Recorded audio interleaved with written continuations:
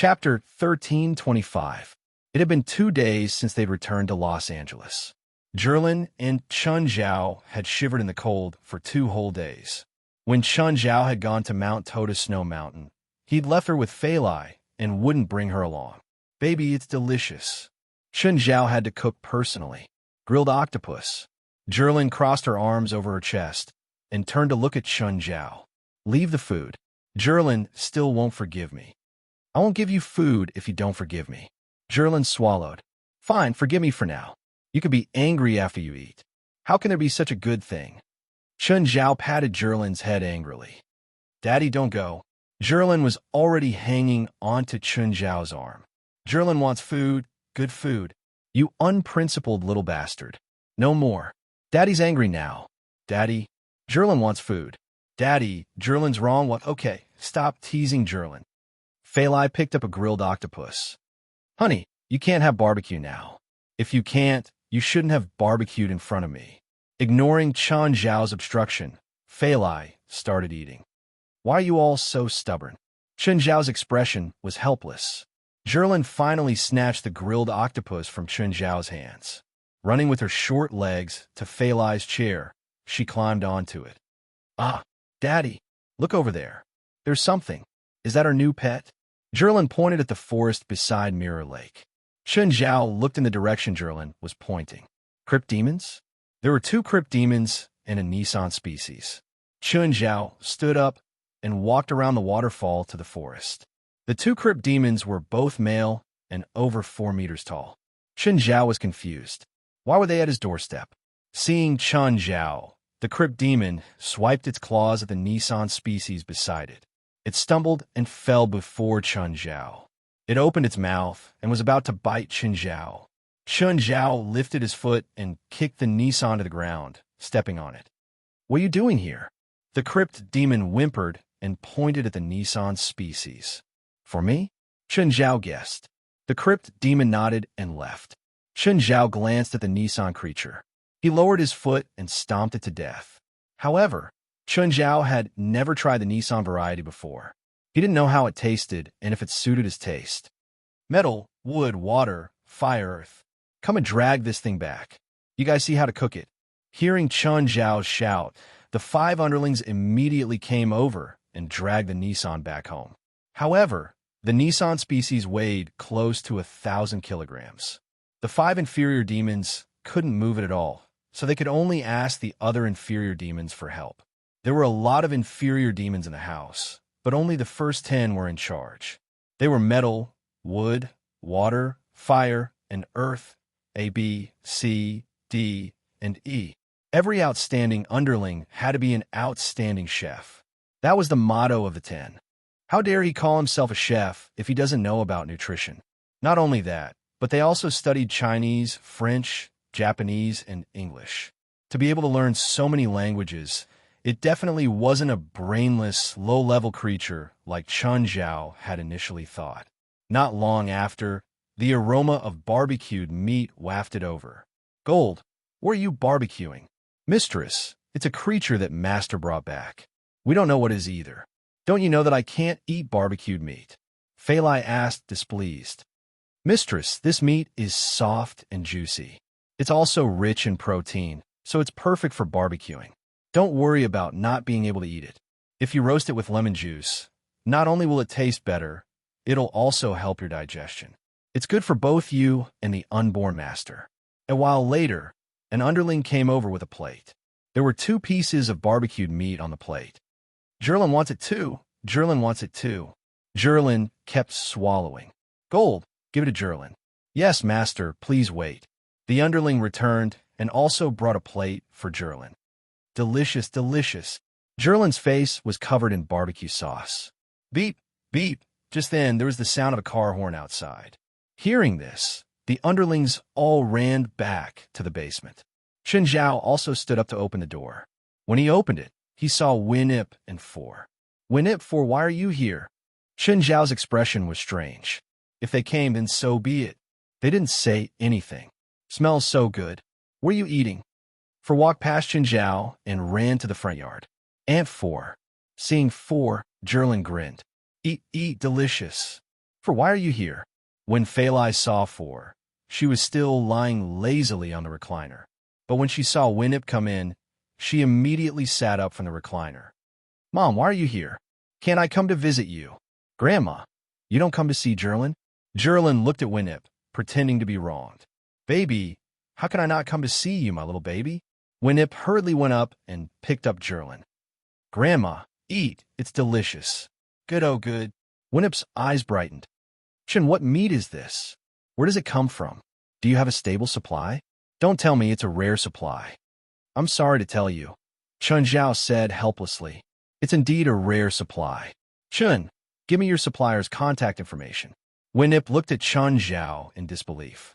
Mom, Failai immediately said. They have their rules. Don't make it hard for Chun. Okay, Chun, Winip said. Other than visiting Failai, I'm also here to talk about your brewery. Have you produced any experimental products? Not yet. What do you think about the taste? Winip was actually here to ask about Chun Zhao's beer. Winip knew that Chun Zhao was a master brewer. Whether it was the Daydream, the Purple Brew, or the Nameless Wine, they were all the best in the market. Moreover, they weren't brands created by the market. They were truly famous for their taste and quality. It'll definitely taste better than the ones on the market, Chun Zhao said confidently. How's your brewery's production? At most 150,000 tons in the first year, Chun Zhao said. That's not enough. Increase production. Winip panicked. 150,000 tons wasn't even enough for Mara Supermarket's beer sales for half a year.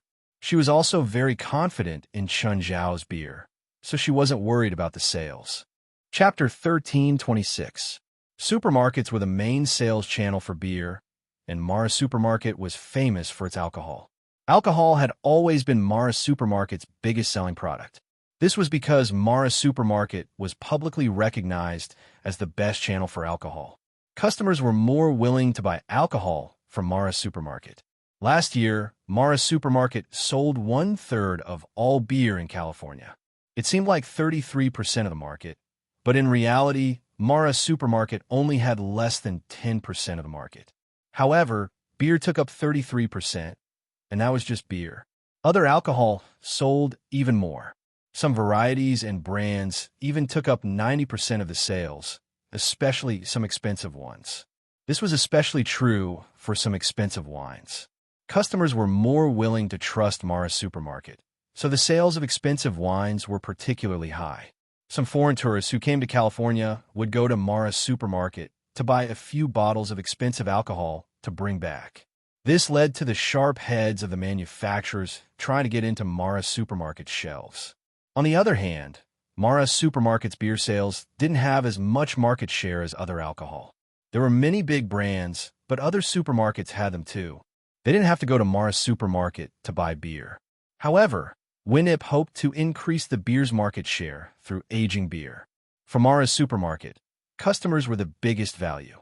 As long as the aged beer could be liked by customers and was exclusive, it could definitely increase the beer's market share. There's nothing I can do, Chun Zhao said helplessly. There's only so much production. I can't increase it. Chun Zhao couldn't increase production just because he wanted to. In order to increase the productivity of beer, more fermentation ponds and more production and assembly lines were needed. He needed to invest more money. Chun Zhao was rich, but it didn't mean that he would invest in an unfamiliar and unproven industry. Even if he had a bright future, he would still invest a small amount in the beginning. If he could open up the market this year, he would consider investing more money to increase production. Chun, if you don't have money to expand production, I can lend you some. Winip really didn't want to miss this opportunity. To her, as long as the quality of the aged beer was good enough, it would definitely be a great tool to expand Mara Supermarket. Currently, Mara Supermarket only had stores in California and a few large cities like New York and Washington. It couldn't cover other small and medium-sized cities at all. But if she had aged beer, it would definitely be a great tool to expand. Then she would take out a lot of loans, and the Marla Supermarket chain would cover the entire United States. Not to mention the annual output of 150,000 tons. Even if it was increased by 100 times, it would not be enough. 150,000 tons, is not enough to supply the local Mara supermarket in California. Winnip, the beer hasn't been produced yet. It's too early to talk about this. Anyway, Chun Zhao had made up his mind. The first step was to be steady. Moreover, Chun Zhao would leave the production and management to Denver. Chun Zhao had the right to make suggestions, not to control Denver's operations. Chun, you don't know how to do business at all. If you have the ability, you should seize the opportunity instead of slowly planning your strategy. In a year, your advantage will be gone. Once the other beer manufacturers analyze your beer recipe, they'll also change it. They can't change. The nameless wine has been on the market for a few months. Have you seen other manufacturers produce it? Chun Zhao wasn't worried at all. Are you sure? Yes. I want all your beer to be supplied to Mara Supermarket, Winnip said. I can only say most of them. My friend's hotel needs my services too. I also have a restaurant that needs my services too. Chun Zhao's Marina restaurant would definitely supply it. I don't care about your own business, Winnip said. Your friend's hotel doesn't need much beer. The rest is all mine. But this way, the value of my beer will be limited, Chun Zhao said. If he only supplied it to one supermarket, the brand value would not be maximized. Even if Chun Zhao was not too ambitious, he at least wanted to increase the value of his brand. Mara Supermarket was a big supermarket in California, but outside of California, its coverage was much lower. How much more value do you want with 150,000 tons of beer? Winnip rolled her eyes. I already said that I'm willing to invest in expanding production, but you don't want to. How about this? I'll give you the number of the person in charge of beer production and sales. You can talk to him. If he agrees, I can expand, but I can only double the production. As for next year's plan, we'll talk about it next year. Okay, I'll still say the same thing. If you need money to invest, you can find me. Right now, Mara Supermarket has quite a lot of cash. Mara Supermarket's operation was too good. Unlike in the past few years, she had been exhausted fighting for the market, let alone expanding her business. Several supermarket chains were not something that Mara Supermarket could compete with. Things were different now. Mara Supermarket had expanded its influence with its unique alcohol culture, so Winnip was very confident now. She did not expand blindly mainly because she did not want to dilute her shares too much. Moreover, the bank would not give Winnip a loan that was more than 10 times the market value of Mara Supermarket. Of course, Chun Zhao also did not want his brewery to be controlled by someone else. Even if it was Winnip, Chun Zhao still hoped to have it in his hands.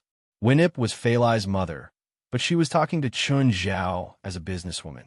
Chun Zhao was willing to let Winnip put the beer on the shelf for the sake of family, but Mara Supermarket was definitely not his only choice. As for whether it would be listed in the future, it was still too far away for Chun Zhao. Chun Zhao did not even consider something so far away. Grandma, have some meat. Jerlin brought another piece of meat over. Winnip ate Nissan's barbecued meat. Chun, is there really no way to supply this meat on a large scale? Winnip knew very well how beneficial it would be to Mara Supermarket if it could be supplied on a large scale. Have you seen truffles sold in supermarkets? Chun Zhao asked. Yes, Mara Supermarket has them. Chun Zhao rolled his eyes. It was said that truffles could not be grown artificially. That was a lie. However, it was true that cultivated truffles did not taste as good as wild truffles. This was undeniable. The truffles sold in supermarkets were less than $100 per kilogram. Compared to real truffles, they were many times worse. Chapter 13:27. Winnip's regret was written all over her face, but she could understand. Normally, expensive luxury goods wouldn't go into supermarkets. For example, bluefin tuna could only be ordered at auctions. Since Chun Zhao said so, no one else in America could eat this kind of meat. This meant that this meat was very rare. Not only did one need money, but they also needed connections. This kind of food, indeed, couldn't go into supermarkets. Winnip had come in a hurry and left in a hurry. Fei Lai tried to get her to stay, but Winnip still insisted on leaving. Even Jerlin's coquettish tactics didn't work. She was probably in a hurry to deal with work. Managing a supermarket chain, there were indeed too many things for her to deal with. For stayed and enjoyed her rare vacation. Auntie, look at little Jerlin swimming.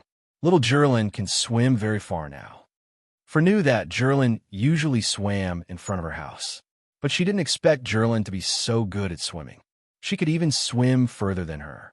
This didn't mean that Jerlin's stamina was better than For's. It was just that Jerlin was small, so she needed less strength.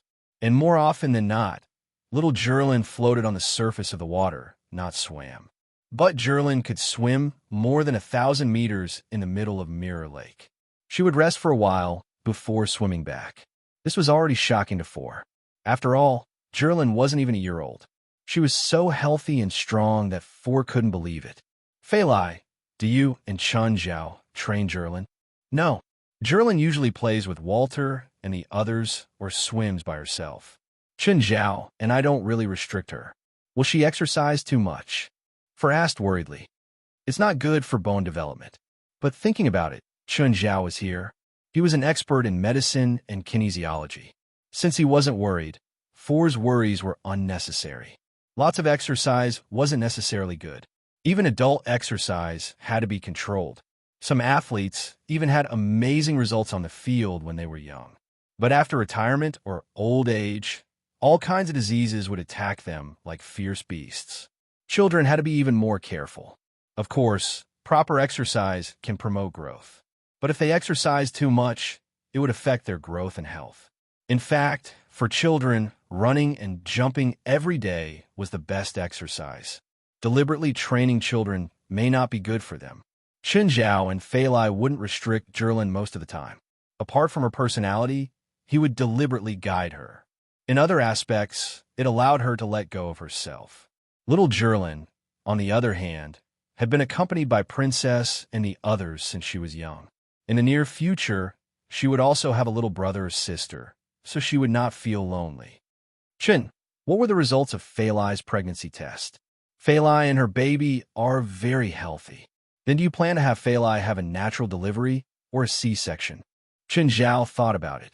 I respect Feilai's choice. In fact, painless childbirth in the United States was already very common. Chun Zhao and Feilai didn't really think about that. For stayed the night at Chun Zhao's house and went to work the next day. Chun Zhao rarely went out now if he had nothing to do. If the association needed something, it would usually be a phone call or Wes would come and talk to Chun Zhao in person. Do. A horn blared from the door. Chun Zhao was furious. He came out and kicked the car. Don't you know there are kids and pregnant women inside? Stephen got out of the car. Seeing the front of his car, he was also furious.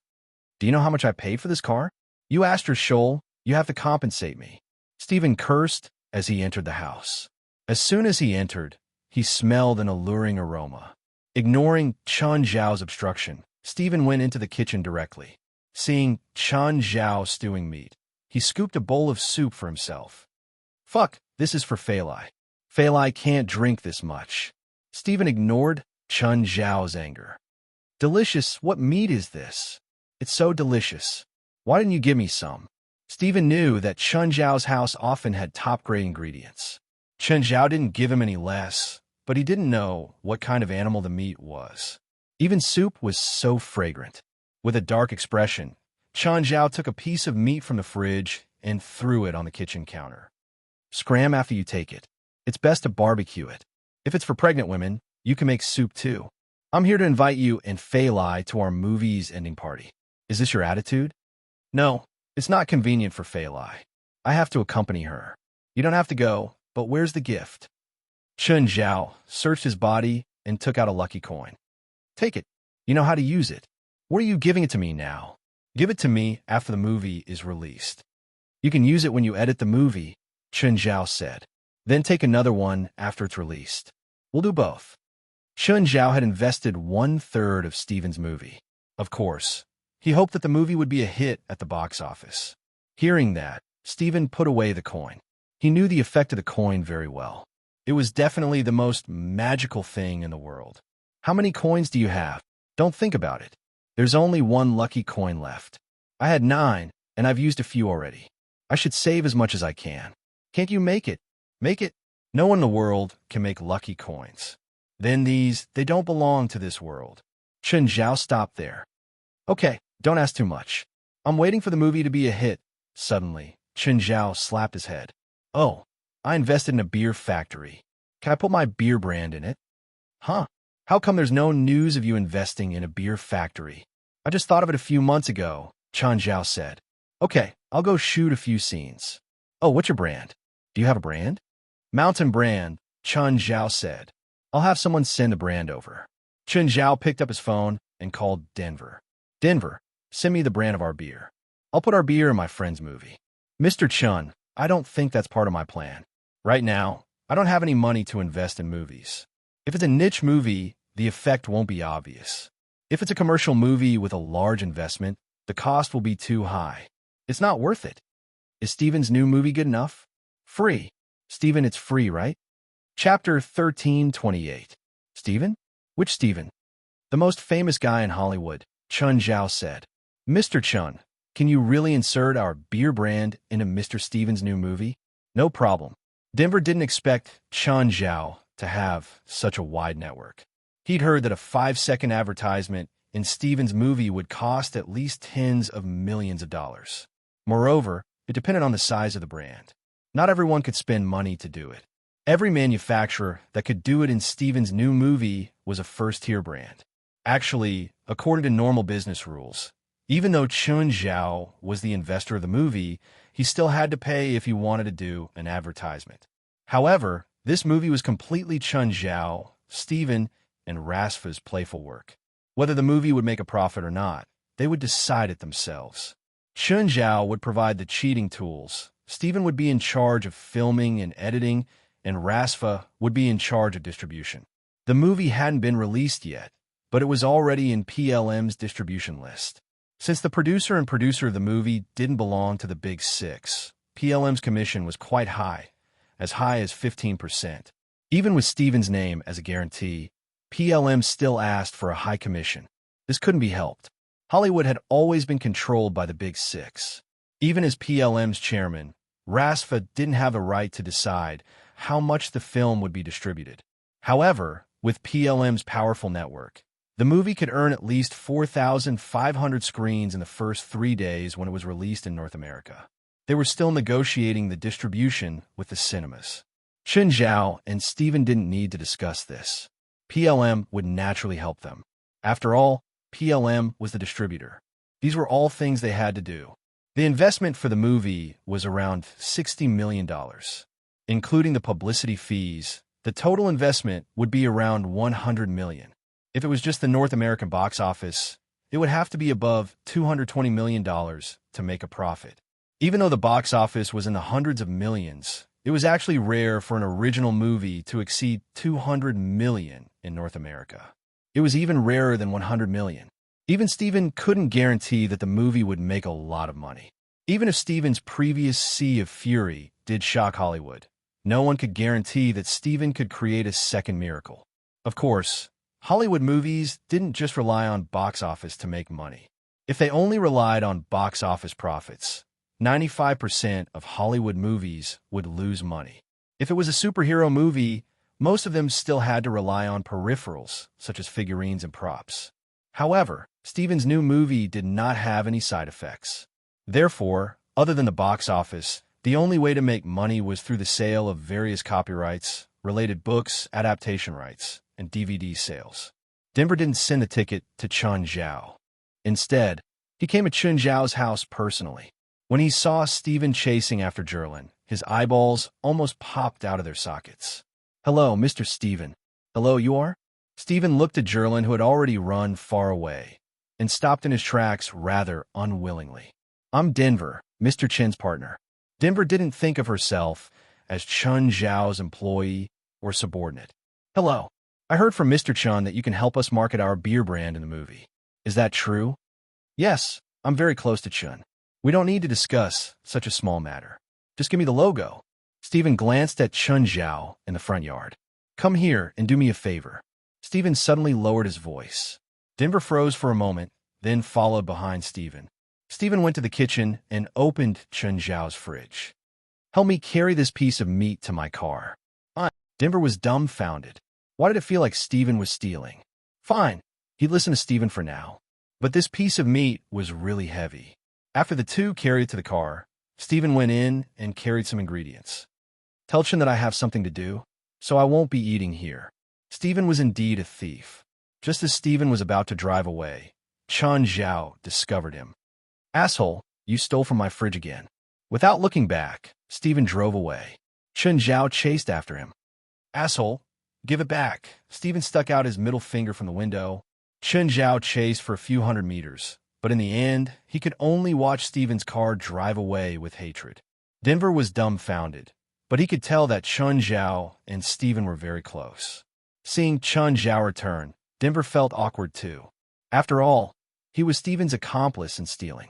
Mr. Chun, I have something to do. Denver left awkwardly, but he really didn't understand. With Stephen's status, did he still need to steal from Chun Zhao's fridge? To him, it was just a friend's joke. Denver was more and more convinced that mountain beer would be a success. He also needed to get Mr. Product to produce some of it as soon as possible. If there was no product on the market after Stephen's new movie was released, it would be a huge loss for them. After receiving the gold coins, Stephen couldn't wait to start working. He felt that there were many ideas and concepts in his mind. He wanted to realize them all in the movie. To put it simply, it was like a fountain of ideas. Chun Zhao continued practicing Imperial Thousand Swords. In the battle against Kunkka, he used it for the first time. He wasn't familiar with it yet, but its power was starting to show. Kunkka's clone couldn't do anything before Imperial Thousand Swords. But Chun Zhao also felt that Imperial Thousand Swords was lacking. It was indeed effective if the enemies gathered together. But if the enemies didn't gather together, Imperial Thousand Swords would be useless. For example, if the enemies attacked from 4 directions at the same time, Imperial Thousand Swords could only send out 2 waves of swords. As for being able to control it as he pleased, it was still a long way off. Chun Zhao, pay attention to your breathing. Old Turtle sat on a rock and watched Chun Zhao practice Imperial Thousand Swords. Breathing? What does breathing have to do with Imperial Thousand Swords? Of course it's related. Every movement you control has to be in sync with your breathing. The rhythm of your skill is very important. Maintain a sense of rhythm. Chun Zhao tried a few times, but couldn't find the rhythm. He kept trying, but he still failed. Why was the rhythm so hard to grasp? Chapter 1329. Find a feeling, find a rhythm. After resting for half an hour, Chun Zhao went back to practicing. Suddenly, Chun Zhao felt his heartbeat and breathing. This was the rhythm. Chun Zhao suddenly opened his arms. Instantly, the 1,000-stone swords split into 4. There was no chaos, no falling. So this was the feeling. Chun Zhao finally felt what he'd ignored before after Old Turtle's reminder. Actually, it wasn't hard for Chun Zhao to feel his heartbeat and breathing rate seriously. Chun Zhao definitely couldn't do something that even a normal person could do. However, both heartbeat and breathing were very ordinary things. So ordinary that normal people were used to these things and wouldn't notice at all. In a normal battle, Chun Zhao wouldn't pay attention to these things either. When Chun Zhao was controlling the 4 sword tides, the feeling disappeared again. For some reason, Chun Zhao suddenly felt tired and sleepy. It wasn't because he'd used too much magic power. Moreover, the drowsiness came too suddenly. Chun Zhao was very awake, but the drowsiness grew stronger. Chun Zhao tried his best to resist the drowsiness. Old Turtle looked a bit surprised. Old Turtle, why do I feel so sleepy? Come here and let me see. Old Turtle waved his hand. Chun Zhao went to Old Turtle. Old Turtle put his finger on Chun Zhao's pulse and looked even more surprised. Old Turtle, is there a problem with my cultivation? No, there's no problem. This is a sign of spiritual movement. What spiritual movement? Shang-Qing state. Emptiness is also divided into 4 realms: spiritual movement, embryonic breathing, sitting death, and spiritual silence. You're a sign of spiritual movement right now. What will happen to spiritual movement? What I need to do? Nothing, but you'll feel more and more sleepy. Don't resist. If you want to sleep, sleep. You'll complete spiritual movement in your dreams. You'll be fine as long as you don't fall asleep during battle. How long will I sleep for? Not sure. You'll have spiritual movement symptoms a few times in the beginning. At most a few days, at least a few hours. You'll wake up after you've slept enough. When you reach the real spiritual movement state, you won't be able to resist. You'll sleep for 81 days. So, you'd better move forward. Otherwise, you might not make it for your second child. Chun Zhao's expression changed. Fei Lai was almost 8 months pregnant. This meant that she'd give birth in less than 2 months. He'd already missed Zhilin's birth. He didn't want to miss the second one. After leaving the river map, Chun Zhao's heart sank. Chun, what's wrong? Fei Lai saw his worried expression. Fei Lai asked. Zhao, Fei Lai said. Chun. Fei Lai was immediately unhappy. Chun Zhao's face clearly showed that he had something on his mind. Okay, I might fall asleep for no reason in the near future, and the longest I've slept for might be 81 days. I'm worried. Chun Zhao couldn't let it go. You're worried that you won't see the birth of our child? Chun Zhao nodded. It's hard for me to explain. It's like hibernation. I'm not sure when it'll come. Fei Lai could understand Chun Zhao's feelings. No one would be happy, but even if Fei Lai wanted to help, she couldn't. She didn't know magic and childbirth wasn't something she could control. I'm so tired. I'll sleep first. As he spoke, Chun Zhao's eyelids suddenly sank.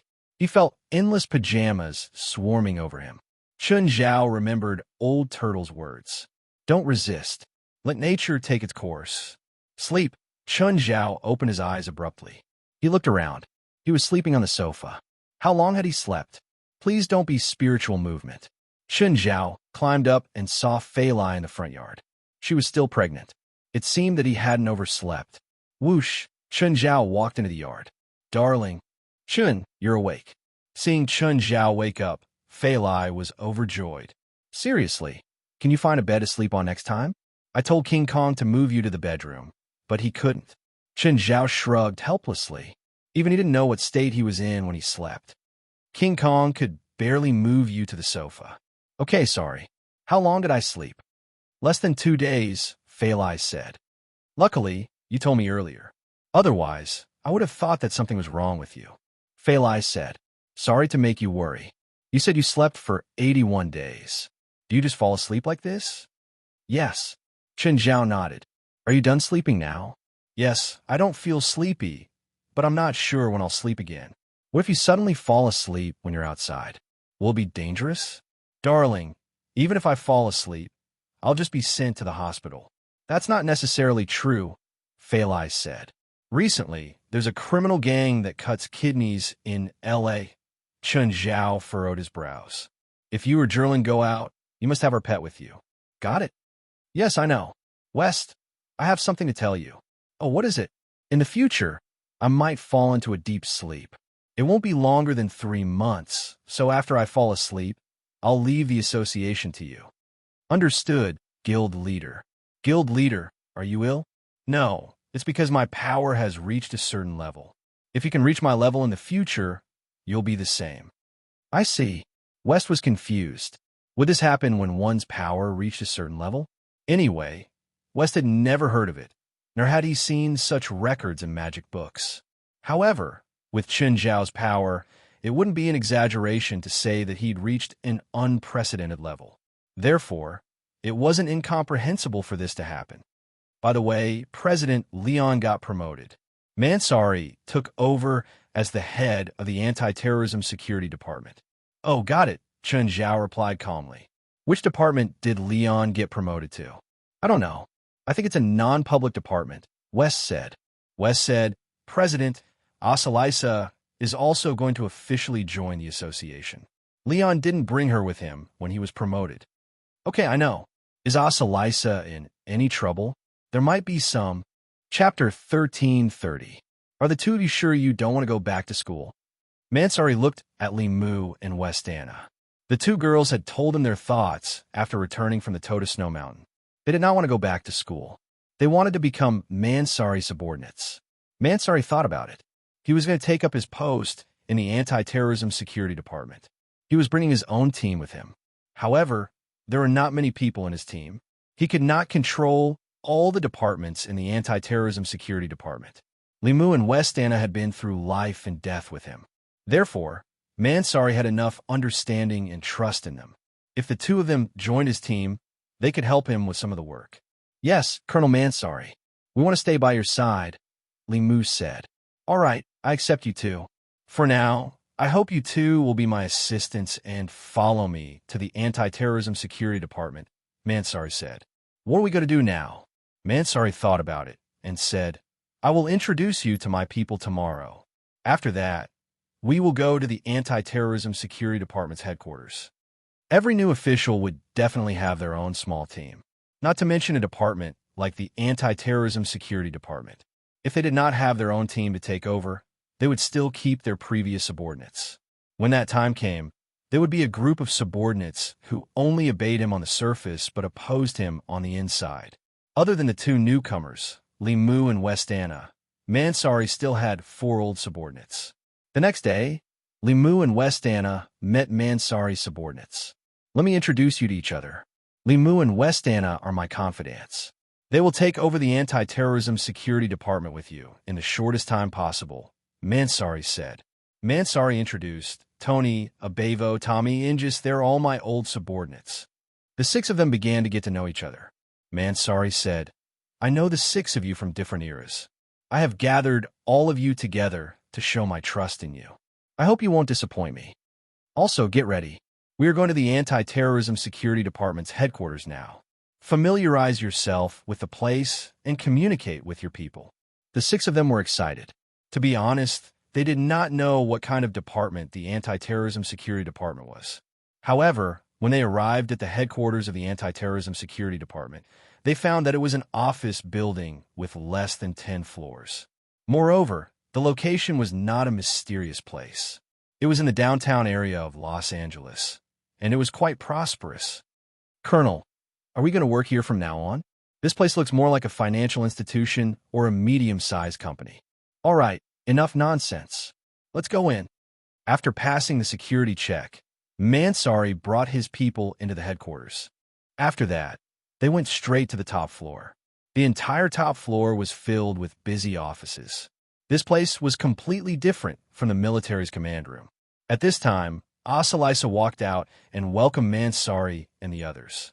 Hello, I'm Asalisa, Mr. Leon's assistant, Asalisa said. Hello, Miss Asalisa. Do you plan to stay? Mansari asked with a smile. No, I've already handed in my resignation. I'll leave after the handover. Asalisa gave Mansari a meaningful look. She didn't expect Mansari to be so direct. Even if she didn't plan to stay, she still felt uncomfortable when Mansari asked her this directly. It was as if she was expelled from this place. Mansari was very satisfied with Asalisa's answer. Is that so? What a pity. I really need a capable subordinate like you. Asalisa didn't feel the slightest sincerity from Mansari's words. Asalisa brought Mansari and the others to the minister's office. Mr. Mansari, this is your office. Mansari went to the computer on the desk and began typing a password. Soon, a large amount of data and information appeared on the computer. Mr. Mansari, if there's nothing else, I'll be leaving first. Wait, Mansari suddenly called out to Asalisa. Is there anything else? Wait. Mansari's attention was on the computer. After a few minutes, Mansari finally raised his head. I found that you seem to have touched a few documents that you shouldn't have. Mansari's gaze suddenly became unfriendly. You've overstepped your duty. This is a task given to me by Mr. Leon. I didn't take the initiative to touch it. I'm just a liaison, Asalisa said indifferently. I'm afraid your answer doesn't satisfy me. The secrets you've touched give me the right to execute you. Asalisa returned to her desk with a sweet smile and rested her arms on the table. Mr. Mansari, do you think that after losing Mr. Leon's protection, you can make an example out of me? I only know that you broke the rules. Mansari said coldly. At the same time, he took out his gun and pointed it at Asalisa's head. Do you have anything else to say? Mr. Mansari, do you really think that you could do whatever you want? The Mansari loaded the pistol. Are you testing my courage? Asalisa raised her right hand. There was a ring on it. Do you know what this ring represents? Mansari frowned. He had a vague impression of it, but he couldn't remember where. The supernatural organization. Limu suddenly shouted. Asalisa looked at Limu and praised him. Smart girl. Mansari's expression changed again. The supernatural organization. To him, It was a nightmare that couldn't be erased. You're an informant planted by the supernatural organization around Leon? You can say that. Osalisa didn't need to hide anymore. Wes had already given her an answer. She was allowed to return to the supernatural organization. She wasn't abandoned. The supernatural organization treated her as a part of it. Osalisa was glad that she didn't make the wrong choice. By the way, I also know about the tower-bearing Snow Mountain incident. Not only do I know everything. If you don't want to be fired the next day, you better behave. Huh? Osalisa looked at Mansari's expression as if his parents had died and laughed. What an interesting expression. Chapter 1331. Both Leon and the supernatural organization had hidden the truth about the Big Tower Snow Mountain incident. By hiding Mansari's negligence, the situation wouldn't have worsened. As long as Mansari didn't expel West, the supernatural organization would take over. But Mansari's pride and arrogance caused the situation to worsen. In the end, he even released Kunkka. In the key report, it only stated that there was a misunderstanding with the Belvos. Now, the misunderstanding had been resolved. The Belvos had also returned to their original habitat. But Mansari's role in this incident wasn't there. And the supernatural organization had this information in their hands. If it was just a difference in power, Mansari might have the determination to die together. But now, it wasn't just a difference in power. More importantly, the supernatural organization had something on him. It was fine if both sides were at peace. But if they had a dispute or even a conflict, then Mansari's wouldn't be so comfortable, especially since Kunkka had escaped and was still hiding in the Snow Mountain. Mansari had always suspected that Kunkka's escape was done on purpose by the supernatural organization. Now, whether it was intentional or not, it would become a sword of Damocles hanging over Mansari's head. To put it bluntly, the relationship between Mansari and the supernatural organization had been reversed. Mansari was angry, but he didn't dare to face the supernatural organization directly.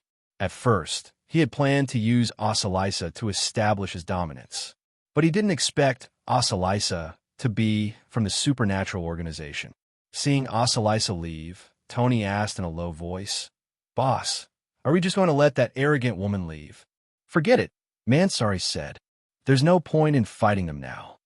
Mansari didn't want to explain further. After all, the fewer people who knew, the better. Even though they were his confidants, he didn't want to share his weakness. Them? Who are they? Is it that so-called supernatural organization? I'll go kill them now. I said this ends here. Don't talk about it anymore, Mansari said with a frown. Other than Li Mu and West Anna, the other four didn't understand what was going on. Mansari waved his hand. You guys go to your assigned people and take control of the headquarters as soon as possible. Knock, knock. At this time, a man wearing glasses came to the door with a report in his hand. He looked like a clerk. Hello, Mr. Minister. I'm Chris Moore from the Incident and Coordination Department. Hello, Mr. Chris. How can I help you? I'm here to give you a copy of the current emergency reports. One of them is grade Midnight Kidney Cutter. Because this matter has caused social panic, it needs to be dealt with urgently. At present, the police have increased the number of people on night duty and patrol work, but so far, there are no clues to be found. Yes, report this incident to me in detail. So far, there have been more than 30 victims. Before the victims were killed, they would disappear for 1 to 2 days. Then, when they reappeared, they would appear in various trash cans in the city. Most of them died because they were not rescued in time. There are only 4 survivors, 2 of whom are conscious. They are currently receiving treatment in the hospital. Midnight Kidney Cutter is the name given by one of the survivors. What about the statements of the 2 survivors? One of the 2 survivors didn't know much about the whole process. He only remembered that he was drunk in a bar after midnight and lost consciousness. When he woke up, he was already in the hospital. Chris Moore said the other survivor was lucky. His process of being kidnapped was similar to the previous survivors. He remembered that he was drugged with wet wipes and woke up once during the kidnapping. He recalled that he was in a place similar to a slaughterhouse. He and the other victims were all hung up. A burly man dressed like a butcher used a butcher's knife to cut open their stomachs and took their kidneys. Did he see the murderer's face clearly? No. The environment was very dark at that time. He couldn't even tell the time. Did you find the murderer's hair, blood, or fingerprints? No. We can investigate the slaughterhouses in Los Angeles and the surrounding areas. According to what you said, when a murderer committed the crime, there would be more than one kidnapper. There would be many kidnappers, so it's not difficult to investigate, Inges said. In fact, the police have already investigated and did not find any slaughterhouses suspicious. In addition, according to the victims' statements and descriptions, the first crime scene doesn't look like a common mechanized slaughterhouse. It looks more like an old slaughterhouse. Many of the facilities are very old. The slaughter plan that the United States implemented now was to first rush the cattle, sheep, and pigs into an electric shock room, then electrocute them with high-voltage electricity before slaughtering them. The whole process was very clean and efficient. At least, the animals did not feel any pain when they were killed. This was also the merit of the Animal Protection Association. Any private slaughterhouse was illegal. Butchers nowadays didn't cut open animal stomachs. Instead, they controlled machines and skinned animals like an assembly line. In other words, the first crime scene is probably not a slaughterhouse. It's just that the murderer made it look like a slaughterhouse. Could it be a criminal organization that sells organs? Logically speaking, the murderer could directly kill all the victims, but they didn't do so. This is different from the style of human organ traffickers. These human organ traffickers won't just cut off the victim's kidneys. They'll be greedier. From the eyeballs to the heart to the kidneys, they might even be their targets. So, for the time being, we can rule out human organ traffickers. If it's not for profit, then does it mean that the murderer finds pleasure in it? Or is he just a psychopath? Mansari thought for a moment. Which hospital are the two survivors in? St. Fu Lyman Hospital. They're currently under police protection. Go through the procedures. I want to see them in person, Mansari said. After all, this was not a small case. Since it had already caused social panic, the Anti-Terrorism Security Department was responsible for it. Chapter 1332. English, come with me to the hospital. English used to be a member of the military's Criminal Investigation Division. Usually, it was more difficult to solve a case in the military's Criminal Investigation Division than a regular criminal investigation. That was because their targets were soldiers, and the military knew much more than ordinary people. Most of the time, they would destroy a lot of evidence. The investigators couldn't collect any evidence. As the top investigator of the military's Criminal Investigation Division, English had solved many military crimes. That was why it was natural for Mansari to ask English to help. The two went to the hospital and met the survivor. "Hello, Mr. Corman," Mansari said. "We're the police. We have a few questions for you." The survivor, Corman, turned around and looked at Mansari and English with lifeless eyes. "You've asked me many times. This time, I've asked someone else. I've told you everything I know."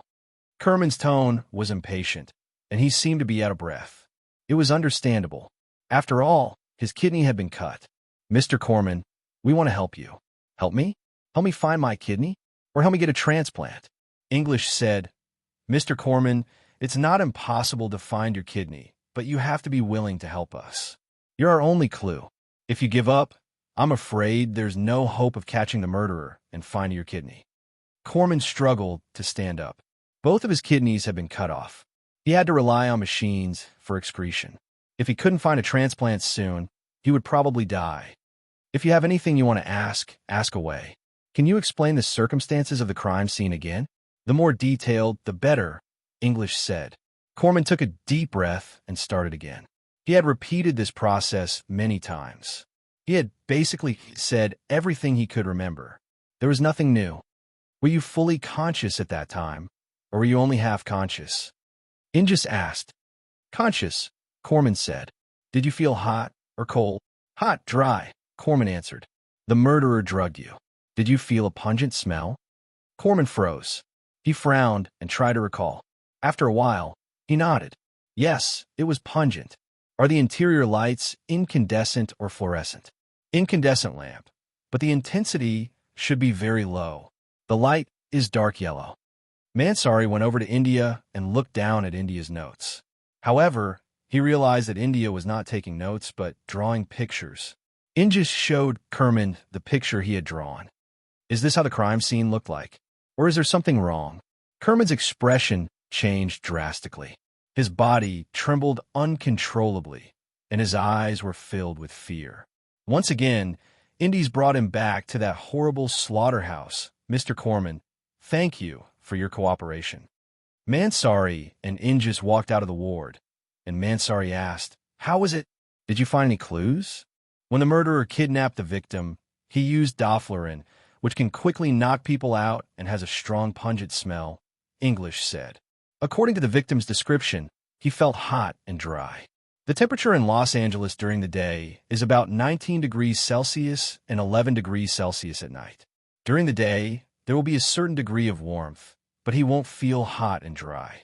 Heat usually occurs when the humidity is high. There's been no rainy weather in Los Angeles and the surrounding areas for the past 5 days, so people will feel hot and dry. There's only one possibility. The first crime scene was not on the ground, but in a cave, and it was at least 10 meters underground. Only this kind of environment would make people feel hot and dry. The murderer deliberately arranged the cave to look like a building, but because it was randomly arranged, it looked quite simple and crude. The dim yellow light was very bad for lighting, but it had a stronger impact on the blood.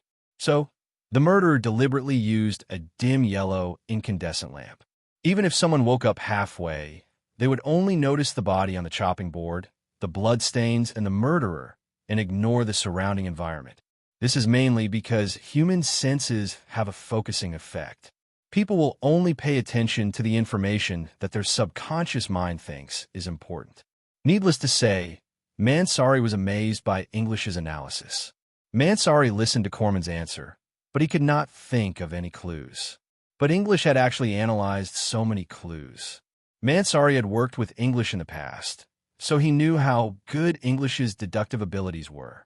The elevator door was about to close when a hand suddenly blocked it. Wait. Chun Zhao walked into the elevator. But when he looked up, he realized that Mansari was actually standing in the elevator. Mansari's expression also froze. His expression suddenly became unnatural. Chun Zhao was expressionless. He yawned and waited for the elevator to reach the first floor. He was here to treat a patient. But during the treatment, he did not seem to be in a good mood. The sleepiness came again, and he barely finished the treatment. Confused, English looked at Mansari. You know that person? English looked at the yawning person in front of him. It was obvious that they knew each other. India sensed it from the first moment they looked at each other. But they were definitely not friends. Mansari had been very nervous just now. It was like a mouse seeing a cat. In fact, Mansari did not even dare to breathe for 30 seconds in the elevator. He was really afraid of that man. Just then, the man's body suddenly tilted and he fell to the ground. Soon, a female nurse ran over to help him up. She seemed to be asking what was wrong with him. The man shook his head and wobbled away. Why would Mansari be afraid of such a weak person? Looking at Chun Zhao's back, Mansari was also slightly confused. Mansari ignored Indies' question. Just as Chun Zhao was about to drive back, he received Wes' call. President, Asalisa has officially returned. We're going to hold a welcoming party for her tomorrow night. Oh, okay. I'll remember. I'll go. Chun Zhao hung up and suddenly felt even more sleepy. No, he could not drive anymore. Chun Zhao forced himself to stay awake. He parked the car by the roadside and picked up the phone. Hey, Fei Lai. I feel sleepy again. Chun Zhao did not even finish the call. He yawned and lay down on the passenger seat. Chapter 1333. When the hooded man pressed the handkerchief on Chun Zhao's face, Chun Zhao didn't resist at all. Then, the hooded man took out a jar. There was a colorful lizard in the jar.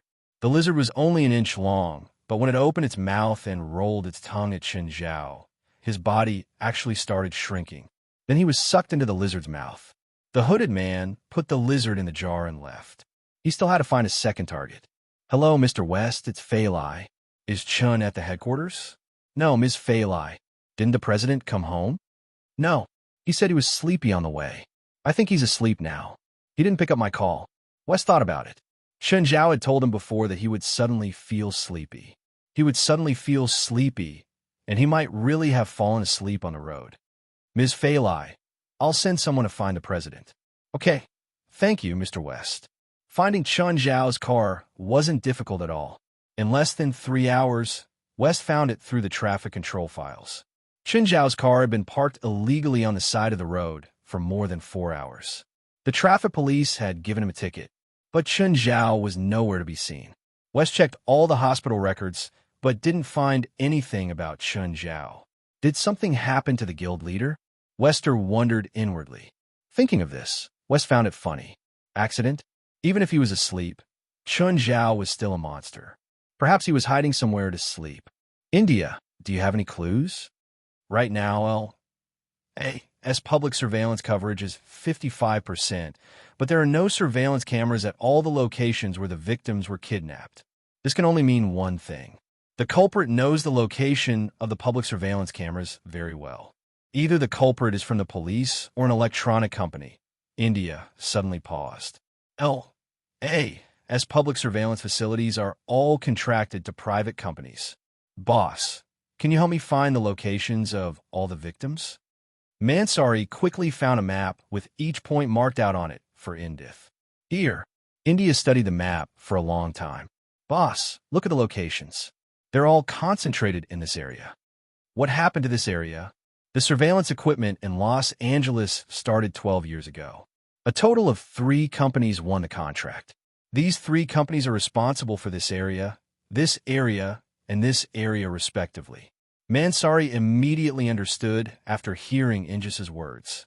This area is where the midnight kidney cutters commit their crimes. Which company is in charge of this area? Thomas Electron. Let's go to Thomas Electronics right now. We can't go now. We aren't sure who did it. If we go there rashly, we might be noticed by the murderer. We have to find out who has access to the blueprints of the area covered by the surveillance equipment. These blueprints are either the company's shareholders or the company's engineers. In short, the scope shouldn't be too big. Let's find out which of these people are suspicious, Ingis said. You're right. Mansari nodded, although it wasn't the first time India had discovered India's talent.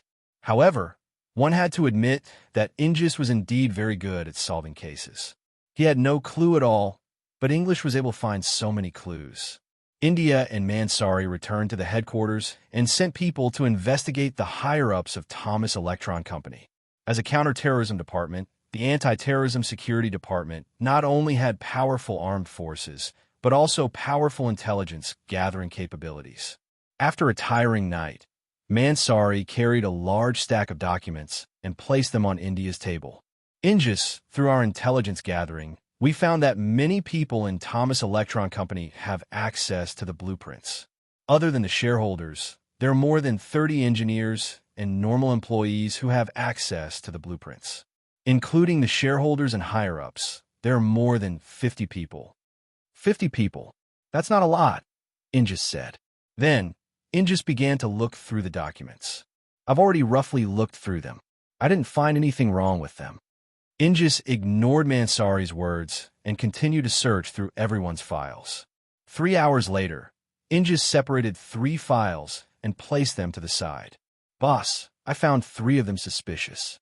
I can't be completely sure yet. Ingis brought the files of the 3 people to Mansari. Mansari picked up the files. I've looked through the files of these 3 people. I don't think there's anything wrong with them. Also, their bodies are very ordinary. They don't match the butcher's body described by the survivors. The information provided by the survivors might not be accurate or correct. Kerman wasn't conscious at the time. We can use it as a reference, but we can't use it as evidence, Ingis said. When investigating cases, there's a rule. There's a 50% chance that the witnesses provide false information. Why? Because they'll process the information themselves and then state it. They're not lying on purpose. For example, in the famous plane crash, the witnesses said that the plane exploded in the sky and then fell to the ground. However, after investigation, we found out that the plane actually exploded after it hit the ground. The witnesses got the sequence of the crash and explosion wrong. It's the same for Kerman. Most of the information he provided isn't very accurate. He said that he was conscious at the time, but in my opinion, he said that he was conscious. Then what should we do next? Interact with these 3 people, Ingus said. I need to interact with them before I can determine if there's a problem with them. Mansari trusted Ingus's judgment. The 2 of them didn't rest and went straight to Thomas's company. They called the CEO of Thomas's company and asked him to call the 3 people that Ingus suspected to his office. Ingus, don't we need to separate them? Ingus shook his head and said, separate interrogation is usually used to prevent suspects from colluding to confess. The 3 of them aren't accomplices. If one of them answers wrongly, it'll be easy for the other 2 to correct it. This will help us determine the suspects. This also means that if there's a real murderer among the 3, it'll be difficult for the murderer to lie. Mansari learned another trick. He was really amazed by Ingus's criminal investigation ability. With Ingus under his command, it would be very helpful for his management of the anti-terrorism security department. At this time, the 3 people that Ingus suspected arrived in the office one after another. Chapter 1334. Mansari looked at the aimless conversation between Ingus and the 3 of them. It didn't seem like an interrogation at all. It was more like a casual chat. Mansari was a little displeased. He tried to hint Ingrid to get to the point several times. However, Ingrid didn't seem to understand Mansari's intention. After chatting for half an hour, he told the 3 people to leave. Ingrid, what's wrong with you? This isn't your normal state. Boss, I already know who the murderer is. Ingrid looked at the figure outside the glass door. You know, the one who walked in first, Sook. He's tall and skinny. He's the murderer. Why didn't you say so earlier? Mansari immediately rushed into the office. Don't chase him. Ingrid stopped Mansari. Why? Mansari stopped. Although he was anxious, he believed in Ingrid. That person just threatened me with a secret code. If we do anything here, he'll kill everyone in the company. Can he do it? He's a butcher. No, he's an executioner. Ingrid felt something under the table, then threw it to Mansari. Mansari was from the military, so he knew what it was. Yellow. Such a big thing. When did it get stuck under the table?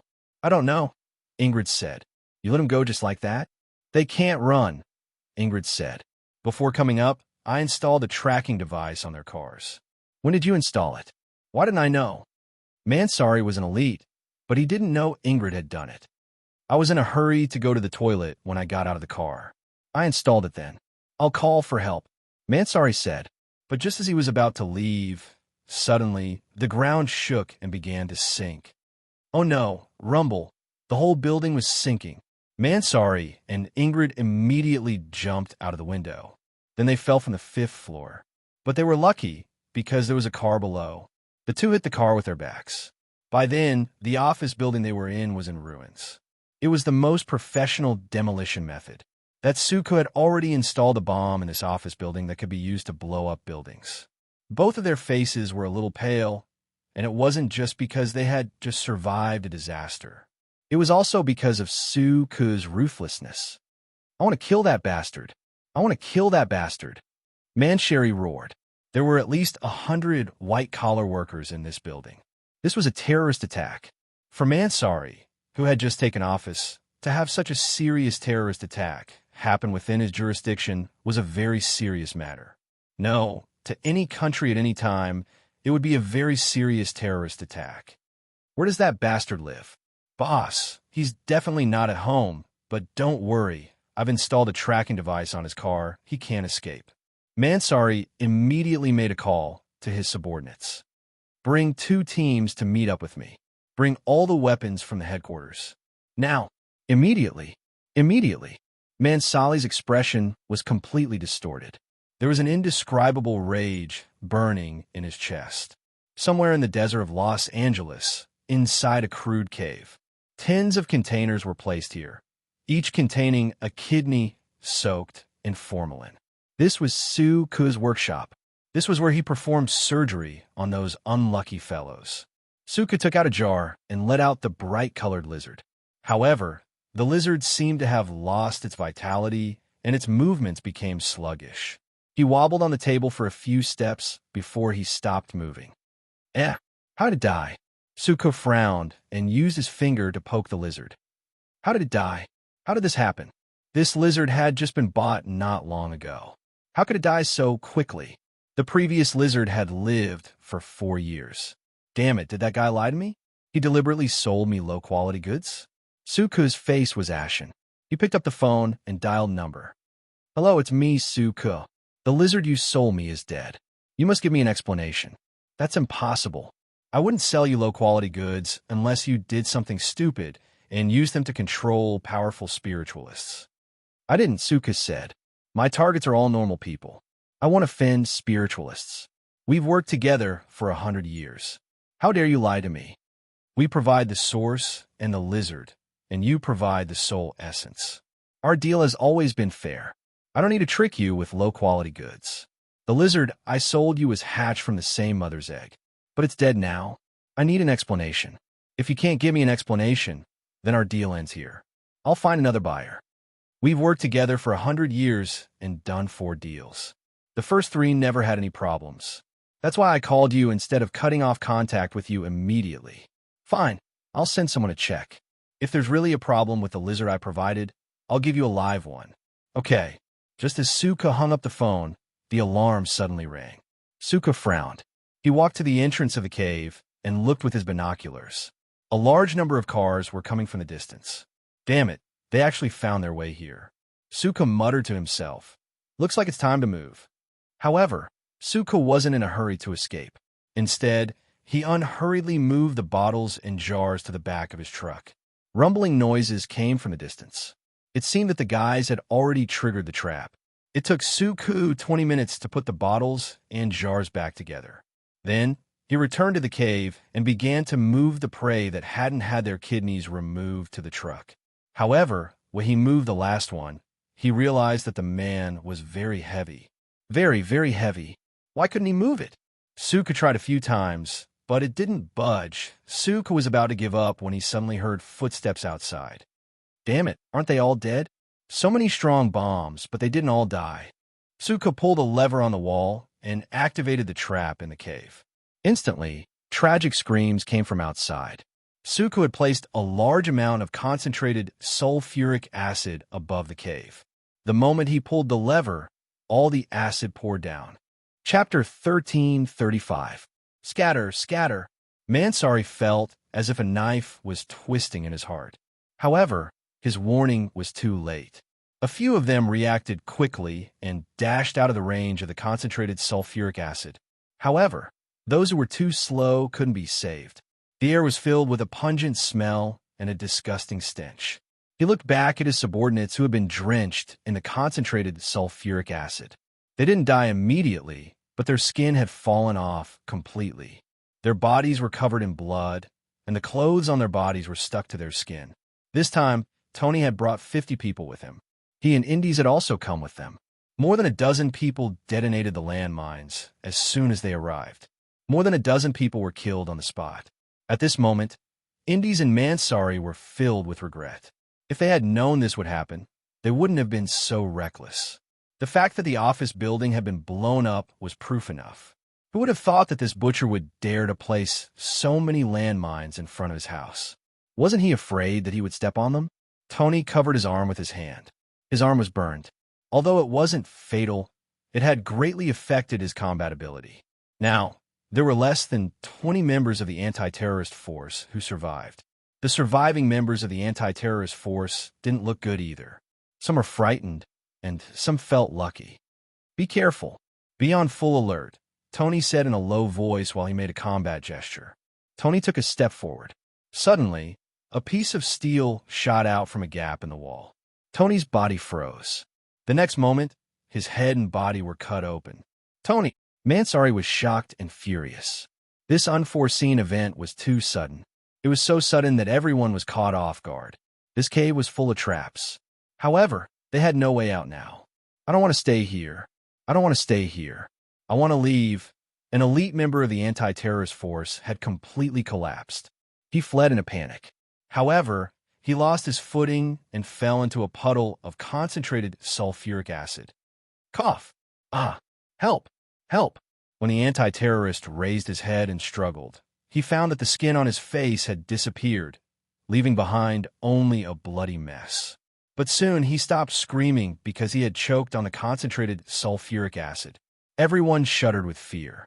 It was horrible. This place was like a slaughterhouse, a killing hell. What kind of person would set up such a place? The number of mechanisms and traps here was enough to make one's hair stand on end. It was as if any movement could trigger a trap. Every few steps, a person would die. A steel wire suddenly stretched taut in the middle of the crowd, and 2 more people were directly cut open by the steel wire. But before they could calm down, a hand reached out from the darkness and pulled a person into the darkness. Ah! A scream came from the darkness.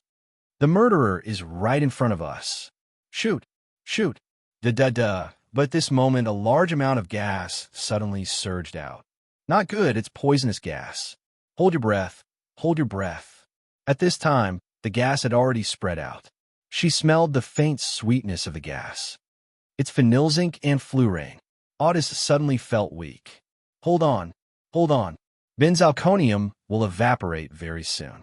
Otis held onto the wall with difficulty, trying his best to keep his body from collapsing. But someone had already fallen to the ground. Benzalkonium fluoride was not an ordinary chemical element, but a special synthetic drug for the military. Otis knew how to synthesize benzalkonium fluoride, but it was almost impossible to synthesize under normal circumstances. Due to the lack of synthetic machines, it was impossible to synthesize it with primitive conditions. Benzalkonium fluoride was not fatal, but it would paralyze the nerves in a very short time. Its effect was similar to anesthetics, but it would only make the body weak without paralyzing the nerves. When benzalkonium fluoride came into contact with the air, it would evaporate in a very short time. Therefore, if they hadn't inhaled benzalkonium fluoride, they would have been able to hold on for 1 minute. It was not difficult for well-trained soldiers to hold their breath for 1 minute. To remind the others, Otis opened his mouth and inhaled benzalkonium fluoride. A few soldiers hadn't fallen, and it seemed that they had made it. But at this moment, a black hook flew out from the darkness and latched onto the shoulder of a counterstrike. The chain on the hook pulled, and the counterstrike was pulled into the darkness. Wearing a gas mask, Suko walked out with a pair of hooks in his hands, and there were bloodstains on the hooks. The soldiers who hadn't fallen immediately attacked him. However, Suko waved the 2 hooks, and the bullets couldn't penetrate the defense of the hooks. Edith and the other soldiers were stunned. This person's use of the hook was too godly. How could he block bullets like that? Was this a movie? The hooks in Suko's left hand suddenly split into 5, and they hooked on the shoulders of 5 counterstrikes at the same time. Then, he pulled the 5 counterstrikes to his front. The hooks in his right hand cut through the air, and the necks of the 5 counterstrikes were cut open at the same time. Otis looked at Suko breathlessly. He was stabbing his thigh with the saber, hoping to get rid of the benzalkonium fluoride with the pain. Suko took off his gas mask and looked at Otis. Mr. Otis, Mr. Mansari, we meet again. A smile appeared on Suko's face. Don't worry, I won't kill you now. You are my prey, and I like strong kidneys. What on earth are you? What am I? Of course, I'm a human, a real human. Suko waved the sickle lightly. Just then, footsteps came from outside the cave. Otis turned his head with difficulty and saw a woman, a beautiful woman with wavy brown hair. She was dressed like a cowboy, with only 1 button on her shirt. Her breasts almost popped out. Of course, Otis and Mansari didn't care how sexy the woman was. They only cared if she was a friend or a foe. Suko, you killed so many people, the woman said. It's a pity. They were all good prey. I had no choice. I tried my best to hold back. Suko wasn't surprised to see the woman. It's a pity that only 2 people were left in the end. Just then, a person walked out from the depths of the cave. Chun Zhao walked out while rubbing his head. When Mansari saw Chun Zhao come out, he was both surprised and happy. But soon he was scared again. Was Chun Zhao the mastermind behind all this? If that was the case, it would be too scary. Chapter 1336. The cowgirl suddenly pulled out her guns. Bang, bang, but the 2 shots missed. Chun Zhao tilted his body and dodged the bullets. The cowgirl wanted to keep shooting, but Chun Zhao had already moved. The next moment, Chun Zhao grabbed the cowgirl's neck. However, something unexpected happened. The cowgirl didn't know how she did it. Chun Zhao felt his hand slip, and the cowgirl slipped out his hand. The cowgirl flew back more than 10 meters and stared at Chun Zhao. Mr. Chun, they're midnight kidney cutters. Seeing Chun Zhao and the cowgirl fighting, Mansari was relieved and immediately called out. Indies also recognized Chun Zhao as the man he'd met at the hospital yesterday. But from Mansari's tone, she seemed very happy to see him here. But he should have seen how terrifying Suk's combat ability was. The 2 hooks in his hands could even block bullets from 5 people's submachine guns. Even if this man was here, what could he change? Midnight kidney cutters? Chun Zhao glanced at the cowgirl, and then at Su Ke. So, I'm the prey to be cut off? The cowgirl's body started being covered in scales. Her face became like a lizard's, and her body grew taller. Manzali had seen the werewolves, as well as Kunkka and her followers. Now, she saw a woman turn into a lizard. She was somewhat surprised, but also felt that it was natural. On the other hand, Indies' face was full of disbelief. It was his first time seeing such a scene, a supernatural event. Chun Zhao looked at the cowgirl. Your appearance reminds me of some bad memories. Satanism. I once met them in San Francisco last September. The pupils of the cowgirl who had turned into a lizard man suddenly shrank. It's you? You slaughtered the teachings of San Francisco? It's me. Looks like you're from Satanism too. You deserve to die, the lizard said. We see eye to eye on that. I'm different from those useless people in San Francisco. The lizard gave Suk, who was behind him, a look.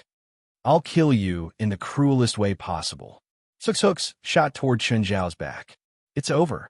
Indies couldn't bear to watch anymore. Suke's hooks accurately hooked onto Chun Zhao's shoulders.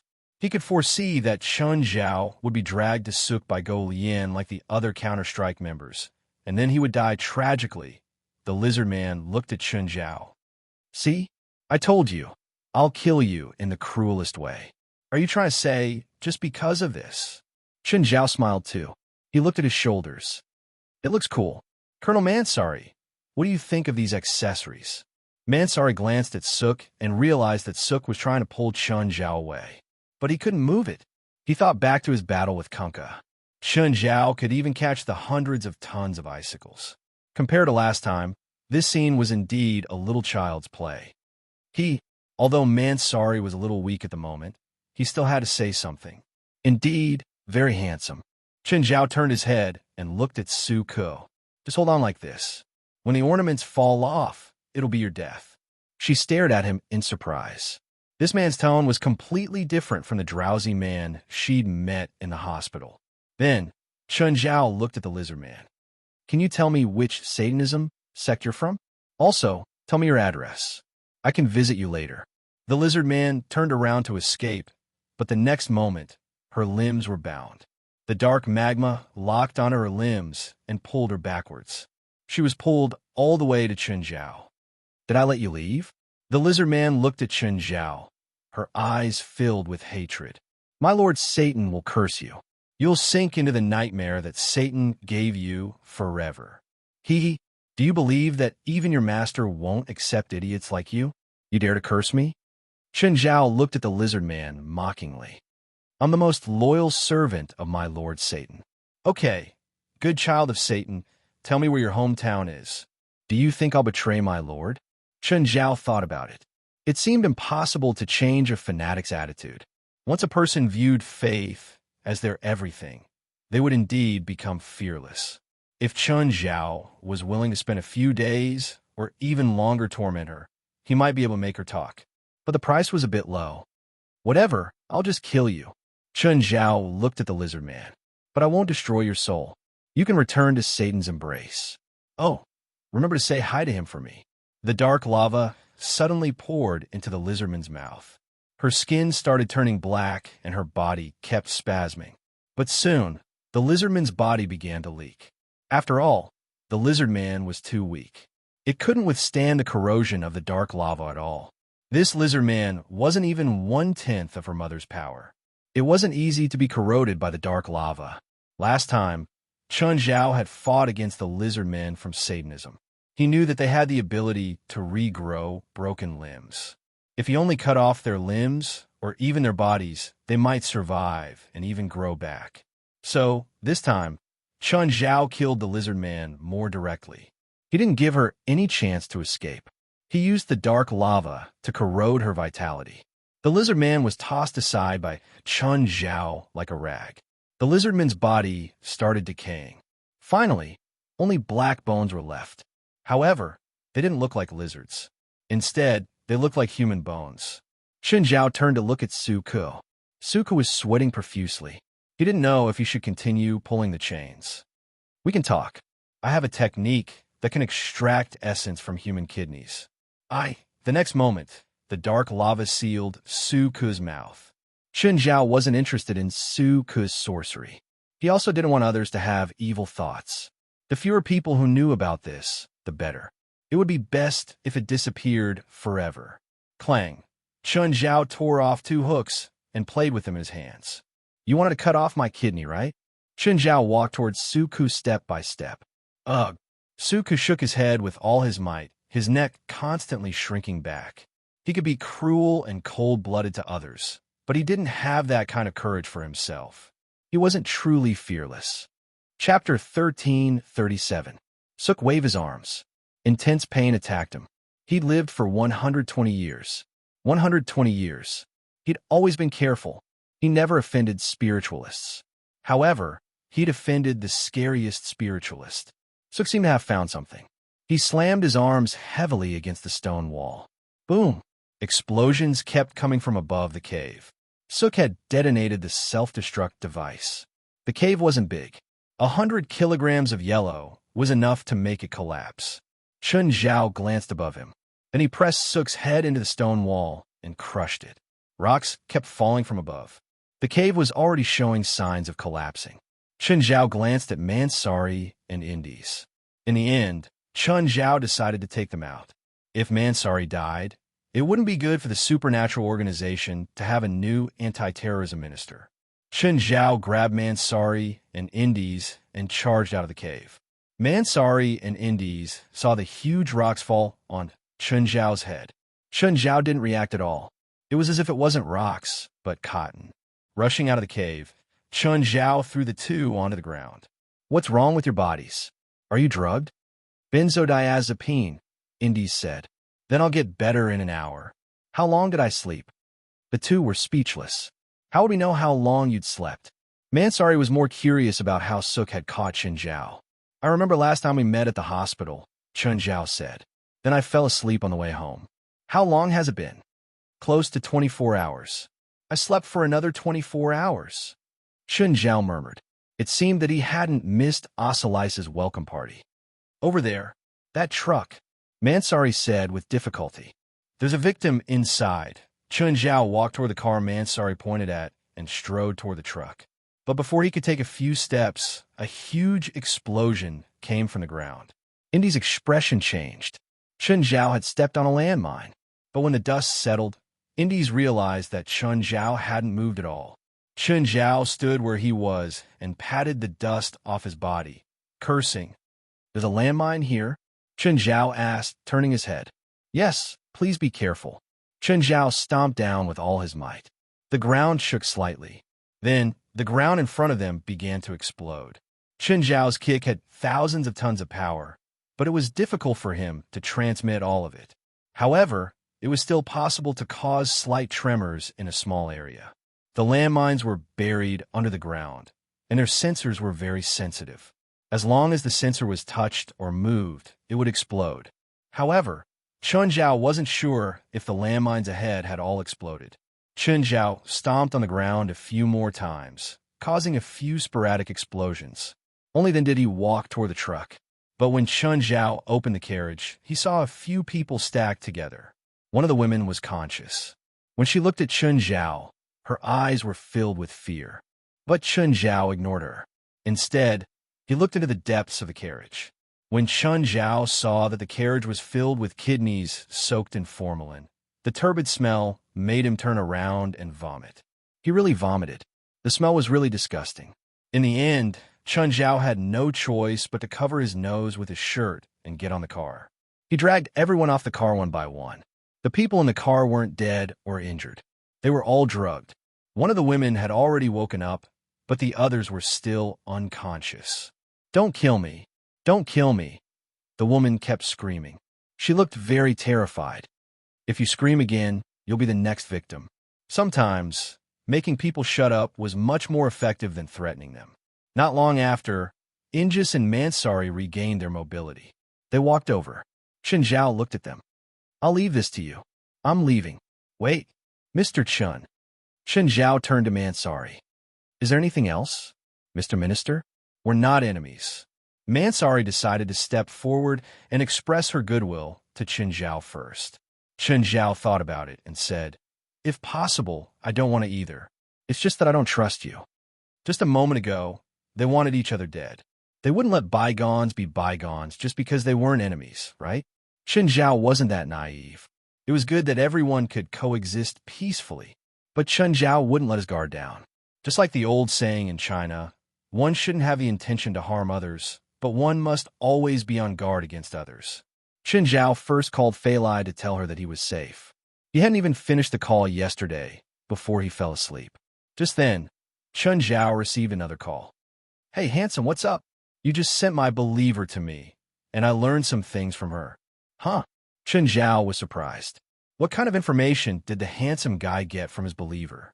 "One of my subordinates betrayed me." "You didn't kill him. He hid.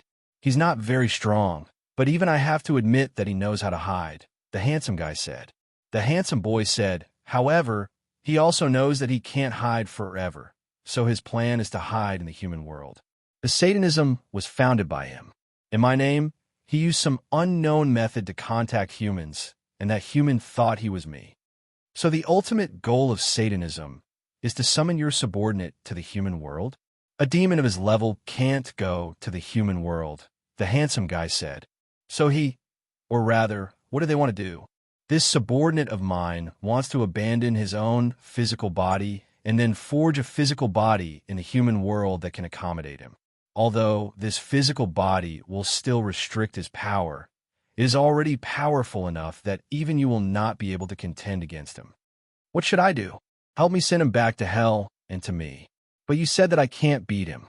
If he abandons his physical body, then his physical body will be exposed to my detection range. I can find his physical body immediately, and then I will transfer his physical body's power to you." "Is he a great lord?" Chen Zhao asked. "No, he's a regular lord, an idiot.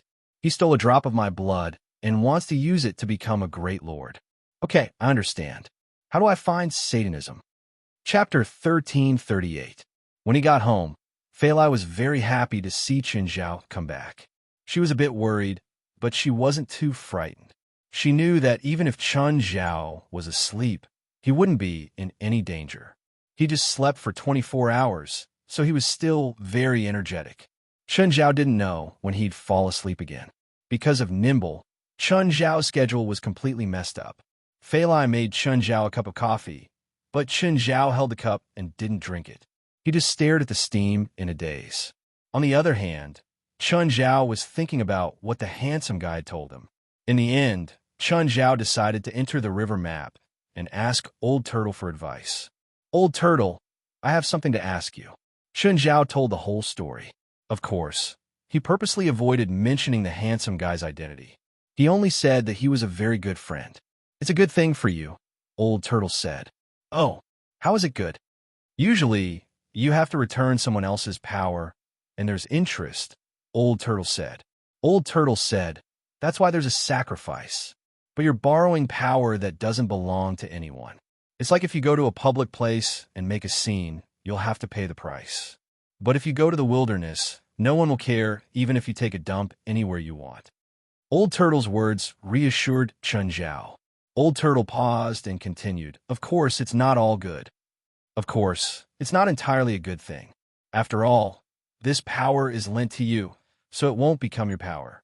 And according to what you said, the other party's strength is much higher than yours, which means that you have to bear this power that doesn't belong to you. When the power is in your body, there may not be any side effects, but if the power leaves your body, then the side effects will follow.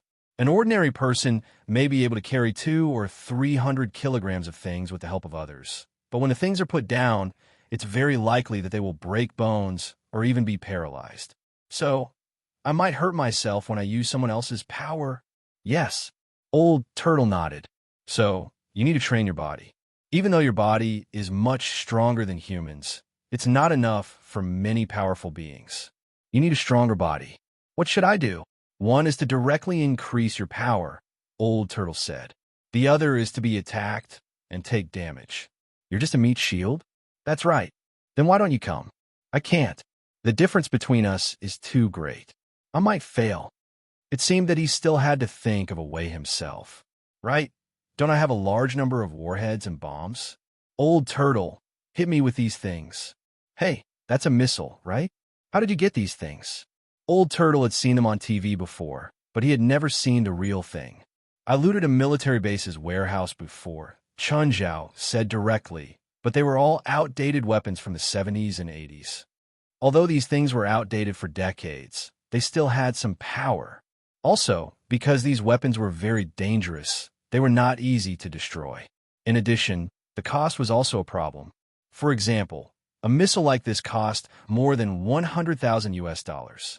As a weapons exporter, the United States sent a large number of weapons and equipment to the world every year. Although these weapons were outdated, it was still possible to find buyers. For example, countries in Africa or the Middle East. Of course, they were all in his pocket now. Bang! Old Turtle crushed a warhead with one hand. The impact of the explosion sent Chun Zhao flying. On the other hand, Old Turtle, who was in the center of the explosion, was unharmed. So powerful, Old Turtle exclaimed. Old Turtle sighed. Maybe one day, humans can really invent weapons that can destroy the world. Most of these weapons were mounted or airborne weapons. They weren't long-range warheads. Generally, the warheads of load-borne and airborne missiles were used for small-scale attacks in areas, and the vehicles were usually airplanes or tanks. Long-range warheads were mounted on rocket propellers. Usually, those mounted on rocket propellers weren't missiles, they were nuclear warheads. Chun Zhao stood up again. The impact of the explosion was indeed terrifying, but the power was perfect for him. Old Turtle picked up another warhead. Don't use your spiritual chi to block. Use your body to take the impact. Chun Zhao grinned. He'd instinctively used magic defense just now. If he took it head-on, he would probably be injured. The warhead of this missile was very powerful. Bang! The moment the warhead exploded, Chun Zhao felt pain in his abdomen. Then he was sent flying. Chun Zhao climbed up with difficulty. Looking down, he saw a metal fragment in his abdomen. The muscles on his face were all scrunched up. Old Turtle walked up to him. You're hurt. What do you think? Chun Zhao sat on the ground. He pulled out the metal fragment and tossed it aside. Chun Zhao hadn't felt hurt in a long time, but he was really hurt this time. Chun Zhao had estimated that if he was attacked by a missile, even with the protection of Qingyi armor and dark lava, 10 missiles of this power would heavily injure him. If he did not have any protection, 3 missiles would be enough to seriously injure him. Of course, under normal circumstances, he wouldn't stand there like an idiot and let the missiles hit him. Chun Zhao healed in the river map for 3 days. Then he started to be hit by the missiles again. Then he got hurt again. Since he'd chosen this cultivation method, it was inevitable that he would get hurt. If these warheads couldn't harm him, then his cultivation would be meaningless. After a few consecutive injuries, Chun Zhao indeed felt that his physical resistance had increased by quite a bit. Ignoring everything else, for example, the recovery of his injuries. For injuries like the first day, Chun Zhao could recover in less than 2 days. Chun Zhao, this time, I'll detonate 3 warheads at the same time, Old Turtle said. Okay, come on. Boom, boom, boom. In an instant, Chun Zhao was sent flying by the violent impact. Then he stood up again, but what followed was an irresistible smell of pajamas. It's happening again. Chun Zhao laid on the ground and fell asleep. Chun Zhao had been thinking about a question. Nimbleness. What was nimbleness? During this time, apart from feeling sleepy, he didn't discover anything unusual about his magic power or small world. Chapter 1339. Now, Chun Zhao understood. He'd understood it in his sleep. This was Chun Zhao's first time comprehending something so passively. No wonder Old Turtle said he didn't need to do anything. He'd understand when the time was right. So that was it. What was nimble movement? Actually, it meant that his own mana source and the Pocket World mana source had reached an equilibrium. When they were at the same level, the Pocket World's mana source would flow into Chun Zhao's body, while the mana source in Chun Zhao's body would be converted into the Pocket World's mana source. The two swapped. It wasn't permanent, but constantly changing. His body's mana source and the small world's mana source were constantly blending together. When Chun Zhao had first entered Clear Sky and created the small world's mana source had become his greatest support. The small world's mana source was far greater than Chun Zhao's own. However, as he continued cultivating, his body's mana source kept growing. But the small world's mana source wouldn't change. Because the small world was only so big and wouldn't grow any bigger, the mana source wouldn't change either. But after nimble movement, there was a change because the two mana sources had swapped. Now, the small world's mana source had become Chun Zhao's. Through his own cultivation, he could expand the mana source in his body. Then, after another exchange, he could achieve the effect of expanding the small world. The period of this exchange was 81 days. Every 81 days, there would be an exchange. Actually, Chun Zhao wasn't really asleep. His body had entered a dormant state.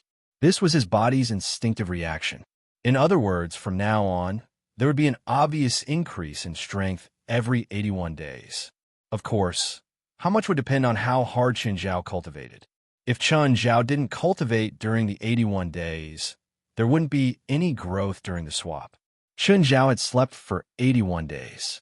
In fact, his consciousness had been very clear during these 81 days. He couldn't see, but he could still feel the changes in his body. On the 81st day, Chun Zhao opened his eyes. "You're awake. How do you feel?" "Full of energy. Nothing else." Chun Zhao looked at his hands and feet. In terms of strength, there wasn't much improvement. The first agility transformation was because the source of mana within his body had reached a balance with the source of heaven and earth source of mana. In other words, the source of mana within his body was higher than the source of heaven and earth source of mana. Just like a seesaw, the mana pool in the body exceeded the mana pool of the small world by a little bit, and the mana pool began to swap places. Chun Zhao felt his pocket world. It was indeed bigger. Now, it covered an area of around 31 meters. "Do you want to continue training your physical strength?" Old Turtle asked. "No, I have something to do tonight. I'll go out first." Although more than 100 days had passed in the river map, less than 3 hours had passed in the outside world. Chun Zhao still remembered the welcome party for Osalisa's return. Don't get the impression that Osalisa has done nothing for the supernatural community. First of all, lurking around Lei Ong carried a huge risk. Then there was the information she had given to the supernatural organization. Osalisa's contributions were no less than anyone else's in the association. Now that she was officially a member of the association, everyone in the association had to be present. After all, he couldn't disappoint his meritorious subjects. Chun Zhao actually liked the current state and scale of the association. Because it wasn't big, there weren't any power struggles. Everyone could coexist peacefully. But if there were more people, there would be more benefits too. Would they still be able to guarantee the purity of each member? Chun Zhao couldn't guarantee it. No one could guarantee it. "Fei Lai, there's a party at the headquarters tonight. Do you want to go?" "Sure." Fei Lai didn't reject. Fei Lai didn't dislike parties. She just didn't like the gatherings of the upper class, just like Chun Zhao. For example, they'd been to the parties that Zola, Steven, and Rasful had hosted in the past. But they had to keep a straight face every time. Everyone had to fake a smile to deal with each other. Then, they would say random things and eat and drink carefully, so that they wouldn't embarrass the host.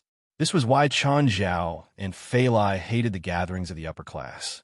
Chun Zhao and Fei Lai didn't have this problem when they hosted their own parties. There weren't any upper-class people in the headquarters, so the atmosphere was very casual. They could play as much as they wanted. No one would embarrass themselves. Also, Fei Lai knew the members of the association. Little Jerlin, on the other hand, loved parties the most. Her friend, Evans, was also in the association. The weather isn't good today. I hope it won't rain. Phalai sat in the passenger seat and looked at the gloomy sky. If it rained in the middle of the party, it would definitely be a huge disappointment. It's okay, Chun Zhao said. Chun Zhao couldn't control the weather in the entire LA area, but he could control the weather in the headquarters. Even if it rained outside, the headquarters would be calm.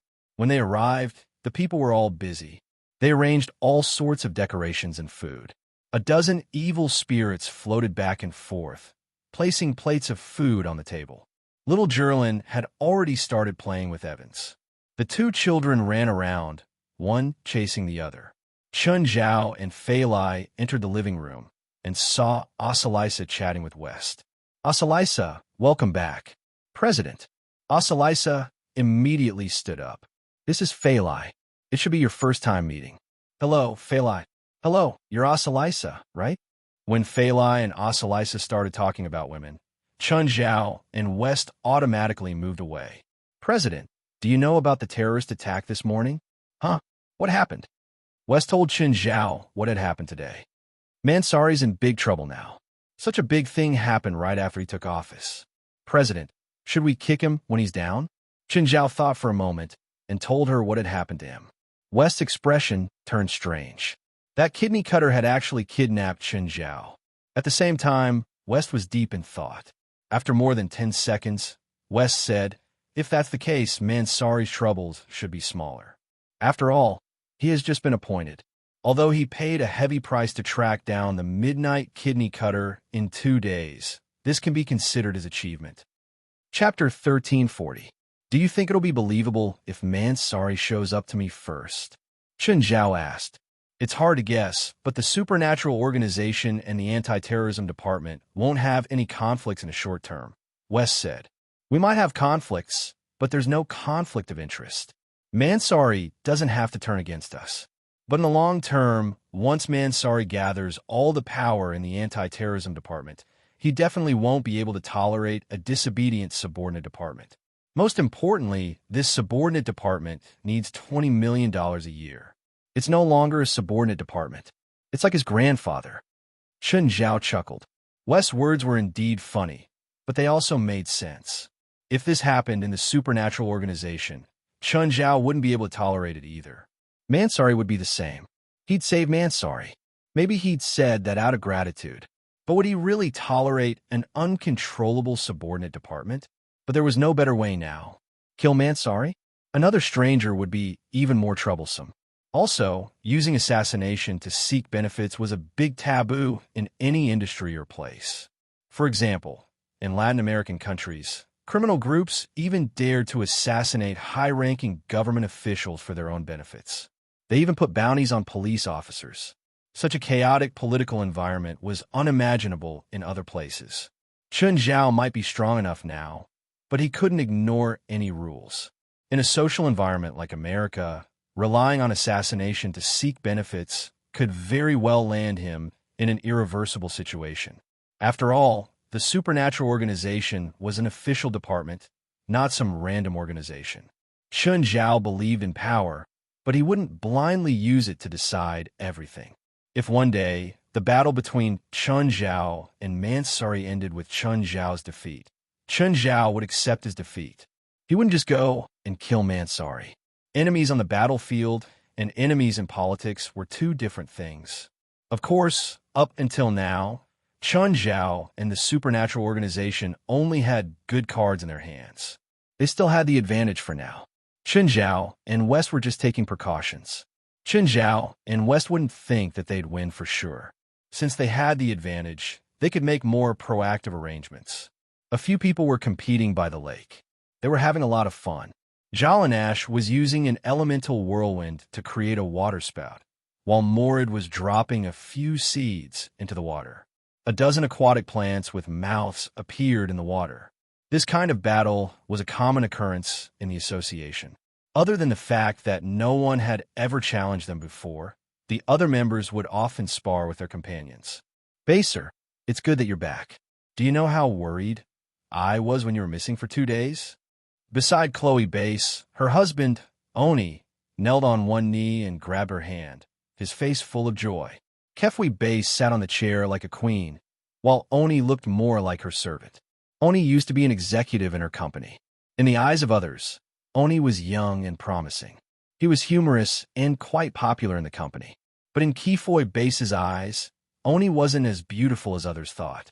The one who was most disappointed that he was able to come back alive was probably Oni. If he did not return, Oni would be able to rightfully inherit his wealth. "I want to be alone," Kefui Base said calmly. They had signed a prenuptial agreement. Even if Oni divorced her, he would only get a few $1,000,000 as a breakup fee. The breakup fee wasn't only paid by the man. In fact, American law would first determine if there was a prenuptial agreement. If there was one, it would be judged according to it. If there wasn't, both parties would split the assets equally. Of course, if one party made a mistake, such as cheating, it would also affect the distribution of assets. And in America, prenuptial agreements were very common, especially the rich in America. Almost every rich person who got married would sign a prenuptial agreement with their partner.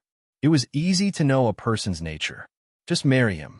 After marriage, Oni's nature was completely exposed. He no longer had the kind of beauty and romance before marriage. Oni's greed and ambition were also exposed step by step. In the eyes of outsiders, the blissful couple was already separated on the outside. The reason why Kefui Base hadn't divorced Oni yet was only for the benefit of the company. Kefui Base knew many of Oni's secrets. For example, he used his position to embezzle the company's assets. He transferred the company's liquid funds to an overseas account, as well as his secret lovers. He thought he hid it well. In fact, a few of them were sent by Kefui Base. Kefui Base was currently investigating Oni's overseas account. Once the investigation was clear, it would be Oni's end. Kefui Base wouldn't give Oni a single cent and would send him to jail. "Then I won't disturb you anymore. Have a good rest," Oni said as he stood up. The moment he turned around, Oni's face instantly darkened. During the 2 days when Kefui Base disappeared, Oni was even more excited than a drug, especially when he found out from the police that Kefui Base might have been kidnapped by a midnight kidney cutter. Oni was so excited that he almost suffocated. But Kefui Base came back, and she came back in one piece. This made Oni very disappointed. He had never wished for his wife to die as much as he did at this moment. Why did she come back? Why did she come back alive? That damned midnight kidney cutter, that trash, just like how Kefui Base knew Oni's thoughts, Oni also knew Kefui Base's thoughts. He was afraid that he would lose everything. This vicious woman, she wouldn't let him off so easily. He didn't dare to use the company's money anymore because this poisonous snake had already set its eyes on him. When she found out what he had done, what awaited him would definitely be worse than death. He definitely wouldn't let this woman have her way. The money belonged to him, and all her assets should also belong to him. He had worked so hard for so many years, and all his efforts were definitely not to prepare for jail. Right? Let her die. As long as she died, then all her assets would belong to him. At this moment, Oni finally made up his mind. He had to let this woman die. But this kind of thing had to be done cleanly and beautifully, and he couldn't be suspected. When Oni left the villa, he took out his phone and made a call. Chapter 1341. "Hey, Oni, I heard you're looking for me." A lazy voice came from the other side of the phone. Oni's heart skipped a beat as he struggled to breathe. What Oni was most afraid of wasn't his wife, Kev Ebas, but this man named Furtis. "Hi, Fernandez, how are you? I hope you didn't call me just to catch up. I hate catching up, especially with trash I hate." Fernandez spoke without holding back, his tone filled with disdain for Oni. "I want to ask you a favor." "What is it? Do you know my wife, Kefui Base?" "Of course. She's a beautiful and rich woman, the CEO of the largest cinema chain in North America. I want her money. I can't help you with that. Other than the shareholders of the company, only the banks can get their hands on her money. As long as she's dead, the money will be mine," Oni said. How much do you want?" $1 million. "Huh? Are you trying to scare me off?" "Idiot, I want more. I want $100 million. "That's impossible. You're robbing me." If you don't agree, I'll send our conversation to your wife," Fernandez said. "How can you? I'll give you 3 seconds. 3, 2, 1. What do you think? I, I agree. When can she die? No one can escape from me if I want to kill them. Don't you worry, Felix said. I want it done as soon as possible. She's investigating me right now. If you don't do it soon, you won't get a single cent, right? Where's your wife now? Los Angeles. Los Angeles? Fernandez suddenly fell into silence. Can you take her somewhere else? Like San Francisco or some other city? Why? I don't like going to Los Angeles, Fernandez said. She's very against me right now. I can't take her away from Los Angeles. Oni said. I'm not going to Los Angeles, Fernandez said. You don't need to stay here, just kill her, Oni said. You want more money? Add another 100 million US dollars. Furtis, you've gone too far. I said, I hate Los Angeles. I don't like going there. This is not a reason at all. I'm the reason. If you bring her to another city, you won't have to pay more, but if she's in Los Angeles, you'll have to pay more, Fernandez insisted. Oni cursed in his heart, this vampire. However, this phone call had already put him in a difficult position. All right, you'd better hurry. Oni gritted his teeth and accepted the price. As long as he could get that woman's assets, it would be worth it even if he had to pay 200 million US dollars. Bath Group was the largest cinema chain in North America and even the world. It had more than 1,100 cinema chains in North America and more than 12,000 movie screens. Its market value was more than 30 billion US dollars. Kafu Ibas inherited all the shares of the Ibas Group from her father, 45% of the shares. Last year, the total box office in North America was 12 billion US dollars, but the revenue of the Bath Group cinemas reached 10 billion US dollars. Of course, the box office revenue only accounted for 30% of the total revenue. The rest came from beverages, popcorn, and peripherals. Bath Group's net profit was 2 billion US dollars. In other words, Kafu Ibas earned 540 million US dollars last year. As long as he could get all of Kafu Ibas' assets, he wouldn't even have to pay half a year's worth of income to obtain the wealth he dreamed of. It was as if Oni could already see the boundless wealth waving at him. He no longer needed to wag his tail and beg in front of Kafu Ibas like a dog anymore. He no longer needed to tremble in fear when looking for a woman. Kafu Ibas shopped as usual, as if the kidnapping last time didn't affect her at all. Of course, to ensure her own safety, Kafu Ibas hired a team of 20 bodyguards this time. The famous Blackwater security company provided assistance for her. These 20 people were all experienced veterans or mercenaries. They also knew how to distance themselves when the employer needed them without affecting the employer's leisure time. Behind Kafu Ibas were 2 pitiful mercenaries who were specially tasked to carry her shopping bags. Kafu Ibas suddenly stopped in her tracks, pulled down her sunglasses, and looked forward. Then, Kafu Ibas strode forward. Hello, Mr. Mansari. Mansari and Limu were drinking coffee on the side of the road. They were on a mission. However, Mansari didn't expect to meet Kafu Ibas here. You are Miss Kefli? Mansari recognized this woman as the one she had saved from Suk a few days ago. Can you call me Ibas? Kafu Ibas looked at Limu. Is this your girlfriend? No, I'm Mr. Mansari's subordinate. Limu said, Mr. Mansari, thank you for saving me. Do you have time? I want to treat you to a meal. Sorry, I'm afraid I can't. Mansari shook his head. Which department do you work in? I've checked all the files in Los Angeles, but I couldn't find you. Kafu Ibas asked. That's none of your business. Mansari said indifferently. At this moment, Mansari's earpiece reported to him.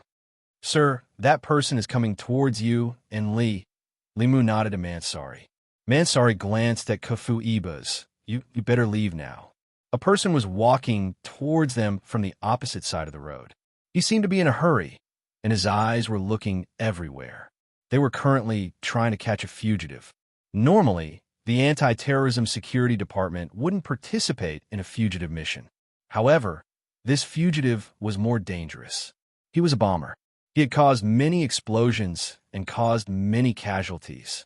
The Anti-Terrorism Security Department would screen criminals who would cause social unrest. These criminals were their daily targets. Mansari already saw the fugitive, but he deliberately looked away. Lee, don't look at that person with your eyes. Pretend nothing happened. Mansari instructed in a low voice.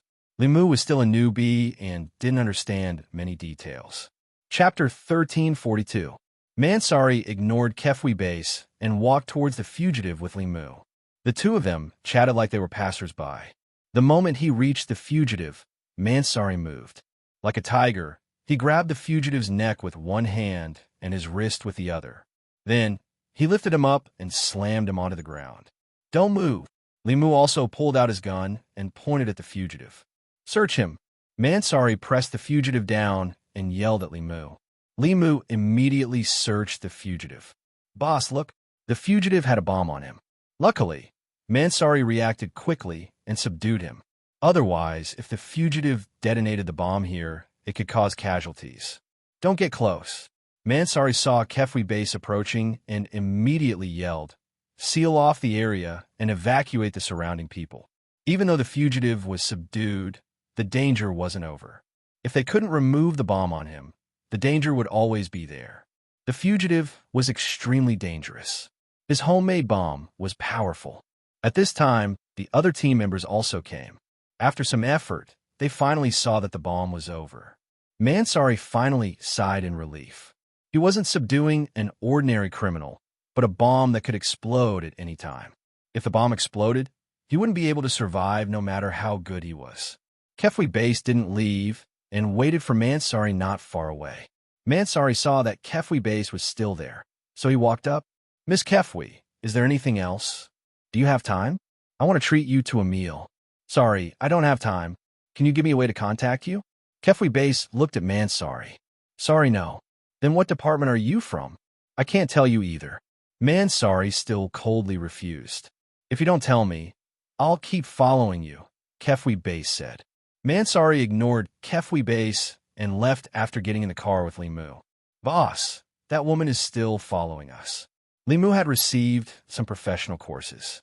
Although he was still a student, he still had basic anti-tracking methods. Lose them. But after trying for a long time, Limu still couldn't lose them. After all, the one driving was Kefwi Base's bodyguard, a professional mercenary, a few levels stronger than Limu. With Limu's level, he was barely qualified to be their student. "Stop the car on the side of the road," Manzali said. Mansari got out of the car. Kefwi Base also got out and came to Mansari. "Mr. Mansari, we meet again. What exactly do you want?" "I just want to get to know you. Do you know I have a right to arrest you?" Mansari said. "I'm rich," Kefwi Base said. Kefwi Base was telling Mansari that she could do whatever she wanted. Mansari had nothing to say, because he knew that this was the rule of this society. Even if he was a semi-secret organization, he still had to make concessions in front of rich people. "All right, I'm from the Counterterrorism Department. Is that enough?" Mansari said. "Counterterrorism Security Department?" Kefwi Base had never heard of the department, but from the name, she knew it was related to counterterrorism. "Do you accept business?" Kefwi Base asked. "No," Mansari said, frowning. "I can sponsor you $50 million in one go," Kefwi Base said. Mansari was about to turn and leave when he heard the $50 million sponsorship. He couldn't help but stop. Sometimes government departments also had to bow to money. Nothing in this world was priceless. Even the Counterterrorism Security Department had a price. Mansari was clearing the influence left by the previous minister. For example, the finance department wasn't under his control yet. But if he could get external funding, it would be crucial for him to quickly control the Counterterrorism Security Department. "We're not an assassin department. We won't kill people to keep them quiet. I just want to borrow the intelligence department to help me investigate something," Kefwi Base said. "Investigate what? How about we find a place to sit? Go back to the headquarters first. This restaurant is expensive, right?" Mansari asked. "The minimum cost is $3,000, Kefwi Base said. Just then, the waiter walked over. "Miss Kefwi, we have nameless wine today. Do you want it?" "Is there nameless wine today? I'll have one for my table." "Okay, please wait a moment." The waiter left respectfully. Mansari picked up the menu and saw the nameless wine, priced at $88888. Mansari felt dizzy. "I really don't understand why people are so rich. $88,888 for a bottle of wine. I don't believe there's any wine in the world that I can enjoy for $88,888. In the entire L.A., only this restaurant has a stable supply of nameless wine. Others might not be able to drink it, even if they're willing to spend money. When a nameless wine was served, Mansari saw that there was no label on the bottle. There was only a number. What wine is this? Why doesn't it have a label? That's why it's called nameless wine. Kefwi Base waved her finger. The waiter standing beside them poured the wine for them. Please, Mr. Mansari. Mansari picked up the glass. Instantly, the aroma rushed into his nose. Good wine. Even without drinking it, Mansari already knew that it was really good wine. It was completely different from what he had drunk in the past. The moment the wine entered his mouth, the moist aroma filled his mouth and didn't dissipate for a long time. When it entered his stomach, he felt a little warm, but he didn't feel hot. Mansari put down the glass reluctantly. How about it? Do you think it's worth $88,888 now? Maybe, but I still won't spend $88,888 on a bottle of wine. Never. Kefwi Base waved at the waiter, gesturing for him to leave. After the waiter left, Kefwi Base said, Mr. Mansari, I hope you can help me investigate my husband. Investigate your husband? Extramarital affair? I basically have all the evidence of his extramarital affair, Kefwi Base said. Kefwi Base said, during the 3 years we were married, he took advantage of his position to embezzle hundreds of millions of dollars from the company and transferred them to his overseas account. I need you to help me investigate his overseas account and the flow of the money. Help me recover the money. It's not easy to investigate an overseas account, Mansari said. Chapter 1343. As soon as Kofi Base returned home, she received a call from Mansari. Ms. Kofi. Mr. Mansari, what's up? When was the last time you had sex with your husband? Does this have anything to do with what I asked you to investigate? No, Mansari said, but I found something that I think you should pay attention to. What did you find? In the hospital records, I found that your husband, Oni, has been treated for STDs 3 times in the past 6 months. That's STDs? Kofi Base asked in shock. Yes, that's right. If you feel anything strange, you should go to the hospital for a checkup. With that, Mansari hung up. However, Kofi Base's face was green. She could barely vent the anger in her chest. Kofi Base really wanted to kill that asshole. Go to the hospital? Kofi Base was about to go to the hospital when she suddenly stopped. Since Oni's records could be found, she would also be found if she went to the hospital. Once this was exposed, it would have a huge negative impact on her image and even her control of Base Corporation. After thinking about it, Kofi Base decided not to go to the hospital. The disease wouldn't be fatal anyway. Plus, she wasn't sure if she was infected. Kofi Base thought about it. She wanted to find her personal doctor. However, she suddenly remembered that Oni had recommended her personal doctor. No, she couldn't find a personal doctor. Hey, Chun, there's a client who's in a hurry. Do you have time now? Chen Zhao looked at the time. It was already midnight. What's the price? Chen Zhao asked. $500,000. Absolute confidentiality. Sure. Chen Zhao nodded. Someone who could pay this price was definitely rich. Chen Zhao thought about it and brought some medicine. When rich people sought him out, they would usually treat some shady and unclean illnesses. It wasn't Chen Zhao's first time seeing such a patient. In order not to wake Fei Lai up, Chen Zhao left the house quietly. After half an hour's drive, Chen Zhao looked at the luxurious manor before him. Honk! Chen Zhao pressed the horn. Someone came out. What are you doing? I received a message. Someone here is sick and needs treatment. The guard took out his walkie-talkie and asked, after which he let Chen Zhao in. Then a servant brought Chen Zhao into the manor. Wait here for a moment. I'll call the mistress down. After waiting in the living room for a few minutes, Chen Zhao heard footsteps coming from upstairs. When he turned his head, he saw a brown-haired woman in pajamas walking down the stairs. The pajamas were soft and smooth, and he could vaguely see her slender legs. When Kafu Ibas saw Chen Zhao, she was stunned. It's you? Chen Zhao studied Kafu Ibas carefully. You are? Don't you remember? Sorry, I really don't remember. Have we met before? Chen Zhao asked. He had no impression of Kafu Ibas. You were the one who opened the door of the truck that day, Kafu Ibas said. She thought that Chun Zhao was a member of the anti-terrorist security department. Big truck. Oh, you mean that day in the desert? Chun Zhao realized that it was a woman. When he opened the door of the truck, a woman seemed to be awake. However, Chun Zhao didn't specifically remember what she looked like. You're an illegal doctor? Yes, Chun Zhao said indifferently. Are you the one who needs treatment? The after effects of that incident? Why were you there that day? Kafu Ibas asked. I'm also one of the victims, Chun Zhao said. There was nothing wrong with that. Oh, you were also kidnapped by a midnight kidney cutter? Yes. Chun Zhao nodded. Are you feeling unwell? Follow me, Kafu Ibas said. Kafu Ibas brought Chun Zhao to the bedroom and locked the door from the inside.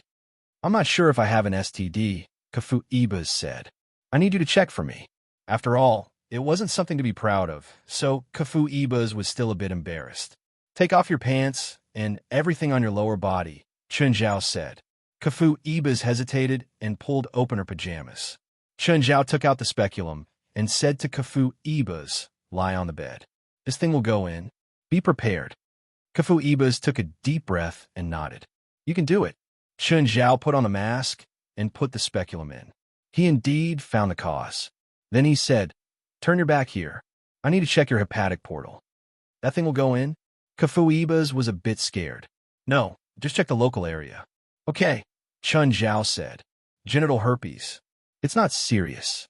I'll prescribe some medicine for you, but you need to pay attention to your personal hygiene and safety during sex. Also, genital herpes will recur, so you need to pay attention to your partners too. It's best if you can confirm which partner got it. Do you have physiological salts at home? Yes. Use normal saline to wash the pubic area and behind every day. After that, wipe it dry and keep the lower body dry. This is acinalivir. Take it 5 times a day. Also, this is a painkiller. Normally, you don't need it, but if it hurts, you have to take it. Okay, thank you. Knock, knock, knock. Just then, there was a hurried knock on the door.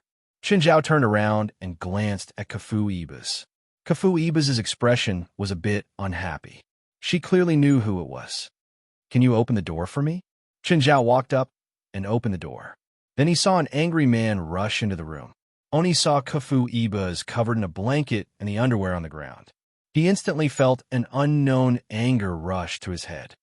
Ibas, who is he? I'm not feeling well. He's the doctor who's here to treat me. Doctor? Oni clearly didn't believe him. We have a private doctor. Why do you need a stranger to treat you? Tell me honestly, who is he? Even though Oni was a playboy outside, he didn't like it when people cheated on him. I don't need to explain anything to you, Mr. Chun. Thank you for your treatment. I'm much better now. My entire body feels very comfortable. Thank you. Kafu Ibas' tone was purposely teasing. I look forward to your next treatment. Chapter 1344. Chun Zhao grabbed Oni's fist like he was holding a balloon with one hand. Oni's face reddened. He wanted to pull his fist back, but it wasn't that easy since Chun Zhao was holding it. Chun Zhao turned to look at Kefui Base. She didn't look nervous or panicked at all after being caught in bed. Instead, she had a cold smile on her face. It seemed that the couple didn't have a good relationship. No, it could even be said to be bad. They were about to fall out with each other. Chun Zhao pushed Oni away with a casual wave. Useless.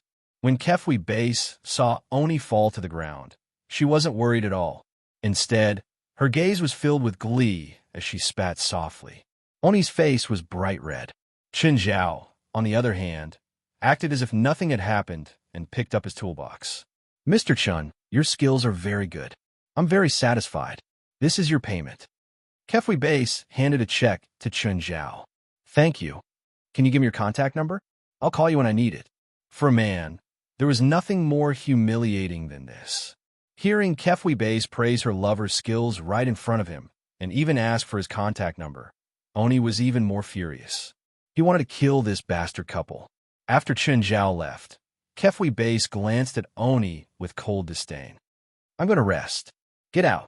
I'm your husband. Oni roared. I haven't been feeling well recently. I don't like people disturbing my rest. Get out. Kefui Base didn't want to pretend with Oni anymore. Oni's behavior disgusted her. She couldn't tolerate this man anymore. Oni turned to leave. He was also furious. He couldn't wait for this woman to die. He could also feel that Kefwi Base was planning to fall out with him. This made his sense of danger even stronger.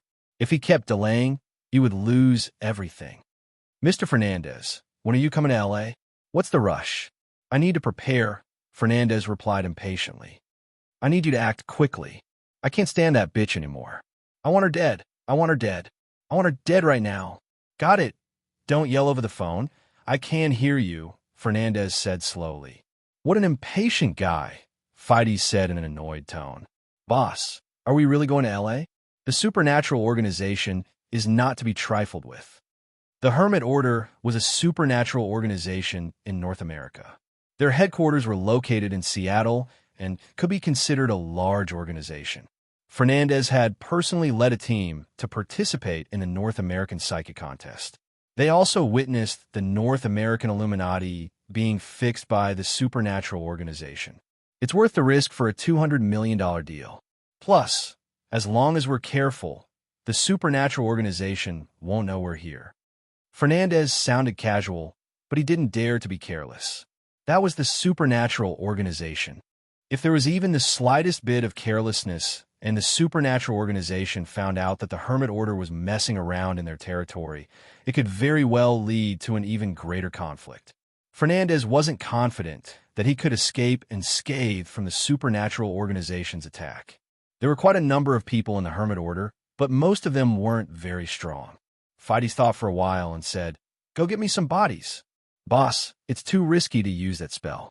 It's fine if we don't use it in L.A., Fernandez said. Fernandez said, Let Oni lure his wife to the suburbs and set up a trap. Cut off their signal, and the supernatural organization won't know what we're doing. Clean up the scene afterward, and no one will know we were here. After a pause, Fernandez said, Don't do it in Seattle. Do it in a city further away. That way, even if it's exposed, the Hermit Order won't be suspected. According to the insider information received by this station, 95 corpses have been lost in Kansas City's Santa Maria Hospital, 30 corpses have been lost in Amore Hospital, and the corpses have been lost in Theodore Hospital.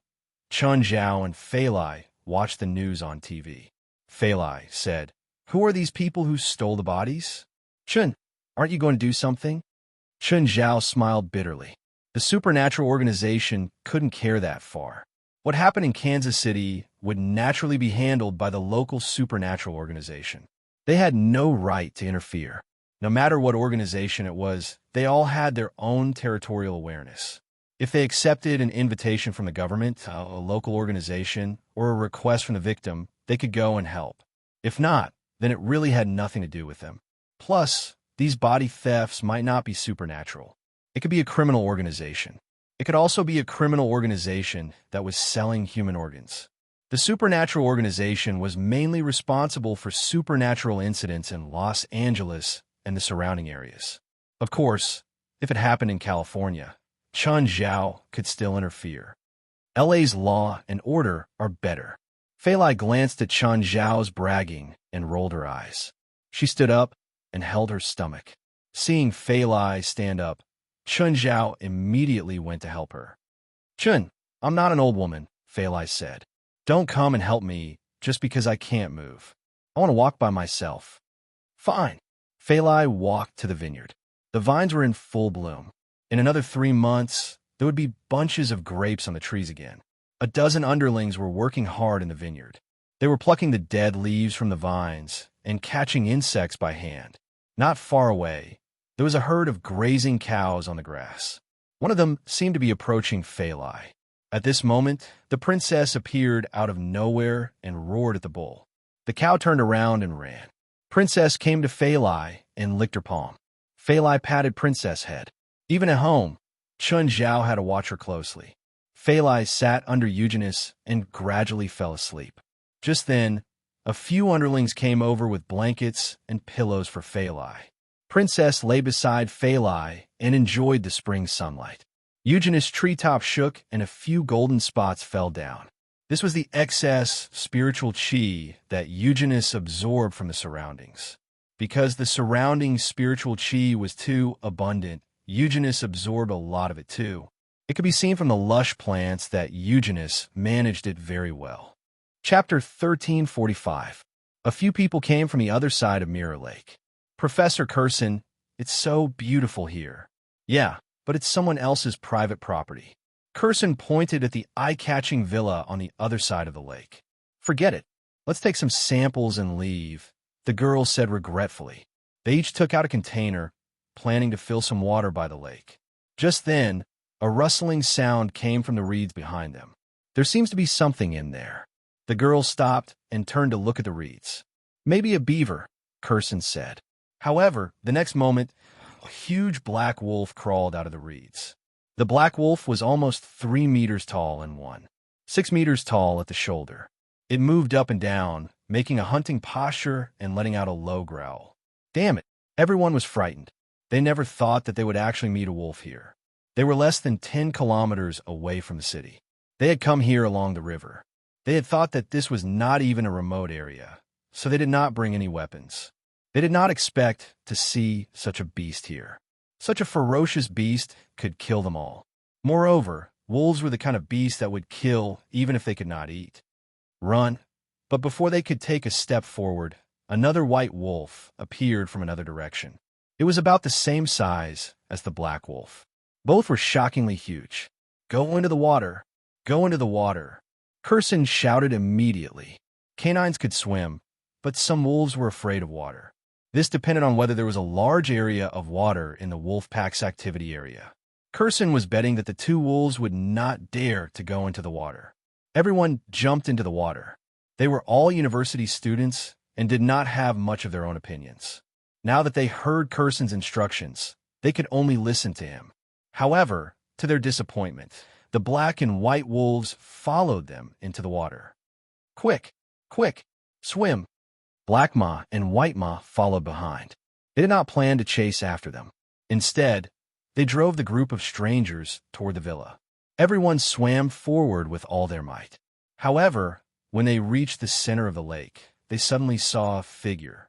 It seemed to be a child. Why was there a child there? It seemed to be wearing a small swimsuit.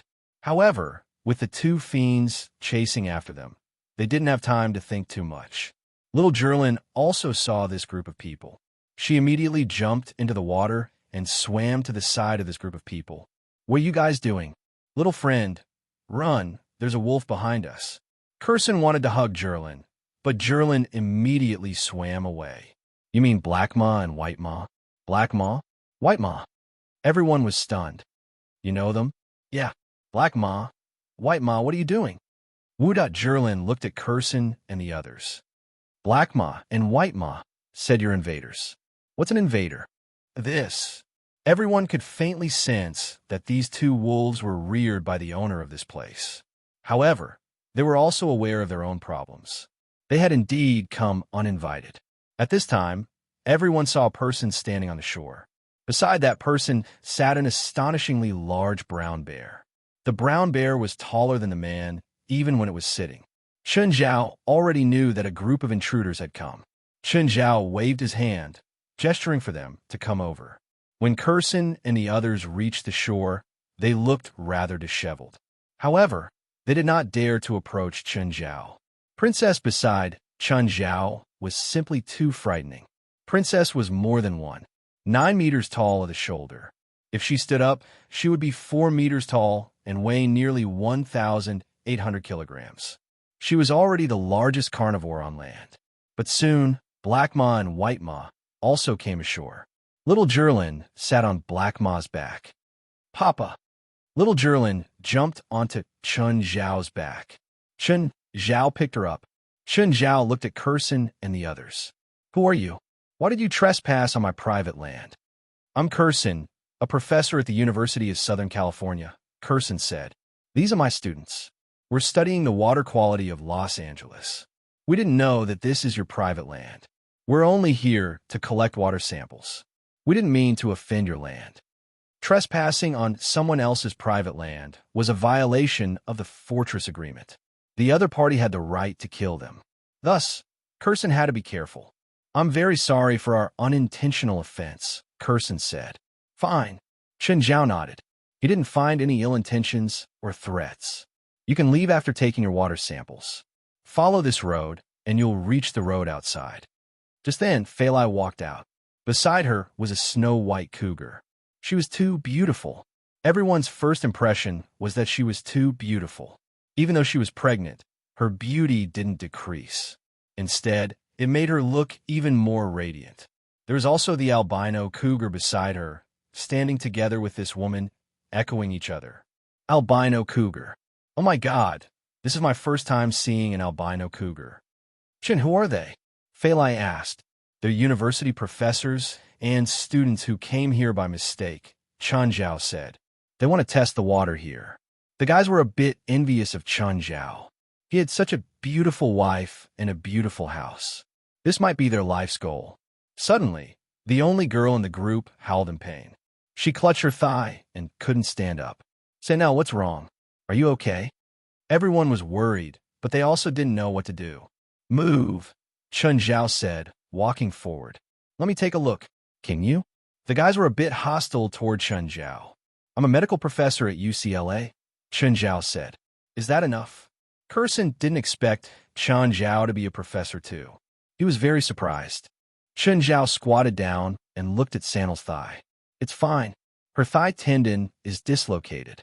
With that, Chun Zhao pinched Sanel's thigh hard and guided the tendon back to its original position. Sanel immediately stopped screaming in pain, but she still couldn't stand up. It's fine, but you better take her to the hospital for a checkup. Sir, can I borrow your phone? Black Ma, go get my phone. Curson and the others saw Black Ma return with a phone in his mouth. Chapter 1346. An hour later, a woman arrived. She was very imposing. When she got out of the car, she slammed the door and walked with the wind. A pair of high heels tapped the ground. Although she wasn't young anymore, she still wore heavy makeup and looked down on everyone. Sanner, who hurt you? The woman asked at the top of her voice. Mom, no one hurt me. I got hurt by accident. Saul knew his mother's temper. She didn't want to cause trouble at someone else's house. Chun Zhao and Phalai had already returned to their room. They didn't care about what was happening outside. But Saul's mother didn't let it go. She made up a story. Did the owner of this place attack you? Mom, no, it's just my leg cramps, Saul said. Mom, take me home. But Saul's mother didn't let it go. She went up and knocked on the glass door. Open up. Mom. Saul hurriedly pulled his mother back. Move away. Saul's mother was used to being domineering. She kicked the glass door hard. Open up. The door opened. Saul's mother was about to speak. But what she faced was a bloody mouth and a huge body that was like a stone wall. Roar. A bloody wind blew at Saul's mother's face. She was so scared that she fell to the ground. Nothing could destroy a person's courage more than death. Saul's mother's previous dominance was built on this civilized society. However, when she was facing a wild beast, she could not do anything about it. All of her strength vanished in an instant. Everyone covered their ears. This was the wildest roar that came from a beast. Saul's mother screamed and ran away on all fours. Hearing Princess's roar, everyone thought that Saul's mother would be killed. Luckily, Princess didn't move or speak. Saul's mother only heaved a sigh of relief after she ran outside. She was no longer as dominant as before. She looked at Princess in fear. What was that? A monster? Saul, why didn't you tell me there was a monster here? Mom, stop fooling around here. Let's go. No one hurt me. Sanel's mother's face alternated between red and white. In the past, she had always been able to gain the upper hand, whether it was reasonable or not. But here, she was actually threatened by a wild beast. Just then, little Jerlin ran to the door and threw an egg at Saul's mother's body. Get out of here, you old witch. Little Jerlin hates you. Seeing little Jerlin's cuteness, the others turned their heads away. To be honest, Sanger's mother had been causing trouble ever since she arrived, and they were quite displeased with her. Now that they were disgraced by the princess and humiliated by little Jerlin, they suddenly felt that it was quite interesting. Sanger's mother blushed and turned away angrily. Princess, we're not angry. Little Jerlin will go to Daddy's place to steal something delicious for you. Little Jerlin patted Princess' thigh. Roar. The princess gently licked little Jerlin, nudged little Jerlin, and let her go back inside. Sanel's mother left with a gloomy face. Sanner was also a little angry at his mother. They had been getting along well with Chun Zhao's family. At least after the misunderstanding was resolved, Chun Zhao did not make things difficult for them. Moreover, Chun Zhao had also treated her leg cramp. But as soon as his mother arrived, she started to pester him endlessly. But in the end, his mother was standing up for him. Saner did not even have the right to complain. Saner's mother felt a little out of breath and dizzy. She was not frightened by Princess, but because Jerlin calling her an old witch had angered her. When they returned home, Saner's mother was very depressed. Saner, I'm tired. I've already contacted Dr. Howell. I'm going to rest. Mom, it's just a misunderstanding. Don't take it to heart. Saner's mother nodded slightly, looking rather down. An hour later, their personal doctor, Howell, arrived. Howell had been serving their family for many years, so Saner was very familiar with him. Saner, I heard that you're injured. Can I take a look? My right leg cramped up because of the strenuous swimming, but a doctor treated it, and it's almost back to normal now, Mr. Howell. Your leg was injured when you were young. I've told you many times that you can't do vigorous exercises, Howell said in a somewhat reproachful tone. But the doctor who treated you was very good. It doesn't seem to have left you with any side effects. Mr. Howell, can you go and see my mother? She was frightened today, and she's been very depressed since she came back. Okay, I'll go and see her. Is she in her room? Howell asked. Yes, I'll take you there. Saner brought Howell to his mother's bedroom and knocked. Mom, Mr. Howell is here to see you. There was no response. Saner knocked again, but there was still no response. Saner pulled the doorknob. Thankfully, the door was not locked from the inside. Mom, I brought Mr. Howell to see you. Daily Moore, it's Howell. Are you okay? Howell went to the window. On the bed, Daily Moore stirred. She opened her eyes slightly. Howell, why are you in here? Saner said you were in bad shape, so I came to see you. I'm fine. I'm just a little tired. Daily Moore's voice was weak. Let me examine you. You don't look very well. Howell began to examine Daily Moore. First, he checked her heart rate and blood pressure. Daily Moore, your blood pressure is very low and your heart rate is a little irregular. You need to go to the hospital. I'm fine. I just need some rest. Daily Moore was very tired. This won't do, Howell said, frowning. He had a medical license, but he could not perform any more treatments. For example, some stimulants are subject to very strict restrictions. Saner, call an ambulance. Okay, I'll do it now. I said no need. Daily Moore's temper flared up again, but this time she began to wheeze. This was the symptom of low blood pressure. Weakness, aching limbs, palpitations, and night sweats. Mom, if you do this again, I'll call Grandma and Grandpa. I don't need those two old bastards to care about me. Seeing that his mother was so stubborn, Saner dialed his grandfather's number. Chapter 1347. He was done with his day's work. Stephen stretched. He felt as if he had been blessed by God. Usually, editing was a more painful and complicated process than filming. A 120-minute movie might have dozens of hours and thousands of scenes. A scene might have 3 or 4 camera shots, and the most suitable one would be picked. Or 2 scenes that looked similar would take a long time to decide which one to use. However, Stephen and his editing team seemed to be on steroids. Stephen had a very clear picture in his mind. If not for his stamina and the team's endless complaints, Stephen probably wouldn't even want to rest. Just then, Stephen's phone rang. Grandpa, Mom's sick, but she doesn't want to go to the hospital. Huh. Okay. Are you at home? I'll go over now. Stephen rubbed his forehead. Stephen was about to get off work, too. He left the studio and hurried to Daly's home. Daly Moore was Stephen and Halifa Oliver's only daughter. However, because of their divorce, Daly Moore had a very bad relationship with them. In recent years, they might not even see each other once a year. When they did, it was mostly for arguments. Only his granddaughter would be in contact with Stephen. Stephen arrived at his daughter's house. He saw that Hal was there too, so he greeted him. Hal had once worked for Stephen too. They were familiar with each other. How's Daly? Stephen asked. Mr. Stephen, it's best to send Daly to the hospital, Hal said. I feel like something's wrong with her. Then send her to the hospital, Stephen said. It's not up to her now. No matter how bad their relationship was, they were still father and daughter. Sandell called an ambulance. By then, Daly had already fallen into a deep sleep. After arriving at the hospital, Hal was in charge of explaining Daly's symptoms to the doctor in charge of emergency treatment. After the doctor's examination, the doctor said to Stephen, "Strange. Ms. Daly's physical examination is very strange.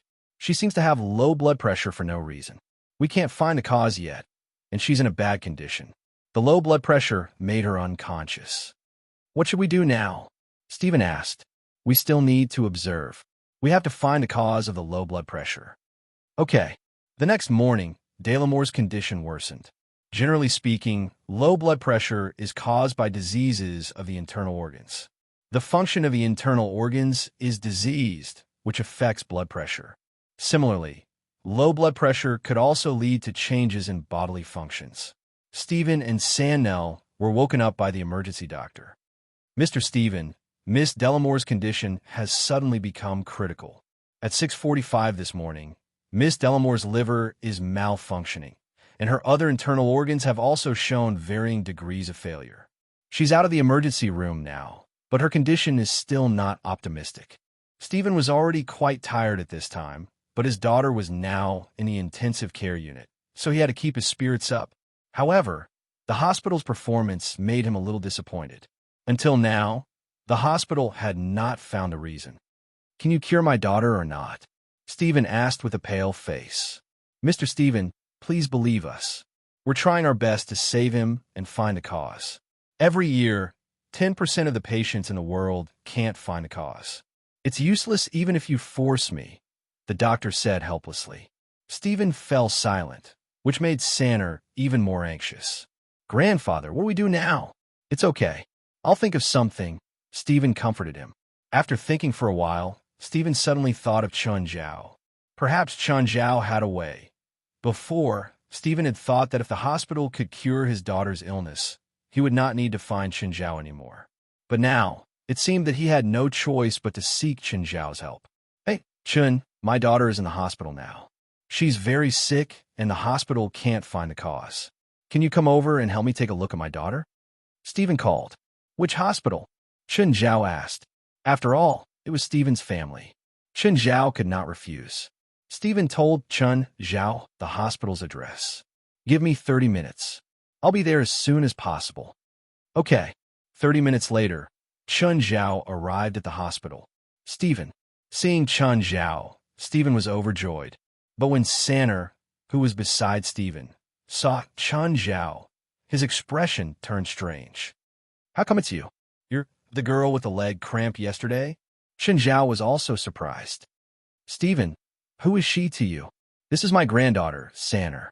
Her mother is sick." "Grandpa, Mom got a fright at your house and fell sick when she got home." Sanner blamed Chun Zhao. She felt that her mother's illness had something to do with Chun Zhao. Surprise appeared on Stephen's face. He pulled Chun Zhao to the side. "Chun, my daughter's illness has something to do with you?" Chun Zhao rolled his eyes. "Your daughter ran to my door and made a ruckus yesterday. I only asked Princess to chase her away. I didn't do anything to her. If I did, she wouldn't be in the ward right now. She'd be in the morgue." "That's right. You really didn't do it?" "Take me to see your daughter first," Chun Zhao said. Stephen nodded and brought Chun Zhao to the ICU. As soon as Chun Zhao entered the ICU, he felt that something was wrong. Magic rippled in the air. Vaguely, Chun Zhao felt that something was wrong. Chun Zhao examined Daly more. Indeed, it was as Chun Zhao had expected. "Chun, how's Daly Moore?" "Stephen, ask her to leave first," Chun Zhao said, pointing at Sanner. "Is there something I can't know?" Sanner didn't want to leave. "Sanner, leave first." "I don't want to. I want to watch Mom." "Sanner, I know you care about your mother. For her sake, leave first. It's not the time for you to throw a tantrum."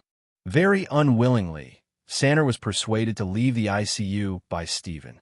"Your daughter got a fright at my door yesterday. It's not a big problem. But how did she become like this?" "You know I have some special abilities," Chun Zhao said. "I know." Stephen nodded. "Your daughter and I are the same kind of person." "Huh? Your daughter is a witch." "My daughter is a witch? How come I didn't know?" Chapter 1348. Hearing Chun Zhao's words, Stephen was shocked. "Chun, you have to save my daughter." "Don't worry," Chun Zhao said. I've stabilized her condition. It won't worsen. You said that my daughter is a witch. Is that true? She can't be considered a complete witch yet.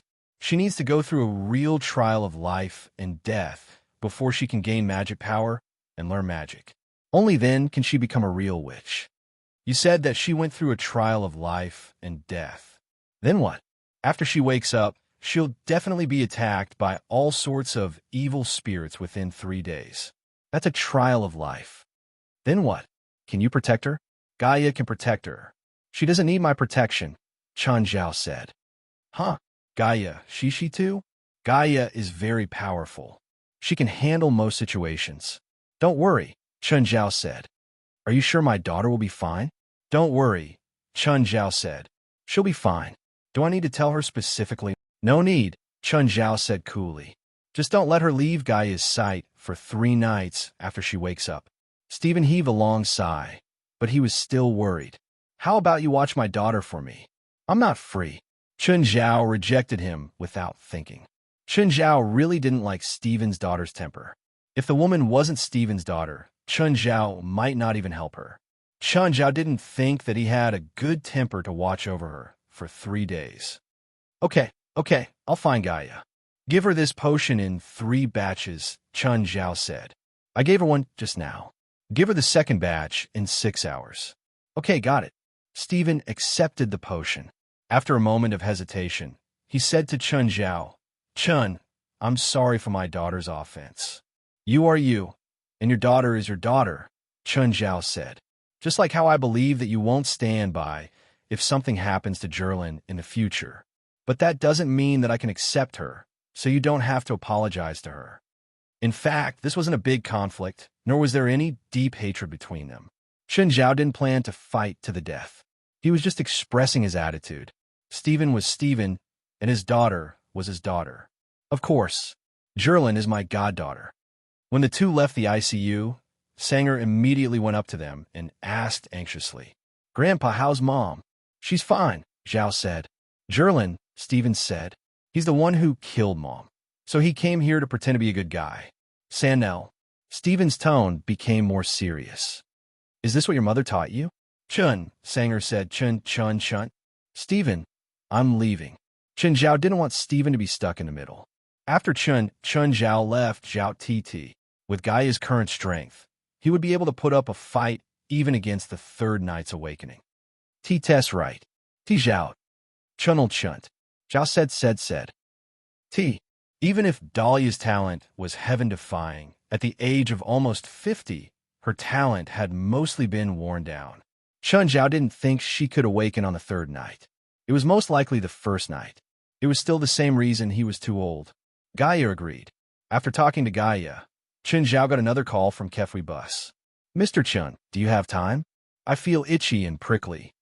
That's normal, Chen Zhao said. You don't need me to treat you. Usually, patients with STD were more fragile and easily paranoid, even letting their imaginations run wild. Most STDs weren't hard to treat, but patients sometimes wondered if they had AIDS. Chen Zhao had met a patient like that before. The biggest enemy of STDs wasn't the disease, but themselves. Because the disease was painful, doctors had to help. First, they couldn't hide the disease. They had to communicate with the patient gently. Before Kefui Bus was diagnosed, she didn't feel anything. But after the diagnosis, Kefui Bus had been restless. Mr. Chun, I feel like everyone in the manor knows what disease I have. They look at me strangely, Kefui Bus said in a low voice. Kefui Base said in a low voice, they're talking about me behind my back. Once I get close, they stop talking. You're worrying too much. Only you and I know. There won't be a third person. Trust me. No, there's another person. My husband, that bastard. That bastard infected me with the disease. How about this? I'll go to your house in the afternoon, Chen Zhao said. Okay, come for lunch. I'll prepare lunch for you. No need. I still have work. I'll only come in the afternoon. Okay, please be quick. In the afternoon, after eating lunch, Chen Zhao went to Kefui Bus Manor. Since he'd taken the money, he had to do what he could. Comforting the patient was also a doctor's job. He couldn't just give her the medicine and leave her alone. Chun, you're here. Have you eaten? How about I ask the kitchen to make some food for you? No, thank you, Chen Zhao said, smiling. How's your body? How about we take a walk? Sure, let's go. Kefui Bus nodded. Kefui Bus didn't look too good. It wasn't the disease itself, but her mental state. Plus, she didn't wear makeup, so she looked rather haggard. Actually, your disease isn't serious. It's actually a common disease, but before you're sure your husband's cured, don't have sex with him. No, I won't let him touch me again, Kefui Bus said.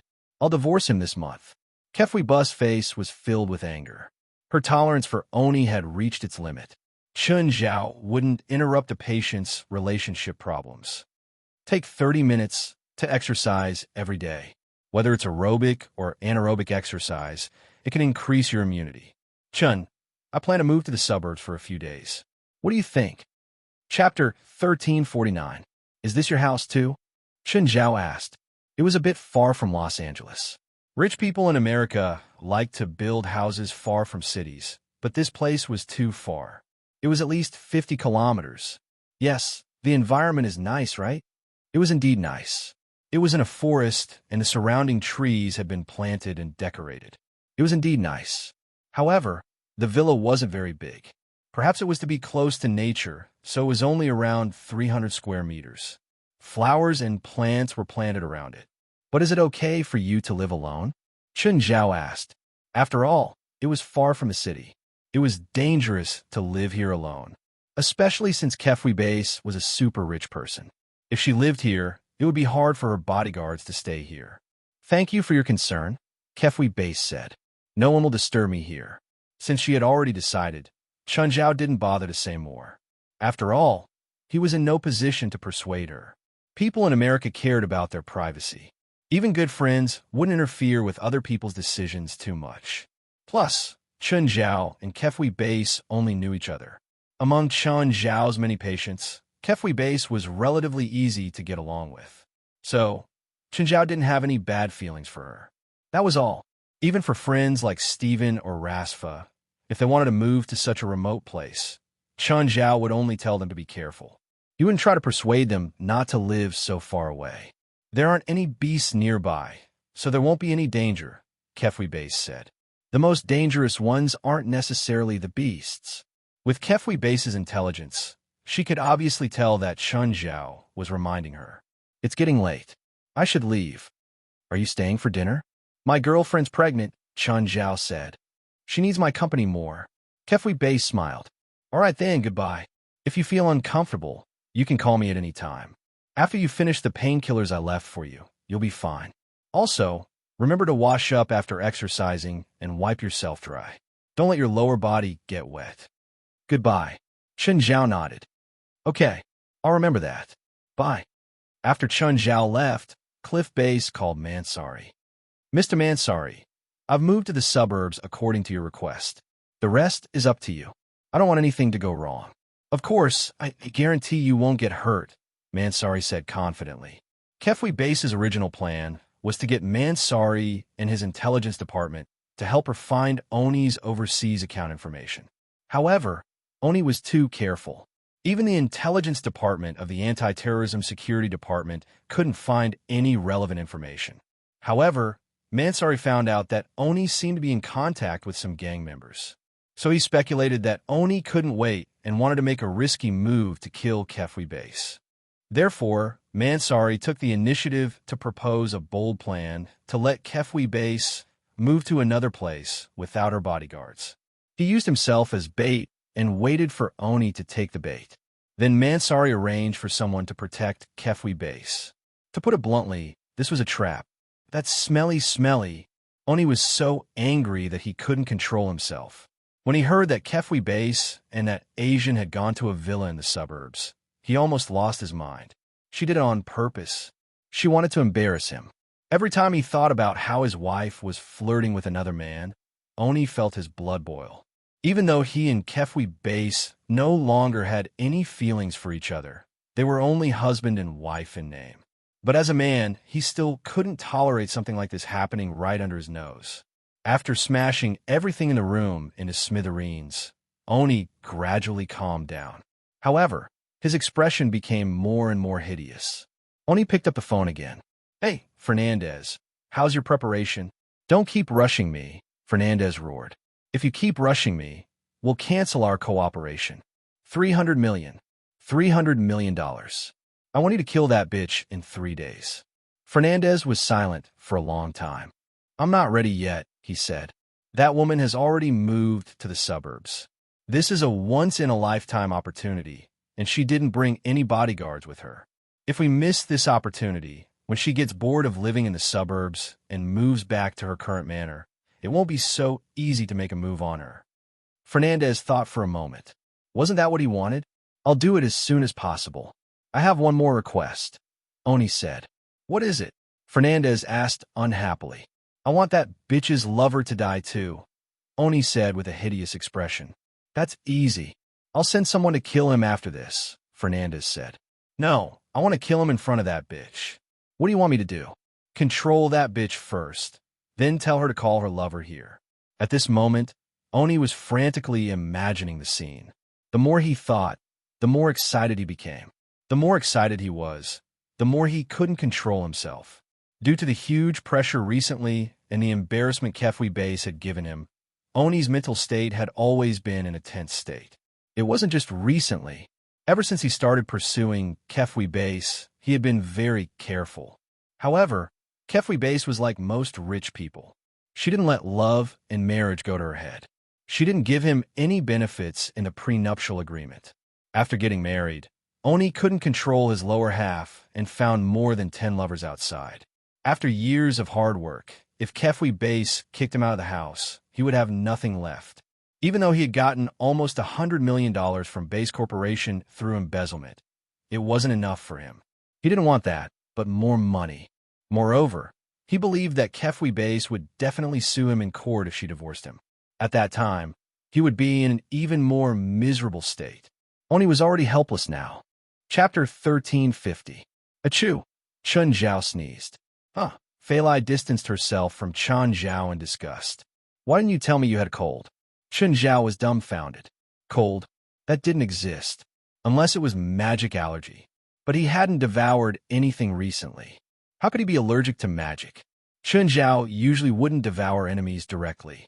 Most of the time, he would just kill them and destroy the evidence. Devouring could increase his magic power in a short period of time, but it was also risky. Magic allergy was a very troublesome symptom.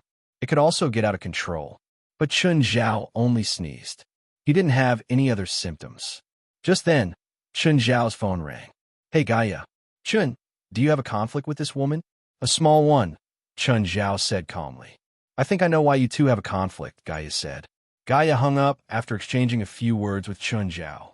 Just then, Daily Moore, who'd finished the discharge procedures, looked at Gaia. I said, don't follow me. I don't need a bodyguard. Gaia followed Daily Moore the entire time.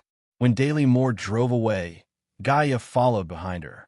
When Daily Moore returned home, she wanted to stop Gaia outside, but Gaia drove her Hummer and smashed the metal door open.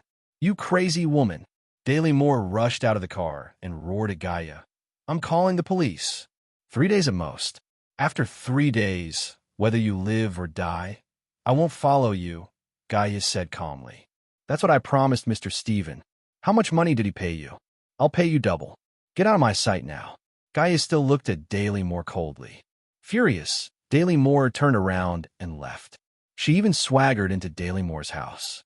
This is my house. I didn't allow you to come in. If you have any objections, you can tell Mr. Steven, Gaia said. If he thinks I'm unnecessary, I'll leave. Daily Moore was furious. She didn't know what that old Astrashol was thinking. He'd arranged a bodyguard for her for no reason. Will you only follow me for 3 days? Daily Moore asked. 3 days at most. What do you mean? Is it possible that it will only be a day? Or 2? Yes. Why? Delamore didn't understand. You'll understand when the time comes, Gaia said. Ridiculous. Dahlia hated riddles the most. The things in my house are all very expensive. You'd better not touch them. Delamore turned and went upstairs. I'm going to bed. Do you want to follow me? Gaia sat in the living room, ignoring Dahlia Moore's sarcasm. After Daily Moore went upstairs, she took out her phone and called Steven. Dad, what do you mean? That woman is the bodyguard you arranged for me? Not really a bodyguard. She will only be by your side for 3 days at most. During these 3 days, she will protect your safety. I don't need a bodyguard. Even if I do, I have the money to hire one myself. Your money belongs to me and your mother. Your company's annual income comes from the business I introduced to you, so you have no right to refuse my arrangements. Dahlia gritted her teeth. Even though she and her parents were like fire and water, Dahlia had no choice. Even though she and her parents were like fire and water, she had to admit that her career relied heavily on her parents. If his mother hadn't been Halifa Oliver, if his father hadn't been Stephen, would he still have received so many Hollywood contracts? She really wanted to tell her father, I don't need your help. But she couldn't bring herself to say it. Even now, she didn't have the courage to say no to her father. If she really dared to say it, her father would really take away all the resources. Where's Sannel? Why don't I see her? She's staying with me for a few days, Stephen said. Don't worry about her. She's much more mature than you. Dahlia tossed her phone aside and lay on the bed. She slept from morning to evening. Just then, Dahlia opened her eyes, stimulated by a fragrance. Dahlia stood by the window and saw Gaia barbecue by the pool. The fragrance was Gaia's barbecue. Dahlia also felt a little hungry. After washing up, she came downstairs. You're barbecuing at my house. Are you going to say that I made the decision on my own again? Gaia looked up at Dahlia and picked up a bottle of wine. Do you want some? Dahlia took the bottle and looked at it. Nameless wine? No, it's tens of thousands of dollars a bottle. Dahlia found a glass. The moment the wine was poured, the fragrance filled the air. It really is nameless wine. Dahlia was a little dumbfounded. Where did you get it? After all, she was a loyal fan of nameless wine. But she didn't have any connections. She occasionally went to the black market to buy it, and one bottle cost nearly $300,000. Even she couldn't drink it to her heart's content. Everyone knew that nameless wine was the best investment to maintain one's value. In the past 2 months, the number of nameless wines sold in Mara's supermarket had clearly decreased. This caused the nameless wine to become extremely scarce on the black market. The price had risen by another $20,000. Before Mara Supermarket's batch of nameless wine arrived next month, the black market price would probably exceed $310,000. Dahlia didn't expect Gaia to have nameless wine. Dahlia looked down and saw a DUI beside Gaia. There were also a few bottles of nameless wine on it. Where did you get so much nameless wine? Ask your father and see if he's willing to tell you, Gaia said calmly. My father knows. But thinking about it, with her father's status, it wasn't strange for him to know the source of nameless wine. Dahlia also ate the barbecue with Gaia. After eating, Gaia moved her wine rack back to the Hummer. How about you sell me those bottles of wine? I'll buy them for $300,000 a bottle. I don't lack money, Gaia said, of course. Gaia had tens of millions of dollars herself. Moreover, Chun Zhao had given the wine to her. He definitely didn't want to sell it for money. Dahlia suddenly saw her daughter standing in the dark living room with her back facing her. Sanger, when did you come back? Dahlia walked into the living room and reached out to grab Sanger's shoulder. However, when Sannel turned around, he saw a bloody face. Dahlia screamed. Chapter 1351. Bang! Suddenly, a fist smashed into Sanger's face. Instantly, Sanger's head exploded. Then his body turned into a puff of smoke. You kill my daughter? Daly's lips trembled. That's not your daughter. No, isn't that my daughter? Dalmore's mind was a little confused. Just now, what happened just now? That's why I'm with you, Gaia said calmly. You can go to sleep now. Looks like it's your first night. What do you mean? What are you talking about? You don't need to know. You can sleep peacefully. No one will hurt you. Do you think I can sleep now? She'd only woken up for less than an hour. Even if she really needed to sleep, she couldn't. Tell me what's going on. Are you sure you want to know? Of course. I need to know. I don't want to be treated like an idiot. You were sick earlier, which is a sign of your magic awakening. In the next 3 days, many evil spirits will attack you. So, I need to protect you for 3 days, Gaia said. Seems like you'll attract evil spirits tonight. It'll save me some time. Daly's mind went blank. My father knows too? He only knows a little, Gaia said. Gaia sat back on the sofa. Sit down. Don't be so nervous. There aren't any dangerous evil spirits on the first night. I've dealt with them a few times before. Gaia had dealt with the second night's evil spirit attacks before. She felt quite relaxed then. As for the third night, the only time she'd experienced it was Norma's night.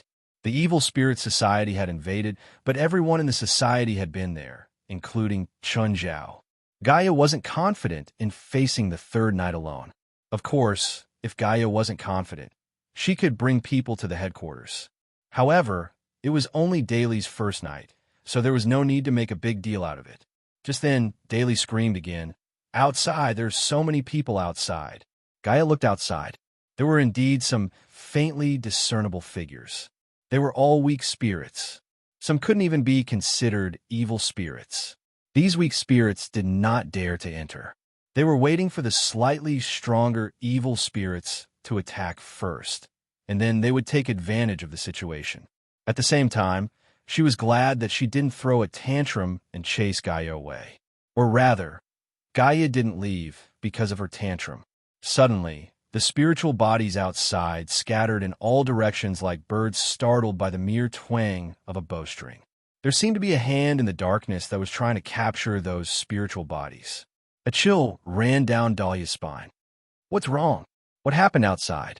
Can't you see? A powerful evil spirit has come and is currently devouring those spirit bodies. When he is full, he will attack this place.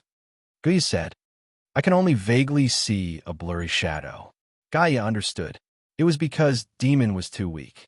Suddenly, Gaia pulled Daly more behind her, and the glass door in front of them shattered. Countless fragments shot in, and a 4 to 5 meter tall evil spirit charged in. At this moment, Dalymore finally saw the huge evil spirit clearly.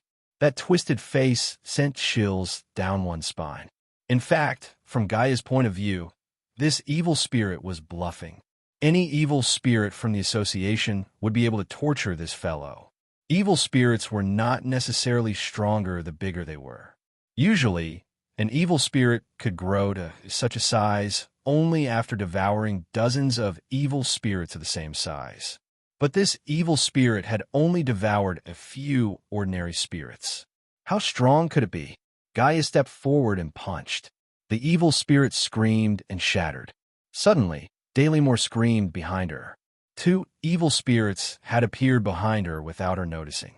While Gaia was dealing with the evil spirit in front of her, they wanted to drag Dalymore away. Scram! Gaia's body instantly exploded with terrifying dragon might. The souls of the 2 evil spirits were instantly destroyed. Gaia's attack power had always been her strength. She was stronger than Hallie's and Norma. But perception had always been her weakness. Hold my hand, Gaia said, reaching out.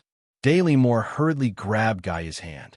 Then, Gaia released a trace of magic power and sent it into Dalymore's body. But this magic power felt like a raging flood in Dalymore's body. Another evil spirit attacked from behind, but as soon as it touched Dalymore, its body turned into dust. There were too many attacking evil spirits. Soon, the magic power Gaia had lent to Dalymore was used up. But to Gaia, this bit of magic power was enough to destroy so many evil spirits. It was worth it. If she had to attack herself, it would consume more magic power.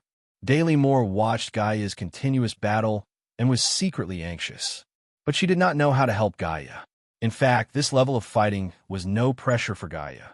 She even dared to go through the motions in Aduza's house.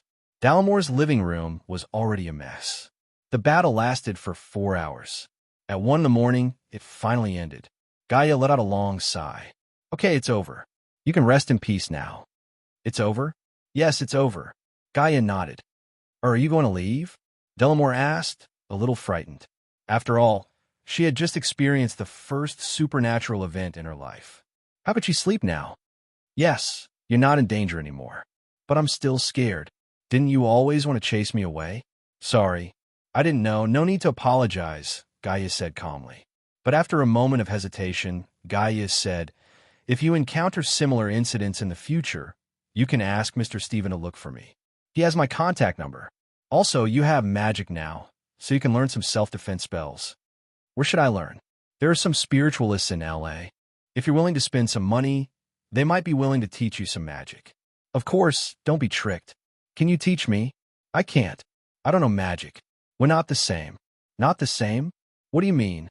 Okay, I really should go. Don't tell anyone about what happened tonight. Not even your father. It won't do him any good. He's just a normal person. Chapter 1352. Mom, what happened here? Is it a war? When Sanel returned home, he saw that his house was in ruins. Daly Moore's expression was calm. Compared to what she had experienced last night, her daughter's screams did not affect her at all. Early in the morning, Gaia left. Daly Moore found an engineering company to repair her house. Then, he dialed Stephen's number. Dad. It seemed that she had not called him that for a long time. Daly Moore was not used to it.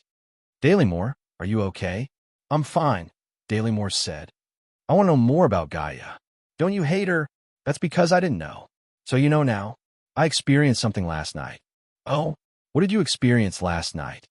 It's better if you don't know, Daly Moore said. A friend of mine introduced Gaia to me.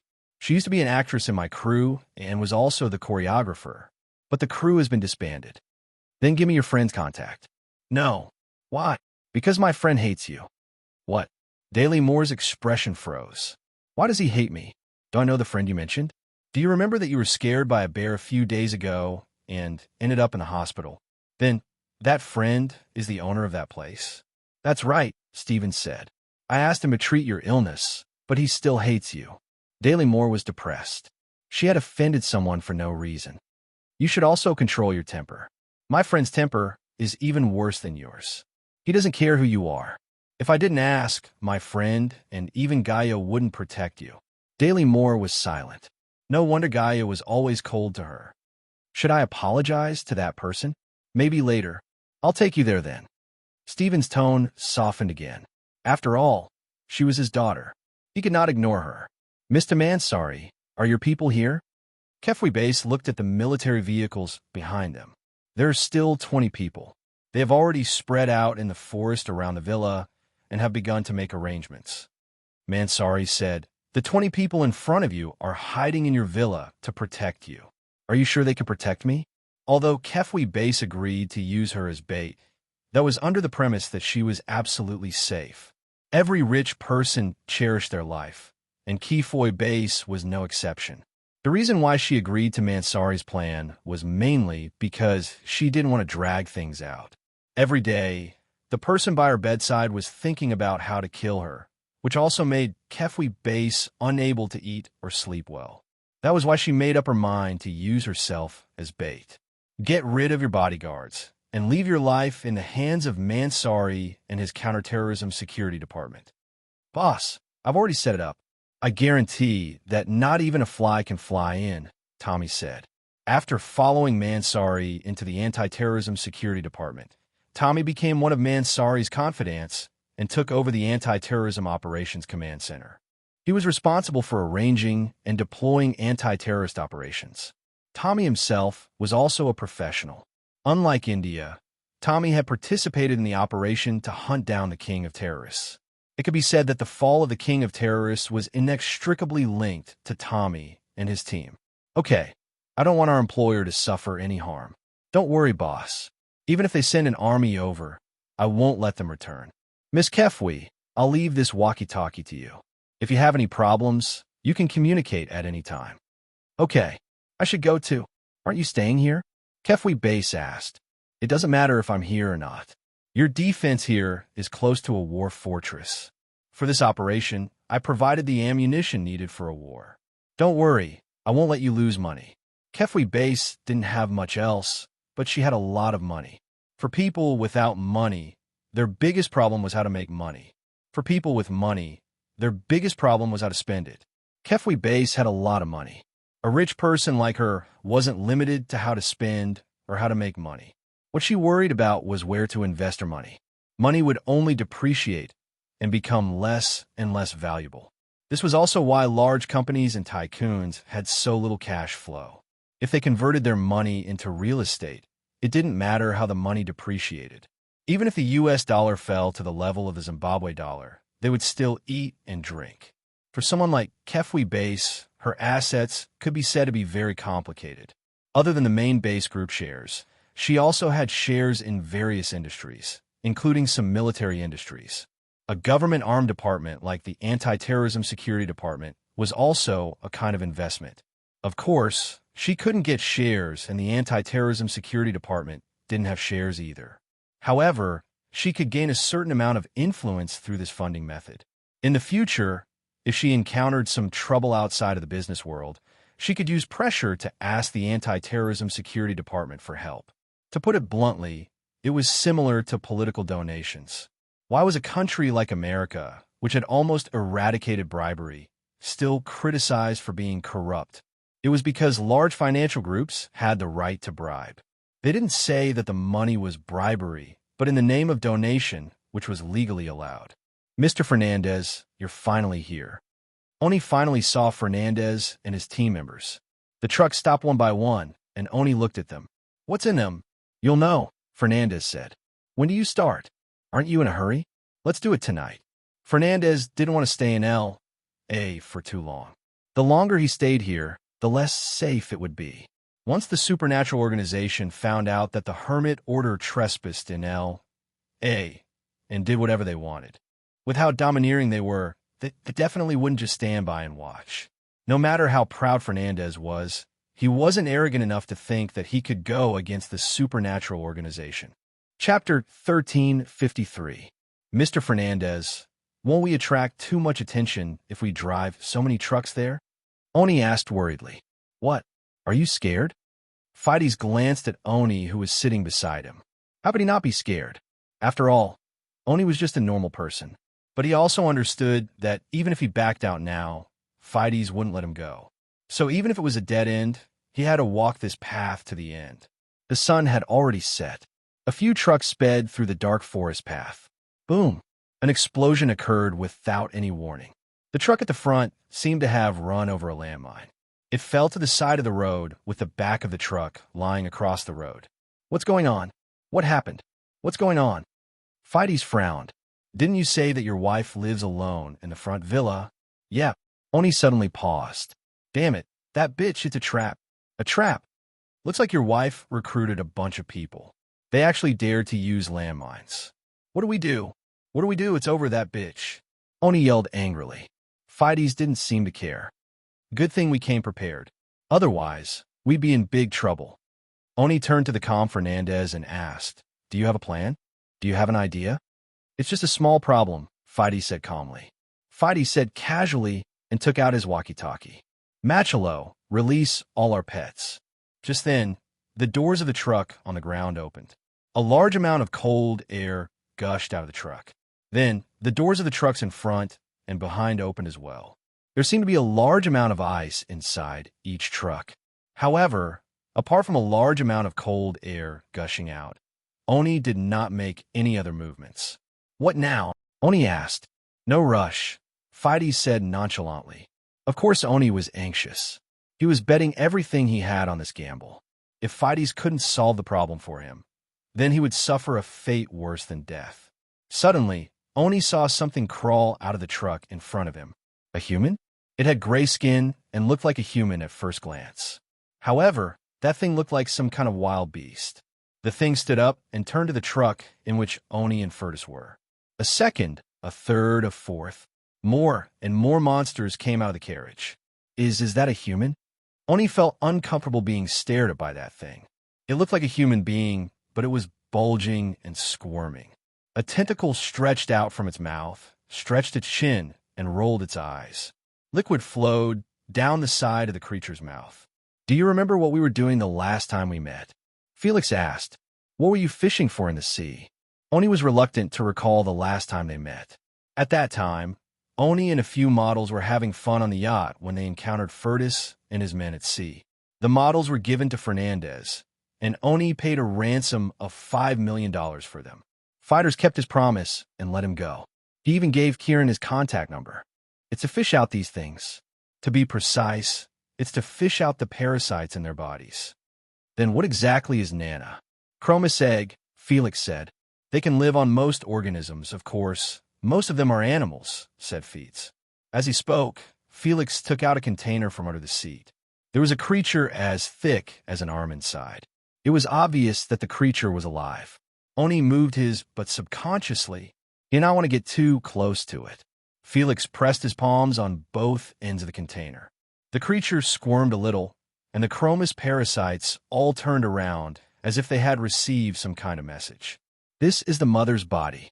Controlling it means controlling all of chromis' offspring, Felix said. Where did it come from? Chromis. It has existed longer than humans. Don't think about where it came from. No one knows where it came from.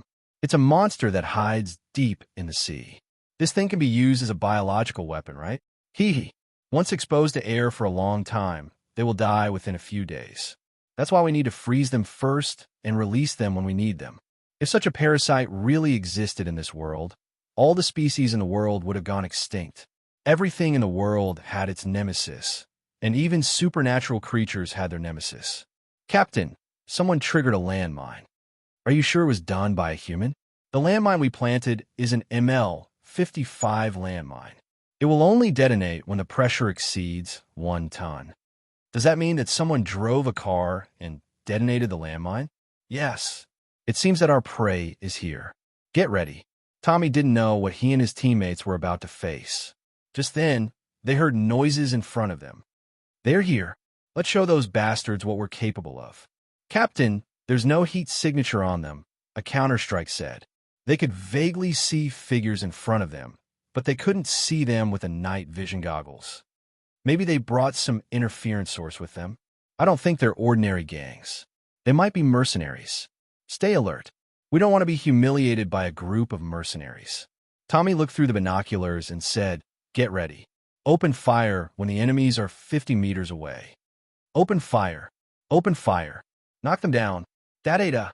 Instantly, the front line formed by the members of the Counter-Strike Security Department began to spit out bullets. Those figures continued to run forward. Even though they were shot, they didn't slow down. Boom. Boom. In the hail of bullets, some chromis parasites finally fell to the ground. Then, more and more chromis parasites fell to the ground. Tommy was puzzled. He had been through many battlefields, but he had never experienced a battle like this.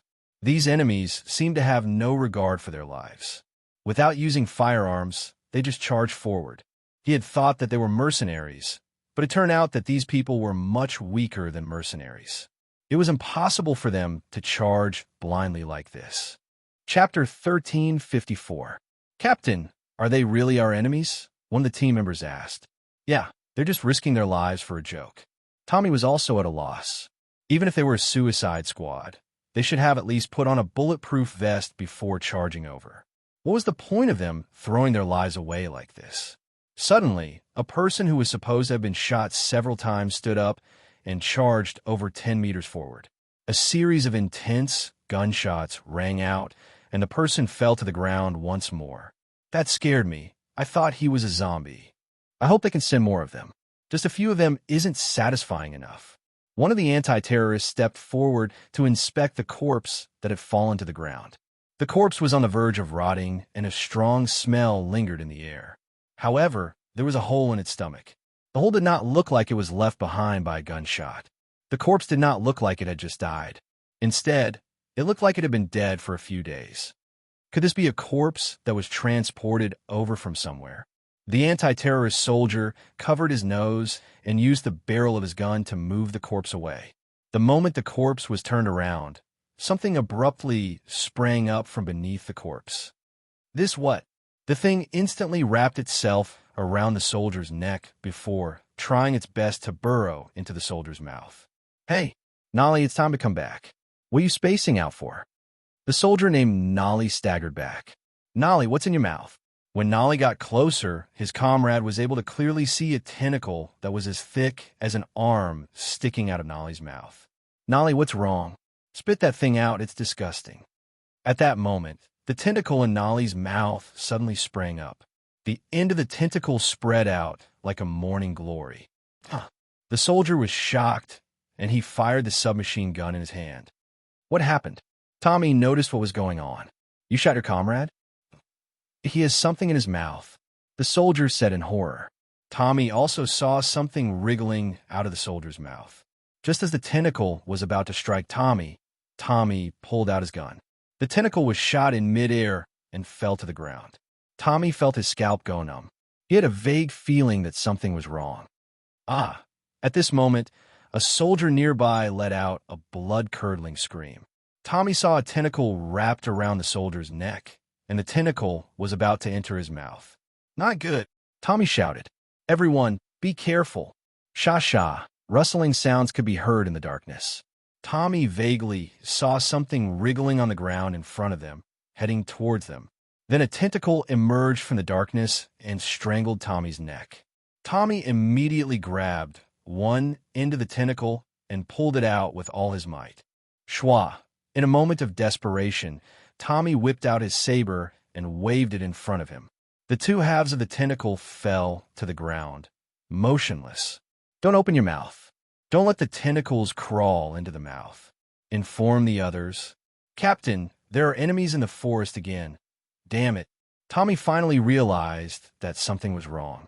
No matter what the situation was, these tentacles and those people were definitely in cahoots. The number of parasites in the second wave was far greater than the first. At the same time, there were also a large number of chromas in the darkness.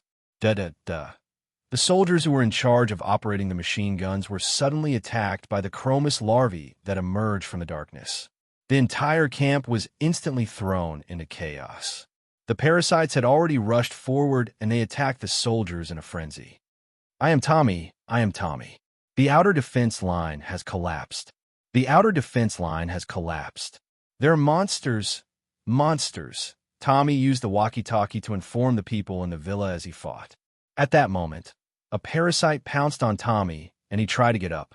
However, the tentacle hanging from the parasite's mouth bit down on Tommy's neck. Then, another chromis larvae crawled into his mouth. "What's going on? What happened? Did Oni bring people here?" Kefwi Base cried out in fear. The resistance soldiers stationed in the villa began to prepare. Since the outer defense line had been broken, it could only mean that the enemy was very strong. Kefwi Base looked at the soldiers stationed outside the villa, not knowing what to do. She grabbed the phone and wanted to call for help, but there was no signal. "No need to call for help. It's useless. They used a satellite signal jamming device. We can only use wireless power." Kefwi Base was even more at a loss. Since Oni had used such high-tech equipment, it could only mean that Oni had come prepared. At that moment, gunshots came from outside the villa. The battle had begun. Da-da-da-boom, boom. Damn it, what is this thing? Where did this monster come from? The battlefield outside collapsed in an instant. Kefwi Base saw a tentacle-like thing rush into the villa. She turned and ran in fear. However, the inside and outside of the villa had become a battlefield. She didn't know where to run. A thing with a rotting body pounced on a soldier. Accompanied by the soldier's screams, it finally died in a violent explosion. The battle started very suddenly, and it also ended very suddenly. In the blink of an eye, there was no one left alive in the villa. Kefwi Base trembled in fear. She hid in the kitchen with a fruit knife in her hand. She didn't understand. She couldn't understand. Would it only find these monsters? At that moment, a parasite appeared in front of Kefwi Base. "Whoa," Kefwi Base screamed. However, the parasite didn't attack her directly. Instead, it moved aside. Oni appeared in front of Kefwi Base. "Darling, I'm here. Did you miss me?" Oni stood beside the parasite, but it didn't attack him. "You? Don't come over. You monster." Kefwi Base waved the fruit knife in her hand. Oni was extremely happy. He'd never felt so happy before. He finally didn't have to swallow his anger in front of Kefwi Base. He no longer had to grovel in front of Chloe Base. He didn't even dare to say anything when Kefwi Base openly cheated on him. "Did you come over yourself? Or should I have them drag you out?" Kefwi Base's face was pale, her hair a mess. She was frightened. No matter how strong she was in the past, she was just a helpless woman at that moment. "Come out, let's talk," Oni said calmly. However, he still had the pride of a victor on his face. That's right, he was the victor. Kefwi Base still didn't dare to go over. Chapter 1355. Kefwi Base screamed as she was dragged out of the kitchen by two parasites. These two parasites used to be members of the anti-terrorism department, but now they had lost their self-awareness. Tentacles were still hanging from their mouths, and disgusting mucus oozed out of their mouths. Kefwi Base was dragged into the living room. She saw a few people sitting in the living room. One of them was Oni. She didn't recognize the others at all. The surroundings were filled with parasites, and a large number of tentacles were wriggling on the ground. Kefwi Base sat on the ground helplessly, her face covered in tears and dirt. She was trembling, unable to control the fear in her body. "Dear, are you surprised by this result?" Oni looked at Kefwi Base proudly. At this moment, all his humiliation was released. The more miserable Kefwi Base was, the more afraid and desperate she was, the happier and prouder Oni was. "What do you want?" Kefwi Base mustered her courage and shouted. "Ha! What do I want? Don't you know? Honey, I want everything, everything." At this moment, Oni finally didn't need to hide his intentions, his ambitions, because soon, all his ambitions would be realized. Oni took out a phone. It was Kefwi Base's number. Oni threw it in front of Kefwi Base. "Tell that man to come here." "Man? Which man?" "Your lover, that Asian bastard," Oni said with a ferocious expression. "You're crazy. I have nothing to do with him. He's my doctor." "Cut the crap." Oni slapped Kefwi Base. "Hurry, I want to see him. I want him dead." Kefwi Base hesitated for a long time. Oni signaled Felix with his eyes. A baby Krumis crawled to Kefwi Base's side. Kefwi Base shuddered when she felt this slippery sensation. She quickly shrank into a corner. "Ah, hurry, tell that man to come here. Otherwise, you'll end up like them, becoming a host for Krumis. I'm looking forward to seeing if you can still maintain your composure and beauty after becoming a host." Oni joked. I'll call. Kefwi Base could barely control her phone. Fear had engulfed her. "I can't get through. There's no signal. Okay, you can fight now. You better control your emotions. I don't want him to hear anything strange," Oni warned. Kefwi Base's face was pale. She tried her best to control her emotions so that she wouldn't cry. "Hey, Chun, it's me," Kefwi Base said in a trembling voice. Oni's eyes shot out a warning. I'm out of painkillers. Can you bring me some?" Kefwi Base bit her lower lip. She hoped that Chun Zhao could understand and help her call the police. After a few seconds of silence, Chun Zhao replied, "No problem.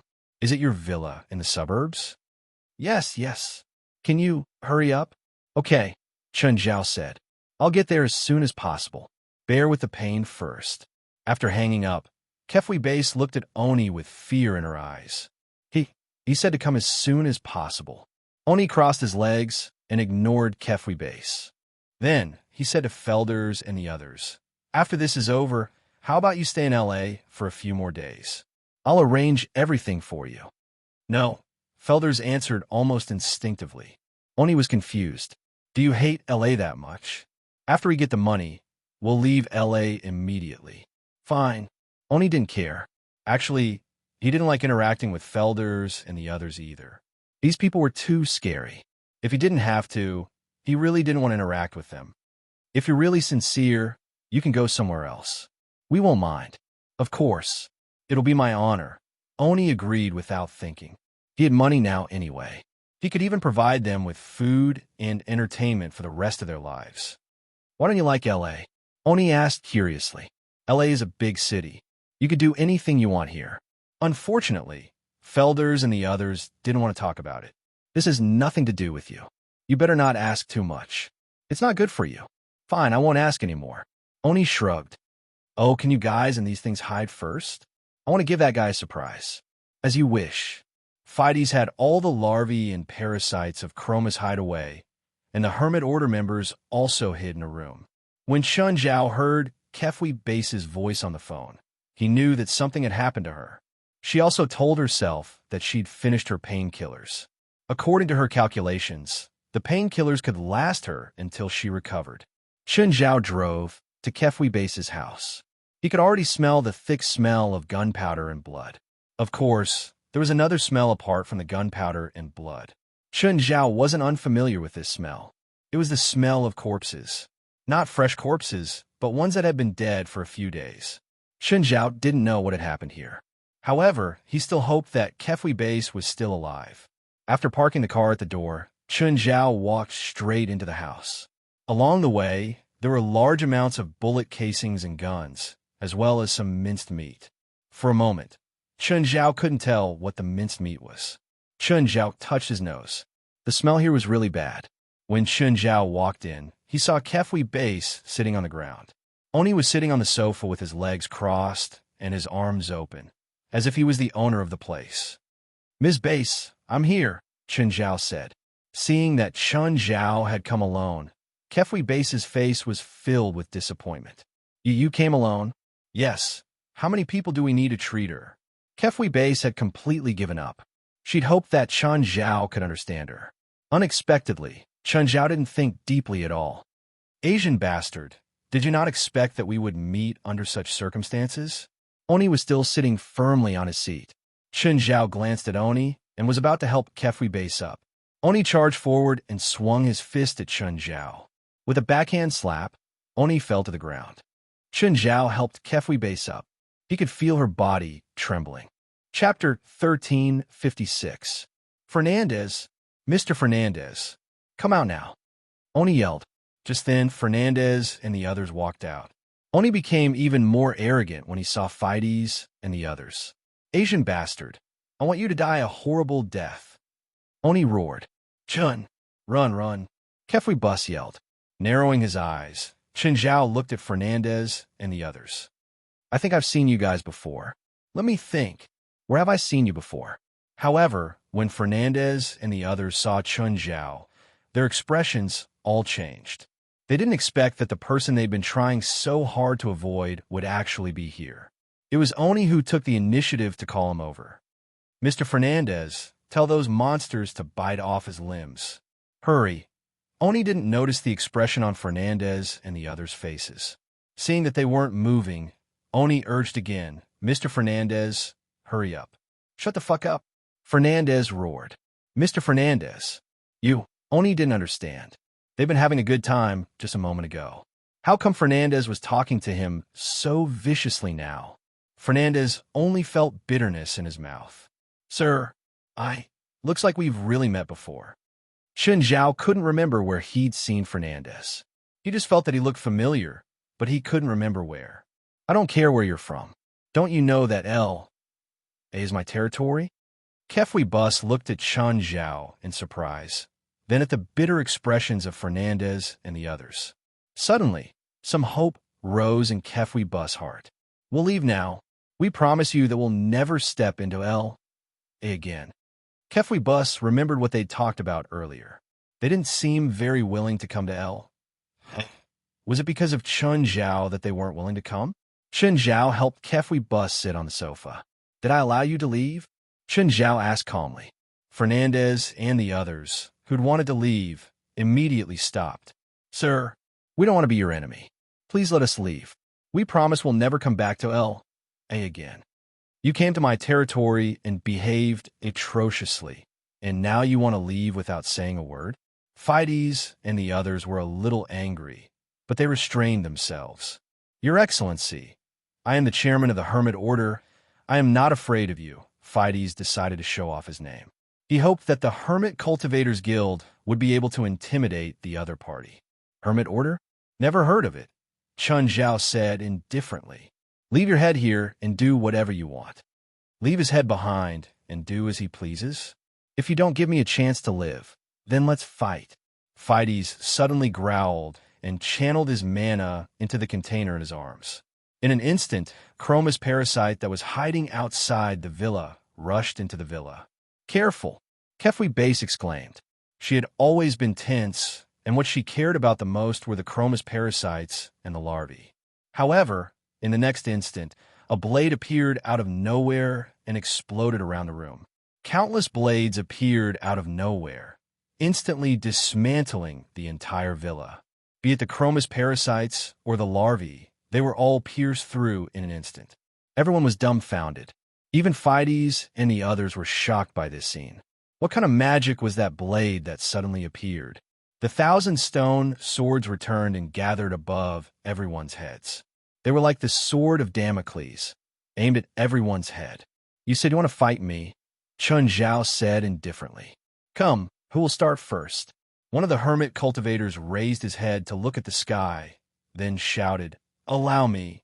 The next instant, a stone sword fell from the sky and pierced through the person. Instant kill. Chun Zhao couldn't make 1,000 stone swords do different movements at the same time. However, controlling a single stone sword was like drinking water to him. The second one come, Your Excellency, are you going to kill us all? You should be prepared to behave atrociously in my territory. The North American Light Society was like this, and so are you. Fides suddenly took out a container and smashed it on the ground. In an instant, the main body of Chromis in the container suddenly swelled up, swelled up, swelled up. In the blink of an eye, the main body of Chromis turned into a huge octopus monster. Kefui Base screamed in fear. Let's go. Fides shouted. He wanted to use this chance to escape. A god of otherworldlings. However, this god of otherworldlings wasn't very strong. Go away. Chun Zhao punched the main body of Chromis. Whoosh! The main body of Chromis was instantly shattered by the terrifying power. Chun Zhao looked at the escaping Fides and the others. Darkness suddenly swept over. Ah! Kefui Base saw something wriggling in the darkness. It looked like liquid, but because it was nighttime, she could only see red lines rolling in the darkness. The screams stopped, and everything returned to silence. Okay, it's over, Chun Zhao said indifferently. At the same time, he lifted his hand, and the stone sword hanging in the sky disappeared. Kefui Base had experienced the ups and downs of her life tonight. Oni was the same. Just a little bit more, and he could reach the peak of his life. But in the end, he destroyed everything with his own hands. He'd never thought that he'd ruin everything with his own hands. Suddenly, Kefui Base hooked her arms around Chun Zhao's neck. She tiptoed and kissed him forcefully. However, Kefui Base seemed to know that Chun Zhao would refuse. She didn't get too greedy and stopped there. As for Oni beside her, she didn't care about his feelings at all. Chun Zhao wiped the corner of his mouth and glanced at Oni. Oni lowered his head. Even though he was burning with anger, he didn't dare to show it. What do you plan to do with him? Chun Zhao asked. Oni jerked his head up and looked at Kefui Base. His eyes were filled with pleading. I want him dead. I want him dead. Kefui Base repeated twice. One could imagine how much she hated Oni. Mr. Chun, don't kill me. I can give you half of the money. If you kill this woman, her property will be mine. We can split it equally. Oni made his last struggle. I hate you, Chun Zhao said indifferently. I won't work with someone I hate. Chun Zhao pointed at Oni with his right hand. Instantly, an electric arc shot out from his fingertip. Bang. Chapter 1357. Chun, thank you. Kefui Bus stared at Chun Zhao. It's late. I should go. Chun Zhao seemed to have forgotten about the forced kiss. Are you going to leave me alone in this place full of corpses? I can send you back to the city. Can you stay with me for one night? Sorry, no. Chun Zhao sent Kefui Bus back to the city. Kefui Bus and Chun Zhao didn't speak on the way. When they neared Kefui Bus's manor, Kefui Bus finally said, Do you dislike me? You Asians are very particular about chastity, right? I've been married before, and I'm sick. You're thinking too much. First of all, we're not that close. Second, I don't think a man should have other relationships behind his pregnant girlfriend's back. Kefui Bus fell silent. She suddenly regretted it. Why didn't she get to know Chun Zhao earlier? This was a man who moved her, a man who made her feel safe. She even started to be jealous of the woman she'd never met. Perhaps Chun Zhao had everything that could make that woman jealous. But that woman had a man who was willing to be loyal to her. This was the only thing she lacked. Of course, Chun Zhao didn't think that Kefui Bus loved him. After all, he'd only met Kefui Bus 3 times in total. They hadn't even spent 10 hours together. The so-called love at first sight was a very illusory thing. At least, Chun Zhao didn't believe in love at first sight. Maybe it was because he'd given her hope when she was at her lowest. Or maybe it was just a sense of security.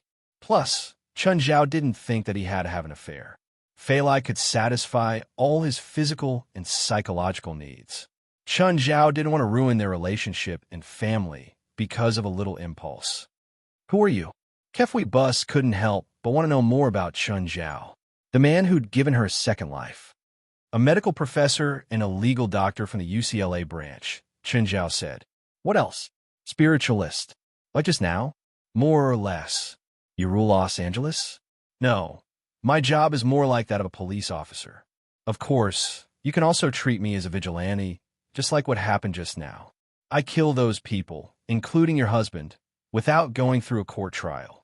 But most of the time, the enemies I face are not humans, and I have nothing to do with the ruler. The car suddenly stopped. We've reached your house. Kefui Base was still in the car. She didn't want to leave. Chun, if I need you again, will you appear? Yes. Kefui Base suddenly smiled brightly. Goodbye.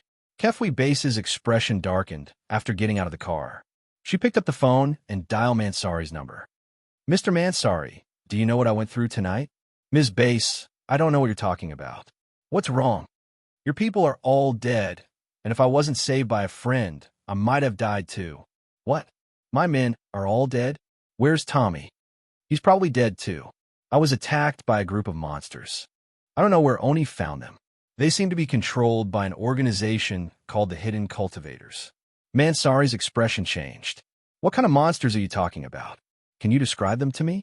The Hidden Cultivators call them Climus. Larvae of Climus are like fat octopus tentacles. They will crawl into people's mouths and control them or corpses. Mansari felt like his scalp was going to explode. What kind of organization was that? What kind of monsters were they? Now, he only felt that being the head of the Anti-Terrorism Security Department was really difficult. It had only been a short while, but 2 of his trusted subordinates had already died. There were still dozens of other members. Just thinking about the compensation made Mansari's head hurt. Ms. Base, who's your friend? How'd he save you? No comment, Kefui Base said coldly. Mansari was even more depressed.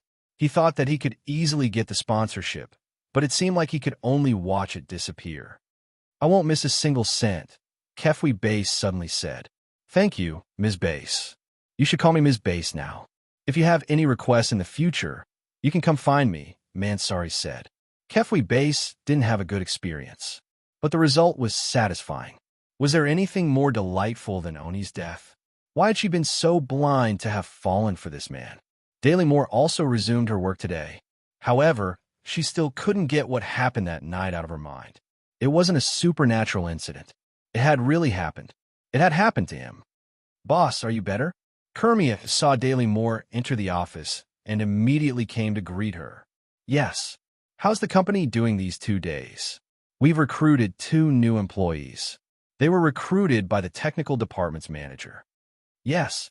Call the 2 newcomers in. Kermia led the 2 newcomers into Daily Moore's office. Daily Moore looked at the 2 newcomers. Kermia said, Introduce yourselves. Boss, I'm Nawat Singh. I graduated from Caltech. Boss, I'm Antifigos Singh. Are you a Roma? Daily Moore looked at Nawat Singh's dark red hair. The Roma were actually gypsies in the eyes of ordinary people. However, they considered the gypsies to be a form of discrimination and humiliation, so they called themselves the Roma. They were mainly distributed in Europe and North America. Most of them had abandoned their original identity and customs. Singh was a more common surname among the Roma. Yes, boss. I heard that all the Roma know divination. Is that true? Boss, that's just a rumor. In the eyes of the world, the Roma were the symbol of uncleanliness. They did all the dirty jobs. Every man was a thief, a pickpocket, a beggar, or a human trafficker. Every woman was a witch or a prostitute. This was mainly because the Roma were mainly nomadic families in the early days. It's fine, Daily Moore said. I just want to get to know you. Then go back to work. Nawat Singh glanced at Dahlia before turning to leave the office. Kermia, find me Nawat Singh's file. Chapter 1358. Nawat Singh was born in a very ordinary family. She was currently single, 28 years old, graduated from California Polytechnic State University. She had 5 years of work experience. However, Daily Moore noticed that Nat Singh quit her previous job because she was sexually harassed by her superior. Coincidentally, Daily Moore knew Nat Singh's previous company. "Hey, Powell. How are you doing?" "Daily Moore, why are you calling me? A workaholic like you actually called me? What's up?" "I just saw the newspaper saying that one of the executives in your company harassed his employees. Let's not talk about this anymore. I'm so angry. That idiot is an unreasonable bastard.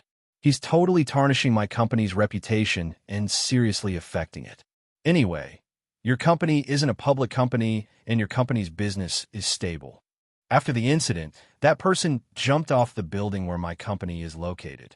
I even paid a hefty sum of compensation." "Huh? Jumped off the building? Is that necessary?" "That's why I said he's an idiot. Come out for a meal when you're free." After some pleasantries, Daily Moore hung up the phone. In the afternoon, Daily Moore saw Nat Singh eating lunch alone in the dining room. Daily Moore took her lunch and sat beside Nat Singh. "Hi, Singh. I guess I can call you that." Nat Singh raised her head and looked at Daily Moore in surprise. "Boss, alone? I don't know anyone in the company," Nat Singh said. "Are you used to the company?" "It's all right. If you encounter any harassment in the company, you can tell me immediately." Nat Singh looked at Daily Moore in surprise. She heard that her boss had always been rude and overbearing. If there was a conflict between the employees and the company, she would never care who was right or wrong. She would punish everyone. "Boss, you know what happened to me in the other companies?" "Yeah, I know. It's not a secret." Daily Moore nodded. Nat Singh kept quiet and lowered her head to eat her lunch. "When did you experience life and death?" 10. As soon as the words left his mouth, he suddenly reacted. Before he could even swallow the food in his mouth, he gaped at Delamore. "Boss, you." Dahlia laughed. As expected, she had managed to find out her true colors just by probing her. In the spiritual world, Navat Singh was much more experienced than a newbie like Delamore. But in terms of tactics, even 10 Nawat Singh Singhs couldn't beat Dahlia Moore. "Boss, are you a spiritualist too?" "To be more precise, I'm a newcomer," Dahlia said. "Just the day before yesterday, I went through a near-death ordeal." "First night? The second night?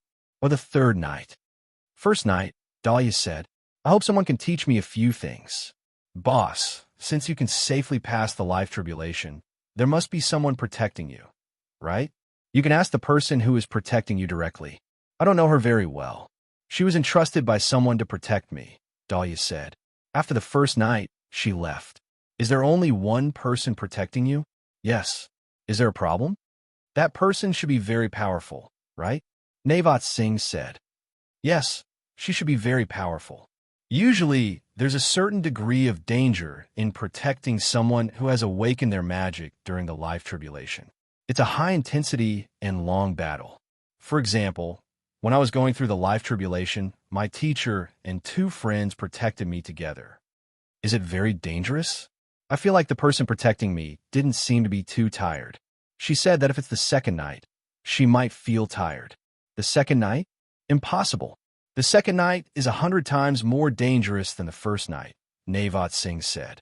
"Many years ago, among us Roma, there was a witch who awakened her magic power on the second night.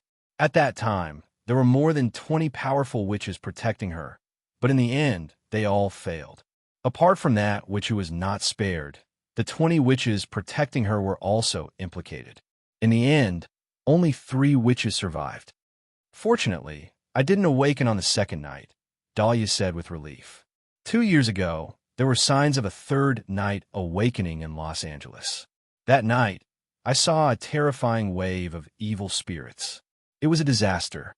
"Is the witch who awakened on the third night dead?" "Probably dead. It's impossible to survive that kind of disaster." "Right. The person protecting me said that we're not the same kind." "What does that mean?" "It should be because you're a magic awakened and she's a blood awakened," Navat Singh said. "A blood awakened has a special bloodline. Then who's powerful? There's no conclusion. It depends on whose magic is stronger," Navat Singh said. "In the legends of the Roma, there are 3 magic awakened and 2 bloodline awakened among the 5 Pillar Kings," said Navak Shingus. "What's a Pillar King?" Dahlia asked curiously. "This is related to the mythological system of the Roma. In the mythological system of the Roma, The god of creation was transformed into 5 orbs and scattered across the world. Then, 5 people found them one after another, and they finally transformed into the powerful Pillar Kings. These 5 Pillar Kings supported the sky, but in actual history, they were just 5 powerful spiritualists. Tell me about dangerous magic, Navats Singh said calmly. Navats said indifferently. In our community, some old Romas sell some handicrafts. Just ordinary handicrafts? Not all of them are handicrafts. Some of them are magic items. But I advise you not to accept anything from a Roma person. If a Roma person wants to give you something, even if it's just a piece of sheepskin or a coin, you'd better not accept it. Why? Some despicable Roma know how to use debt and return magic. It's very complicated, but once it's completed, you'll be out of luck. Plus, there aren't many Roma who know this magic. What happens if the magic is completed? Will it kill me? No. It's like a Roma taking out a coin. This coin is all he has. If you accept this coin, it's equivalent to taking away all his wealth. Then, you have to return all his wealth, which is all your wealth. Then if a Roma wants to use this magic on me and put the coin in my pocket, won't I lose everything? That's impossible because this is a trade magic, Navat Singh said. You can't force a trade spell. He may deceive you with tricks, but he can't force it on you. You have to accept it directly, said Nat Singh. Then what do I do? It's simple. Throw him a bill. No matter how much it is, even if you use Zimbabwe dollars. Why? Chapter 1359. Can you teach me magic? Dahlia finally revealed her true motive. Do you want to learn magic? Yes. There are 3 ways to learn magic, Navatsinger said. You join an organization, Navatsinger said. Another way is family inheritance. Another way is teacher-student inheritance. If you're willing to acknowledge me as your teacher, I can teach you magic. Yes, teacher, Daly said. In the company, I'm your employee, Navatsinger said. Outside the company, you're my student. No problem. Daly nodded. In that case, why don't we be friends? Whether in the company or outside, we don't need to address each other respectfully. That's good. At least it won't be awkward. Can you teach me a spell first? Daly asked. Let's go somewhere remote. You don't want to learn here, do you? They found a park. Navatsinger said, Witches of my system aren't good at fighting. Our strongest magic is exploration. Exploration? What's the use of this spell? For example, I can sense everyone's movements within 100 feet, even with my eyes closed. Even a fly or a bug. Of course, if an enemy approaches, I can know in advance. Daly's eyes lit up. I want to learn this spell. You can't learn it yet. It's an advanced spell. I'll teach you the most basic spell, Danger Sense. Navat Cindy's paused and said, This magic can help you tell if someone is dangerous or not. Of course, what you perceive is not the real danger. For example, if you see a gun as dangerous, but if the muzzle is not aimed at you, you will not be in danger. What you perceive is whether someone can hurt you, not whether they will hurt you or not. I understand. Navatsinger began to explain the spell. After all, Daly had no foundation, so it was difficult for Navatsinger to teach her. After more than an hour, Daly only learned some basic knowledge. I have to go to work. No need. Teach me this spell first. Okay, you're the boss. Did you forget our agreement? Call me Daly Moore or Daly Moore. Okay, Limo, Navat Cindy's continued. You first need to be able to control your magic. After another 3 hours, Navat's and Cindy's pointed at a man in front of them. Do you see that man? Try to sense him. Dalamore tried to use her senses, which were not very practiced. I can feel that his face is a little green. Green means there's no threat. If the color turns red, then you have to be careful. The other party might be a threat to you. You must be mistaken. He's a man, so his stamina must be better than mine. How can I not feel threatened? There's no mistaking it. He has a serious illness, and he wants to jump into the sea from here. He wants to commit suicide. At that moment, the man tried to climb up the railing, but after trying a few times, he failed. Dahlia was stunned for a moment. He was indeed weak. The railing next to them was less than 4 meters tall, but the man couldn't even climb over it. One had to know that even he could do it. Can perception spells be wrong? Perception magic is the only magic that won't make a mistake. No, there's another possibility. Only people who are much, much stronger than you can make a mistake. There are also some spiritualists who know how to hide their magic power, so your perception is useless against them. Dahlia tried to use magic on Navot Cindy's. She saw that there was a red mist on Navot Cindy's body. When can I learn new spells? Use perception spells on 1,000 people first. Practice? Yes. Navot Cindy's nodded. Your magic is still too weak. You can only learn new spells by continuously using it and letting it grow. Boom, boom. Chun Zhao was being attacked by a missile. After so much practice, he'd used up most of the missiles. Chun Zhao felt that it was a pity. After all, he felt that his body had indeed improved a lot. But because he had limited firearms, he couldn't train like this endlessly. After finishing the explosive training, Chun Zhao left the river map. Denver called Chun Zhao. Mr. Chun, are you at home? I'm here. What's up? The first batch of beer is ready. I'll send some over. Come and try it, and see if you need to change the ratio. Okay, I'll wait for you at home. A while later, a small truck drove over. Denver had personally delivered the beer. Chun Zhao took out a bottle of beer and blew on it. The beer was gone. A refreshing taste rose from his stomach and was fed to his brain. The beer's unique bitterness disappeared after the alcohol rose. It was replaced by a faint sweetness. Is this brewed from Mirror Lake? Yes. Denver nodded. When brewing wheat beer, a small amount of water and fermented wheat had to be added. Chun Zhao was very satisfied with the taste. It's better than I imagined. What do you think? I don't want to drink any other beer now. Denver was also in a good mood. After all, the taste of the beer determined their development plans. More? I'll bring some to my friends, Chun Zhao said. Then I'll bring 20 more cases. Is that enough? Denver asked. Yes. Chun Zhao nodded. After Denver left, Chun Zhao put away the first batch of beer. Fei Lai really liked beer. Because of her pregnancy, she hadn't had it in a long time. If they released their own beer now, she probably wouldn't be able to hold it in. Plus, Jerlin dared to put anything in her mouth. If the beer was placed in the open, Jerlin definitely wouldn't let it go. Chun Zhao didn't want his daughter to become a little drunkard. Fei Lai, I'm going out for a while. Seeing Chun Zhao put away the beer, Fei Lai knew what he was thinking. Leave 2 cans for me. Fei Lai.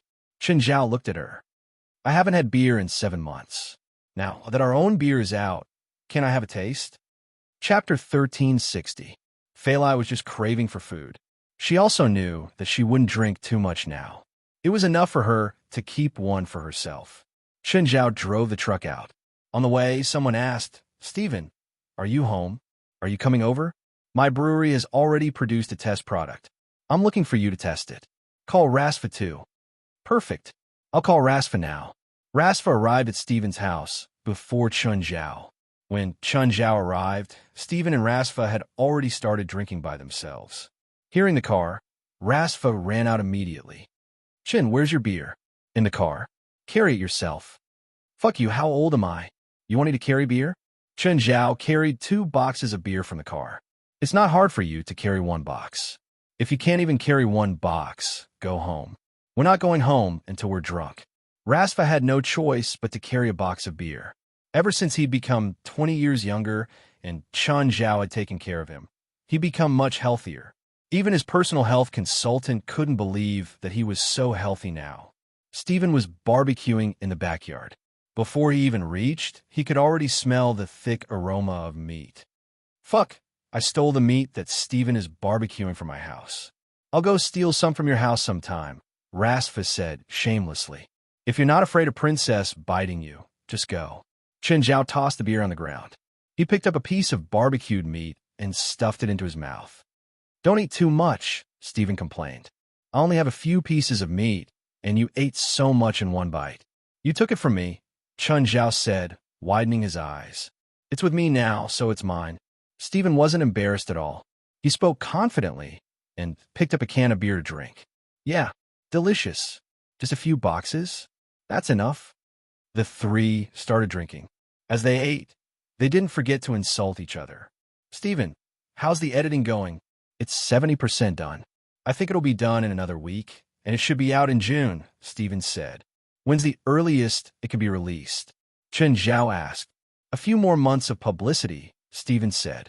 Steven said, but I think it's better to wait for Thanksgiving or Christmas. No, the competition between these two festivals is too fierce, Rasfa said. Do you think I'm afraid of competition? Steven said loudly. It was as if he was declaring his strength. It's better to be careful. There's no need to take risks, Rasfa said. After all, he did not know about the lucky gold coin. Also, if we choose to release it at these two times, our show times will definitely be reduced, Rasfa said. Ideally, it'll be released on the weekend before Labor Day. Labor Day was on the first Monday of September in the United States, and it was a legal holiday. It just so happened that the movie that was released on the first weekend could be extended by one day. After all, when a movie was released, there was a huge difference between the box office during the holidays and during the working days. But 3 months of publicity is too short, Steven said. Since PLM is a distribution company, they should at least give enough publicity. Chun, what do you think? Steven looked at Chun Zhao. He thought that Chun Zhao would support him. After all, Chun Zhao knew the inside story. I'm a layman, Chun Zhao said, unconcerned. You guys can decide. Oh, I didn't see Feilai at your house last time, Steven said. Did you lend it to someone else? It sunk. Chun Zhao grinned. I knew it. Second-hand yachts are unlucky, Steven said. You shouldn't have bought a second-hand yacht. Chun Zhao touched his chin. He was a spiritualist, so he believed in such things. Luck was something that could not be seen or touched, but Black Ma and White Ma were experts in this field. It seemed that if he bought a yacht or plane in the future, he should not buy second-hand stuff. Feilai was a good buy, but it wasn't worth it if he used it for a long time. He used it for a year, and then it sunk into the sea. I plan to book a yacht too, Chun Zhao said. Seagate is a good company. It's cost-effective. I recommend that you consider them. Do you have Seagate's contact information? Yes. I'll give you their product manager's contact information, or I can ask them to contact you directly. Okay, it's good to buy a yacht. At least it's more stable, Rasfa said. The financial market is terrible this year. Wall Street's money is flowing into Hollywood like crazy. They're willing to shoot any movie. Won't they lose money if they shoot a movie? Chun Zhao asked. How can Wall Street's elites not know? Chun Zhao was not in the film industry, but he knew that Hollywood was the world's largest film production base. Only 5% of Hollywood movies could make a profit. The other 5% didn't lose money. The other 90% lost money. As long as it's done well, the movie won't lose money, Rasfa said. For those people, not losing money is a profit. But the channels are all controlled by the big six, so most of the money is flowing into them.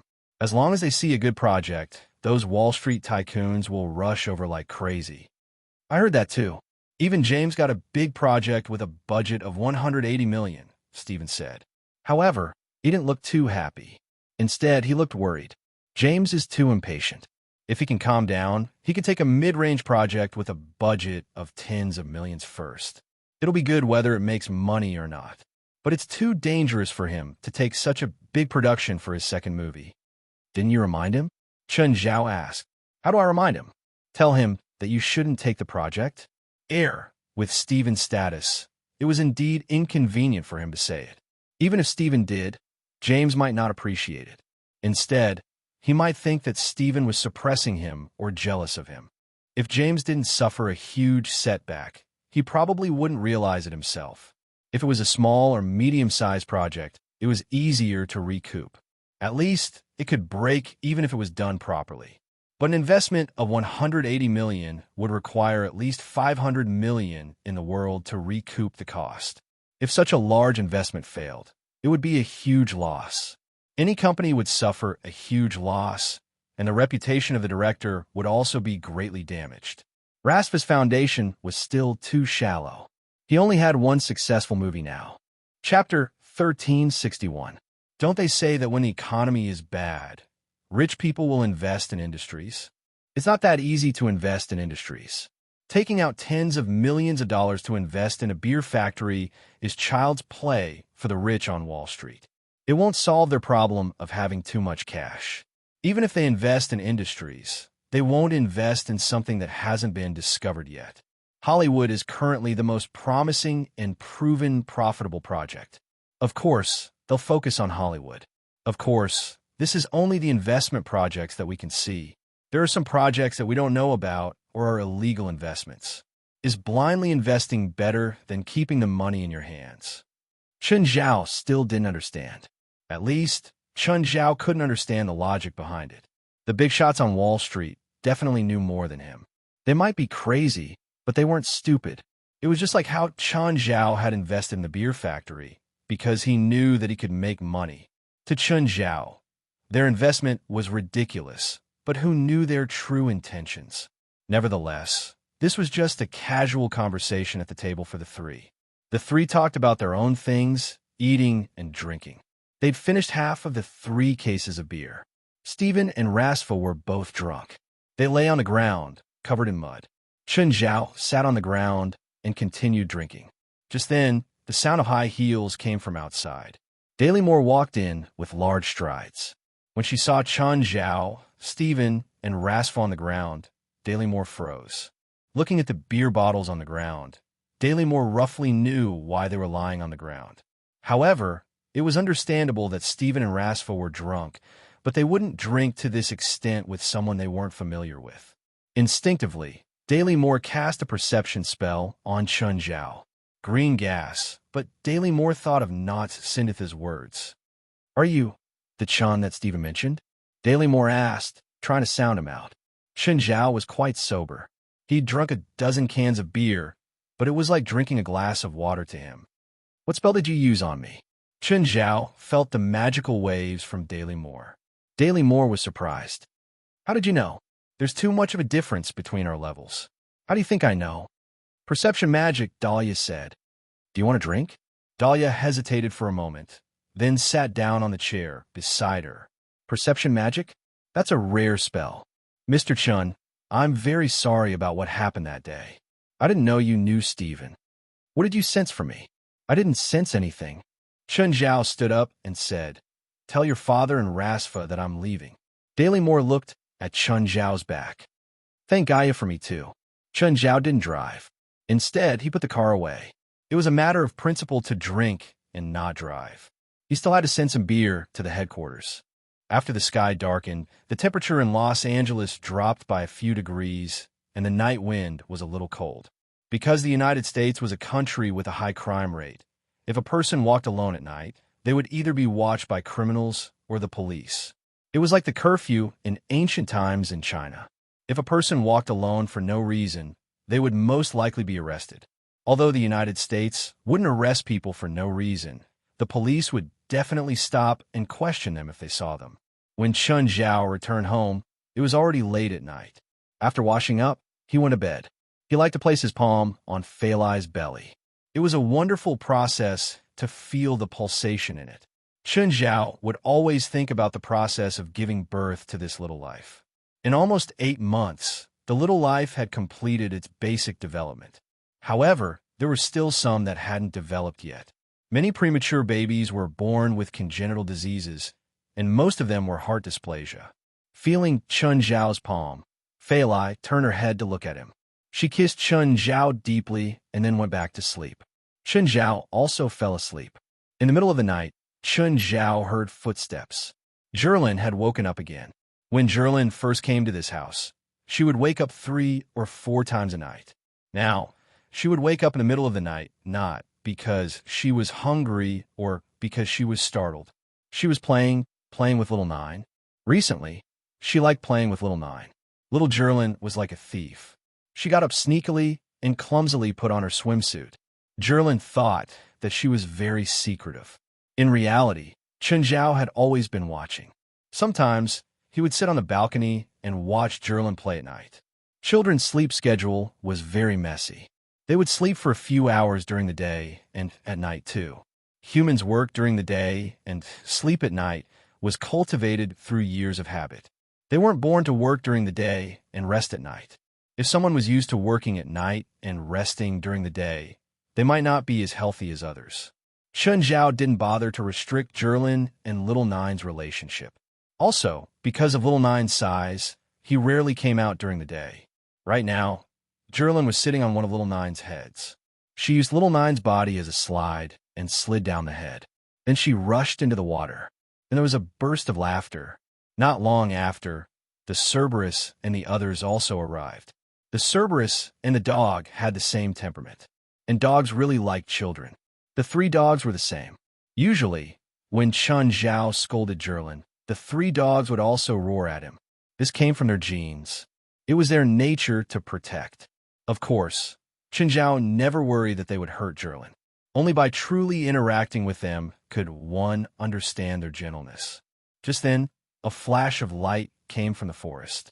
It seemed to be a signal to the house. The only person who could get close to the villa without being attacked was the stupid vampire, Murphy. As Chun Zhao's personal employee, Murphy had been patrolling the house dutifully every night. He was quite familiar with Chun Zhao's pets. Chun Zhao silently flew into the air and landed beside Murphy. "What?" Chun Zhao asked, looking at Murphy. "Boss, I have something to tell you." Chapter 1362. "Boss, I want to pay raise." Murphy had prepared this sentence for a long time. Today, he finally mustered the courage to say it. Chun Zhao narrowed his eyes at Murphy. "Do you know what you're saying?" I. Murphy was scared of Chun Zhao, very scared. Moreover, he knew that it wasn't easy to find a job with a salary of $10,000 a month. An annual salary of $120,000 was a high-paying job anywhere. "Am I not paying you enough?" Chun Zhao's tone was sinister. "Or did you forget that I went deep into the crypt demon lair to save you?" Murphy was so scared by Chun Zhao's aura that he was about to cry. "Boss, I don't want it anymore. I don't dare." "Tell me," Chun Zhao said, "why do you suddenly want to pay a raise?" "I have a girlfriend," Murphy said, lowering his head. Was that a reason? To Chun Zhao, it wasn't a reason at all. With $10,000 a month, it was enough for him to go out and play every day. And then, Chun Zhao still asked calmly. "My expenses are a bit high," Murphy said. Chun Zhao frowned. He let Murphy go back then because the kid was too innocent. He looked like an adult, but because he'd been living in an isolated environment, he didn't have much contact with the outside world. This also caused him to be a bit unsociable and innocent. So, Chun Zhao was very curious about what kind of romance Murphy was playing. His $10,000 a month wasn't even enough for a relationship. "Where do you usually go on dates?" She's a Hollywood star, so we can't expose her. When we're free, we go out to play or book a restaurant so that reporters don't sneak in." "Oh, you know that I know a famous director," Chun Zhao said. "Tell me her name. Maybe I can introduce her to a role." "But she said that I can't reveal her name," Murphy said, troubled. Chun Zhao took a deep breath. He was 80% sure that he believed his own judgment. The kid had been tricked. But could he say it directly? It was said that women in love would become stupid. In fact, this sentence was also applicable to men, especially for an innocent little man like Murphy. He wouldn't believe his own words. "I'll consider your request," Chun Zhao said. "Then do you agree or not?" "I said I'll consider it. Do you want me to make a decision now? Are you sure you want the answer now?" Chun Zhao's tone turned cold. Murphy was really scared of Chun Zhao. He lowered his head and didn't dare to look at Chun Zhao's eyes. Only then did Chun Zhao return to the mansion, but he didn't plan on sleeping. Instead, he picked up the phone and dialed the number of Agnes, Murphy's beautiful young mother. "Hey, I'm Chun Zhao.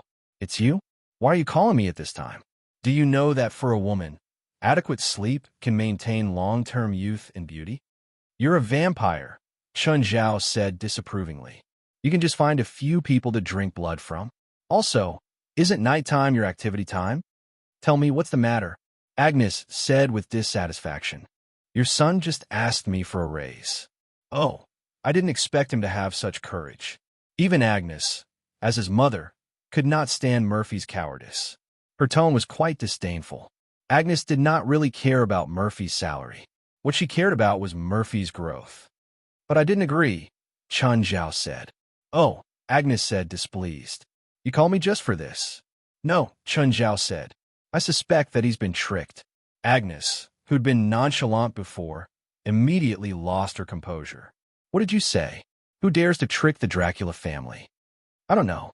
I only got some information from Murphy, but it's not confirmed yet." Rather than being Chun Zhao's employee, Murphy was more like a junior. Chun Zhao helped Agnes watch over and educate Murphy. What Chun Zhao cared about was the Dracula family behind Murphy. Whether it was useful or not, it wasn't a bad thing. Then I'll have to trouble you to help me check it out. You're not coming? You're his mother. I'm not free, Agnes said. After communicating with Agnes, Chun Zhao reluctantly took over this troublesome matter. Originally, he was too lazy to ask. He just wanted to leave it to Murphy's mother. In the end, Agnes left it to him again. The next day, "Hello, Mr. Chun, are you free today?" Denver called Chun Zhao. "What is it?" Chun Zhao asked. "The brewery is hiring a few managers. If it's convenient, come and interview with us." Denver's attitude was clear, giving Chun Zhao enough respect. By now, the brewery had pretty much recruited all the regular employees. They were all residents of Mountain Town. However, the managers couldn't recruit residents of Mountain Town. After all, Chun Zhao had a bit of a relationship with the town government. If even the managers were residents of Mountain Town, they might be controlled by others if there was a conflict of interest in the future. So, after discussing with Denver, Chun Zhao decided to expand the recruitment range. People from Mountain Town could also come for interviews, but only Chun Zhao and Denver could decide if they could become managers. Unless there were people in Mountain Town that the brewery couldn't live without, Chun Zhao and Denver wouldn't consider residents of Mountain Town. The only person who could be considered a manager was Bant, the production director. However, with Chun Zhao and Bant's relationship, Bant would definitely stand on his side if there was a conflict with the town government. This had nothing to do with benefits. It was purely because of Bant's personality. The brewery had already started production, but due to the lack of managers, Denver had to do many things himself. This wouldn't do, so before the beer was officially released, they had to find managers of all levels. Other than Denver and Chun Zhao, the only interviewee today was Bant. Denver had published it in a newspaper before, so there were quite a lot of people interviewing. From product managers to department heads, they had to hire everyone. More than 10 people were interviewed in the morning. 2 of them were decided on the spot. The rest had to be considered. The interviews continued in the afternoon. The first person who came in was a slightly chubby man in his 40s. However, the man didn't look very well dressed. His clothes were a bit old. Chun Zhao looked at the man. Why did he look so familiar? Where had he seen him before? When the man saw Chun Zhao, he froze for a moment. Then he lowered his head. Chapter 1363. Chun Zhao felt that the man looked familiar. Denver, show me his information. Ash Roford, a finance major from New York University. But what surprised Chun Zhao the most was his parole certificate. In other words, Ash Roford had a criminal record. Usually, most companies wouldn't hire someone with a criminal record. Plus, this job was an executive. Moreover, Ash Roford was still on parole. As long as they didn't break the law and didn't leave the city where they were detained, they could choose to work. But the chances of finding a job were very low. Which position are you interviewing for? Chun Zhao looked up at Ash Roford. When Ash saw Chun Zhao, he'd already given up hope. So, he was flustered by Chun Zhao's sudden question. His mind was a mess. Bant and Denver both shook their heads. Ash had good education and work experience, but his biggest problem was that he had a criminal record. America had always been abnormal when it came to people's rights. America had always been abnormal when it came to people's rights. Although they said that they wanted people's rights above all else, discrimination was still everywhere. Even people like Bant and Denver subconsciously rejected Ash Roford. Right now, Ash Roford's dressing was already very bad. Coupled with such an unconventional response, in their hearts, they had already excluded Ash Roford from the list. "Sir, we'll let you know if there's any news." "Next, please." Denver didn't give him any more chances. "Continue with the interviews," Chun Zhao said. "I'm going out for a walk." Chun Zhao left the office and chased after Ash. "Wait!" Chun Zhao stopped Ash Roford. Seeing Chun Zhao chase after him, Ash's expression grew ugly. "Sir, have we met before?" Chun Zhao asked directly. He didn't want to beat around the bush. He just wanted to get to the bottom of things. Ash bowed at Chun Zhao. "I'm sorry, sir. I've done very bad things to you. Did I do something bad to myself?" Chun Zhao was a bit surprised.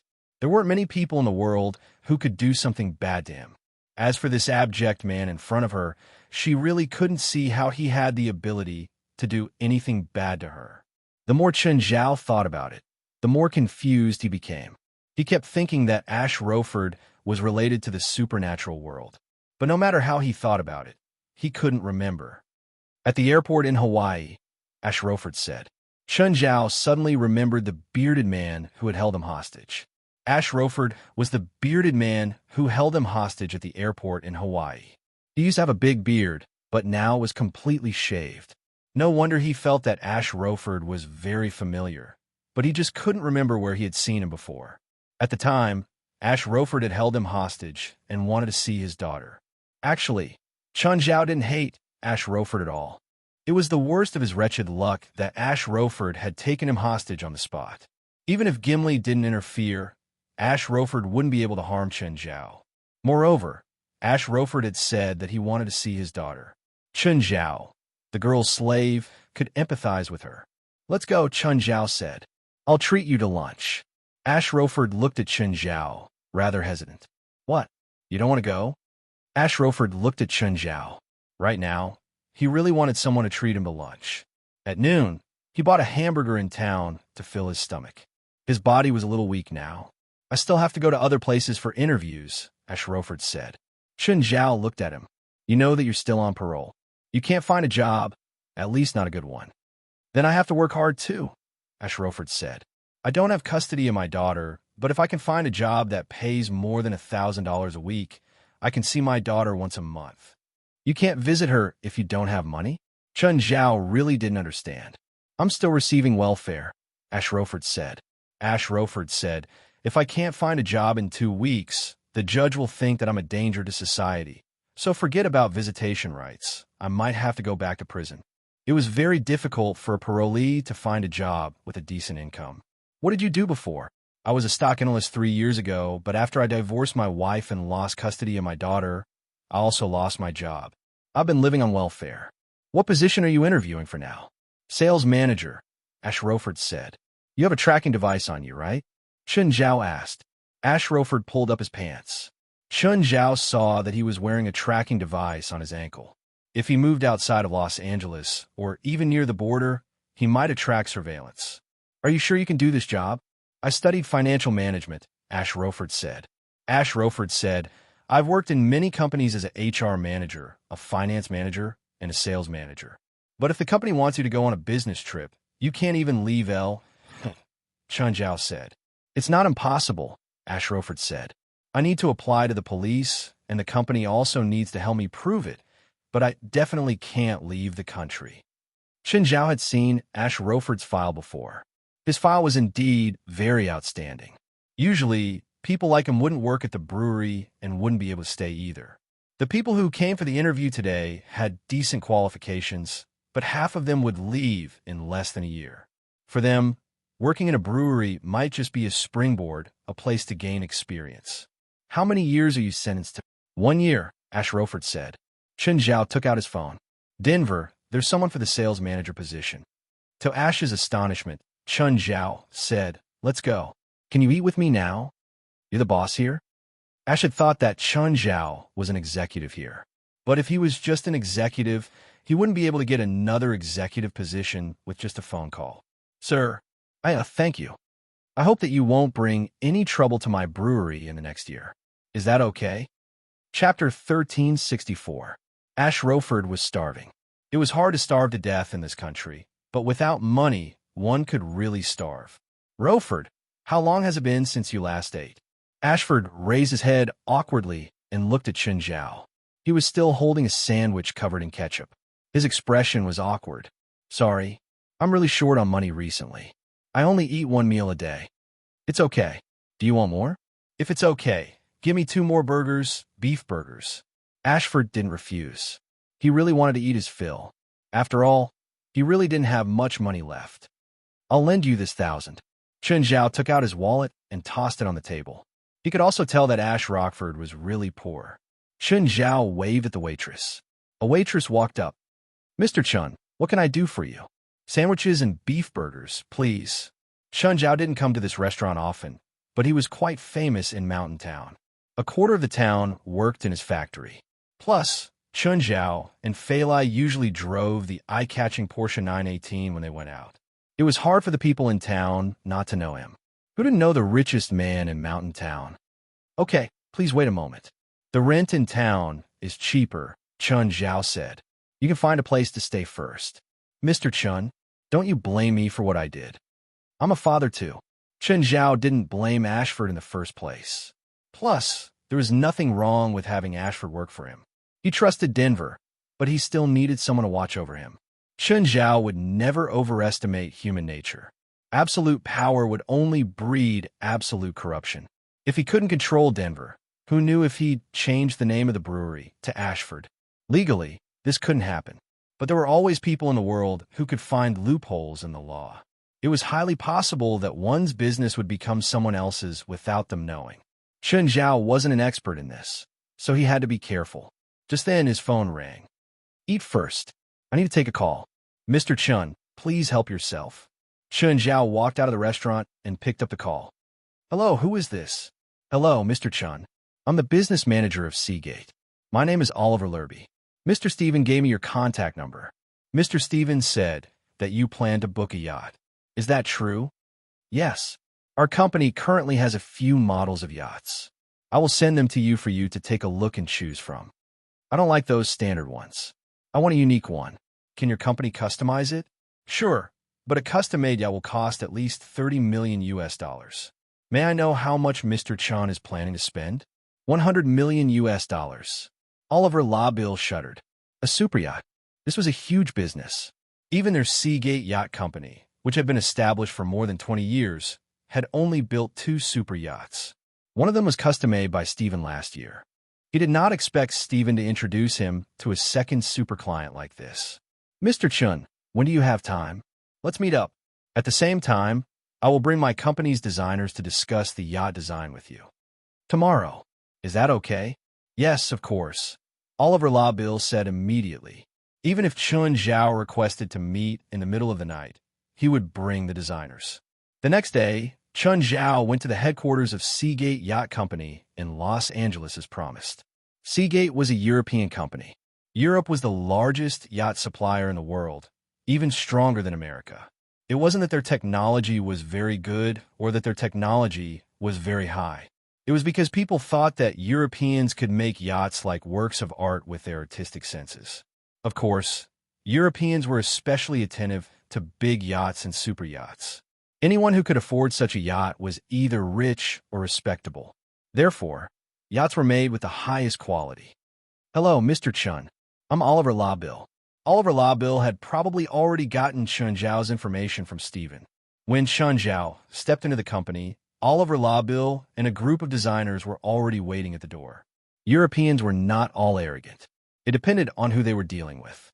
If they were dealing with a big client like Chun Zhao, they would kneel down and let Chun Zhao ride them even if he asked them to. Chun Zhao was invited into the meeting room. After everyone sat down, they started discussing with Chun Zhao. There was also a beautiful female secretary who poured tea for Chun Zhao from time to time. She would also throw flirtatious glances at Chun Zhao. This was probably Oliver Labill's idea. 4 custom-made yachts. The yacht company would first come up with the design plan, and then the buyer would pay the deposit. Seagate was no exception. They first asked about Chun Zhao's personal needs and preferences.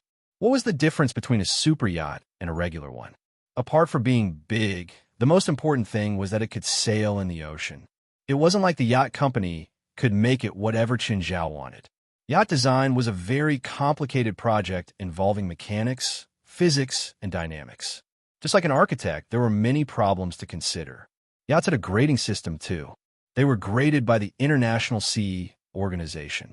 There were 4 grades, A, B, C, and D. CA was the highest grade. It could withstand wind above level 8 and waves below 4 meters. Currently, there were also Chinese manufacturers that had obtained CE certification. Super yachts were not in these 4 grades because in the deep ocean, wind and waves were basically level 8 and above. The first thing to consider for a super yacht was the client's requirements. Even if the client wanted a yacht that could withstand level 16 waves, the designer could design it, but it would definitely sacrifice the comfort of the yacht. In that case, it would be better to just buy an ocean boat. Therefore, the yacht designer had to combine a lot of data and the client's requirements to design. Although there were only 5 designers in the conference room, there were actually dozens of design teams behind these 5 designers. Their job was to improve and optimize the structure and aesthetics of a yacht as much as possible while meeting the client's requirements. Next was the engine. It could be said that every super yacht's engine was different. They were all specially designed and built to suit the super yacht. Since he had sailed many times last year, and this year, Chun Zhao's first requirement was wind and wave resistance and comfort. As for the aesthetics of the hull, Chun Zhao had no idea for now. Chapter 1365. After leaving Seagate, Orf Colby personally walked Chun Zhao to the door. Chun Zhao liked Seagate yachts, but if they couldn't come up with a design that satisfied him, he might change companies. Therefore, before signing the contract, Orf Colby had to serve Chun Zhao like a grandson. After leaving Seagate, Chun Zhao picked up his phone and dialed another number. "Hey, Mr. Francis, are you free now?" "Of course. Where should we meet?" "The outdoor cafe on North Street. I'll be there in half an hour." Chun Zhao sat in the outdoor cafe. A while later, a man with messy hair sat before Chun Zhao. "Hi, you Mr. Chun, right? I'm Francis Paco." "Hi, Francis." Chun Zhao shook hands with Francis. "I heard from Rasfa that you have a wide range of businesses, right?" "I do most of them." Francis scratched his already messy hair. There were oil stains on his suit, and he probably hadn't shaved for a few days. Francis seemed to notice Chun Zhao's gaze and grinned. "You think I don't care about my appearance? Are you doubting my abilities?" It seemed that it wasn't his first time in such a situation. He wasn't surprised by Chun Zhao's scrutinizing gaze. Chun Zhao tilted his head. He didn't doubt Francis's abilities, but he had bad breath. "Let's get to the point," Chun Zhao said. "Here's his information. Help me investigate the woman he's been seeing recently. The more detailed, the better. Here's a deposit of $10,000. If you can find something that satisfies me, I'll give you another $20,000. Chun Zhao said, "I have a subordinate. He might have been tricked. Here's his information." "Mr. Chun, you're wrong. My price might not be $30,000. Francis reached for the $10,000 bag. Chun Zhao suddenly pressed down on the bag. "Fine, tell me how much." Francis pulled twice but didn't move the bag. "It depends on the difficulty of the target. If it's a Hollywood star, it's not just $20,000. Since you don't think it's enough, our cooperation ends here. I'll find someone else," Chun Zhao said indifferently. At the same time, he took back the bag with the money. "This coffee is on me.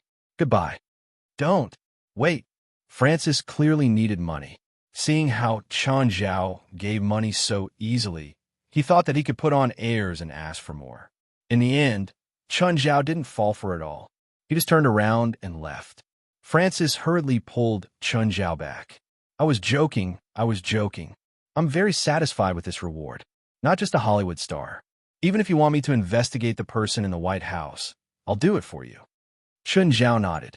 "Oh, then help me investigate the one in the White House." Don't joke around, Mr. Chun. I'll try my best to find out what you want." Francis looked at Chun Zhao seriously. "Then I'll wait for your good news." "That deposit." Chun Zhao took out the money bag again and tossed it before Francis. "Goodbye." Just then, Chun Zhao received another call from Rasfa. "Chun, come to my house for a drink." "Oh, I'm out of beer. Bring some over." "Fuck, that beer is a trial product. We only made one batch. It'll be a while before it's officially produced. What do you want to get beer now?" "I don't have any."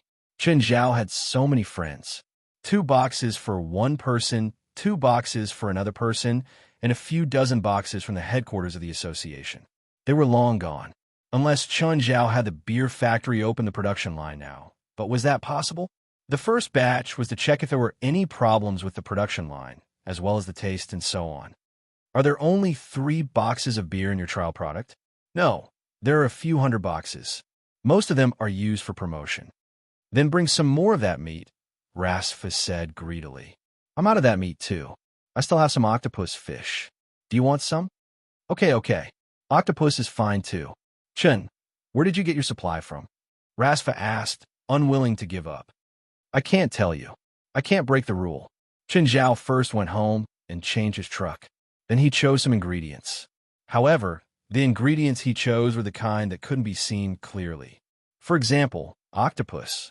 Chen Zhao would only cut off a portion. Those who didn't know would only think that the octopus was huge. Chen Zhao still had an even better ingredient, the undying bird. However, Chen Zhao didn't share it. Only the people of the association had eaten it. The undying bird could increase some magic power and physical fitness. It also had super high magic power, so it tasted better than regular magical creatures after cooking. Zhirlin and Fei Lai both really liked the thick soup made from the undying bird's bones. Chen Zhao arrived at Rasfa's manor. Stephen was there too. Stephen, you're here again. Aren't you supposed to be in the studio? Chen Zhao remembered that before Stephen's last movie was released, Stephen had spent half a month editing the movie without sleep or rest. I have plenty of time now. I don't have to rush at all. Stephen was very relaxed. By the way, Stephen, the first trailer has been released. The response isn't that great, Rasfa said. We're still talking about the theaters. I don't care. That's your problem. We can't take less than 65% of the box office. That's hard. The theaters keep saying that it's not produced by the big six, so they insist on taking 40% of the box office. 40% of the box office? Those vampires. I definitely won't agree. It's my work. Isn't my name worth 65%? They think that your new movie has a similar theme to Furious Sea Police, so they think that you're relying on your past and won't be as successful as Furious Sea Police. Then they'll wait and see. Stephen yelled angrily. However, Stephen also knew that the theaters were the end of the movie industry. If they fell out, it wouldn't benefit anyone. There's no rush, Rasfa said. The release date isn't set yet. Plus, for countries, distribution companies have contacted PLM, wanting to import your movie. If they can't, Stephen said, then we'll release it overseas first. Chapter 1366. The three ate as much as they could today. They didn't even drink much. It wasn't that Rasfa's family didn't have good wine. There were still a few bottles of purple brew in the cellar. However, Rasfa couldn't bear to take them out. He wasn't used to other wines either. Stephen's mouth was sore from all the talking, but he still didn't let Rasfa take out the purple brew no matter how he mocked him. Stephen and Rasfa mostly talked about the new movie. Chen Zhao would occasionally add a sentence, but most of the time, he couldn't. Otherwise, they would talk about which female star was pretty and who had done some shady deals. Only then did Chen Zhao realize that these two were really gossipy. Rebecca, you've been waiting for me for a long time, right? Murphy hurriedly got out of the car. He looked at Rebecca, who was sitting on a chair in the park.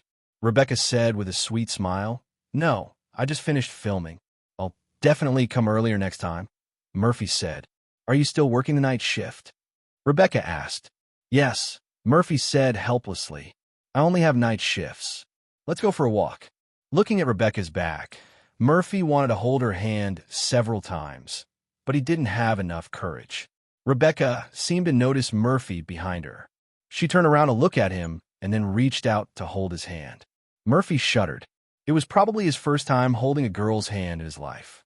Even though they'd gone on a few dates, he still couldn't make any progress. This was unimaginable in this country. In America, when a couple officially started dating, the girl would say that she'd already canceled the apartment and moved to his place today before the guy even said anything. This was the norm in this society. It wasn't like Murphy and Rebecca, who played innocent for so long. There weren't many people in the park. Now that it was evening, there were even fewer people. Just then, there was a flash in the distance. Rebecca and Murphy both noticed the flash. They turned around and saw a figure hurrying away. "Who's that?" "Paparazzi." Rebecca's expression darkened. "Huh? What do we do? Will you be exposed? Will your company give you trouble? What do we do now?" Murphy was at a loss. "It's all my fault. I'm sorry for getting you into trouble. What should I do now?" Rebecca smiled and said, "It's okay. The paparazzi probably didn't get my face, but we can't stay here. Let's go somewhere else." "Yes, yes." Murphy nodded repeatedly. "Where are we going now?" "Let's find a restaurant. I haven't finished eating yet." "Sorry, it's all my fault for coming too late. But the paparazzi might take pictures of us in a normal restaurant," Rebecca said. Then let's go to a high-class restaurant. Those paparazzi definitely won't be able to get in. Murphy braced himself and said. However, he was calculating in his heart how much salary he had left for this month. I've had enough of this life. I don't want to be a star anymore, Rebecca said. Even when I'm with you, I have to be sneaky. It's like I'm a thief. I've had enough of that. It's better if you don't become a celebrity. Murphy didn't know how to respond to Rebecca's complaints, so he could only go along with her. But I forget it. Rebecca shook her head. What happened? Nothing. Rebecca shook her head again. The two of them found a restaurant. Looking at the prices on the menu, Murphy felt dizzy. The minimum cost here was $1,000. Murphy had a toothache. Murphy, don't order too much, Rebecca said. I don't have much appetite. It wasn't Murphy's first time going out with Rebecca. He'd seen her appetite before. Although Rebecca had a slender figure, she wasn't very tall either. She was only 1.62 meters tall, but her appetite was even bigger than Murphy's, very big. Murphy's staple food was blood, so he didn't usually eat outside. Occasionally, he would eat the cows in Chinzhao's house and suck some blood from them. Of course, he could also eat regular food, but he didn't really eat much. Rebecca was different. Her appetite was 3 or 4 times that of a regular person. So, when Rebecca said she didn't have much appetite, it was only relative. Murphy still ordered a table full of dishes. Rebecca didn't stand on ceremony with Murphy either. Whenever Rebecca ate, she didn't look like a lady at all. She didn't look like a celebrity at all. Murphy really didn't have an appetite. He watched Rebecca eat with admiration in his eyes. Why aren't you eating? Oh, Murphy took a casual bite, but he still couldn't move his eyes away from Rebecca. Rebecca wiped her face clean and returned to being a lady. When it was time to pay, Murphy looked at the $1,325 bill and took out his card helplessly. Thankfully, he'd saved some money after he started working. Otherwise, he'd probably max out his credit card for this 1-month date. Let's go watch a movie, Rebecca said. Murphy glanced at the time and looked at Rebecca awkwardly. Rebecca, I have to go to work. Murphy, what exactly do you do? Why are you working at this time? I'm a security guard for a museum. The museum is open during the day. I'm only needed to patrol at night. I see. Then be careful. Rebecca held Murphy's right hand. If there's any danger, don't be rash. Okay, got it. Murphy felt that his whole body had softened. Feeling the warmth from Rebecca's hand and the gentle look in her eyes, Lin Sanjiu felt a chill down his spine. Murphy didn't know how he got home. After sending Murphy to the car, Rebecca's face immediately darkened. She sensed that someone was watching her. Who was watching her? Rebecca couldn't find anyone who was watching her. Could it be someone Murphy hired? Impossible. That idiot didn't notice at all. Also, who was the person who took pictures of her in the park? Who was investigating her? After Murphy left, Rebecca didn't have to pretend to be a celebrity anymore. She just walked on the street. She wanted to draw out the person who was watching her. Just then, a car stopped next to Rebecca. Rebecca stopped in her tracks and turned her head to look. Asalisa. Rebecca looked at Asalisa in surprise. Why are you here? I should be the one asking you why you're here. Rebecca looked at Asalisa's car. Is this your car? You seem to be rich. Asalisa stared at Rebecca. Are you still doing what you used to? Hee. That's all I can do. Leave Los Angeles. Don't do that in Los Angeles. Asalisa said in a warning tone. Why do you care? Rebecca looked at Asalisa angrily. You have no right to. Chapter 1367. Rebecca put her hands on the door of Asalisa's car. She suddenly grinned viciously. Asalisa, are you molesting me? I'm reminding you. I don't need reminding. Rebecca looked at Asalisa coldly. Los Angeles isn't your place. Rebecca's hands suddenly tightened, and Asalisa's car door was deformed. Asalisa frowned. You're still as violent as ever. Rebecca suddenly reached into the car and grabbed Asalisa's collar. Is this the first day you've met me? Asalisa stared back at Rebecca fearlessly. You'd better let go. Asalisa, you're still the same as before. All you could do is talk. I'm not who I used to be, said Asalisa. So what do you think? Rebecca was full of disdain for Asalisa. Asalisa's figure began to disappear, and Rebecca felt her hand loosen. She couldn't touch Osalisa's collar anymore. Rebecca looked around. Osalisa, are you still the same as before? You only know how to hide? Suddenly, a bloody mark appeared on Rebecca's neck. Rebecca snorted.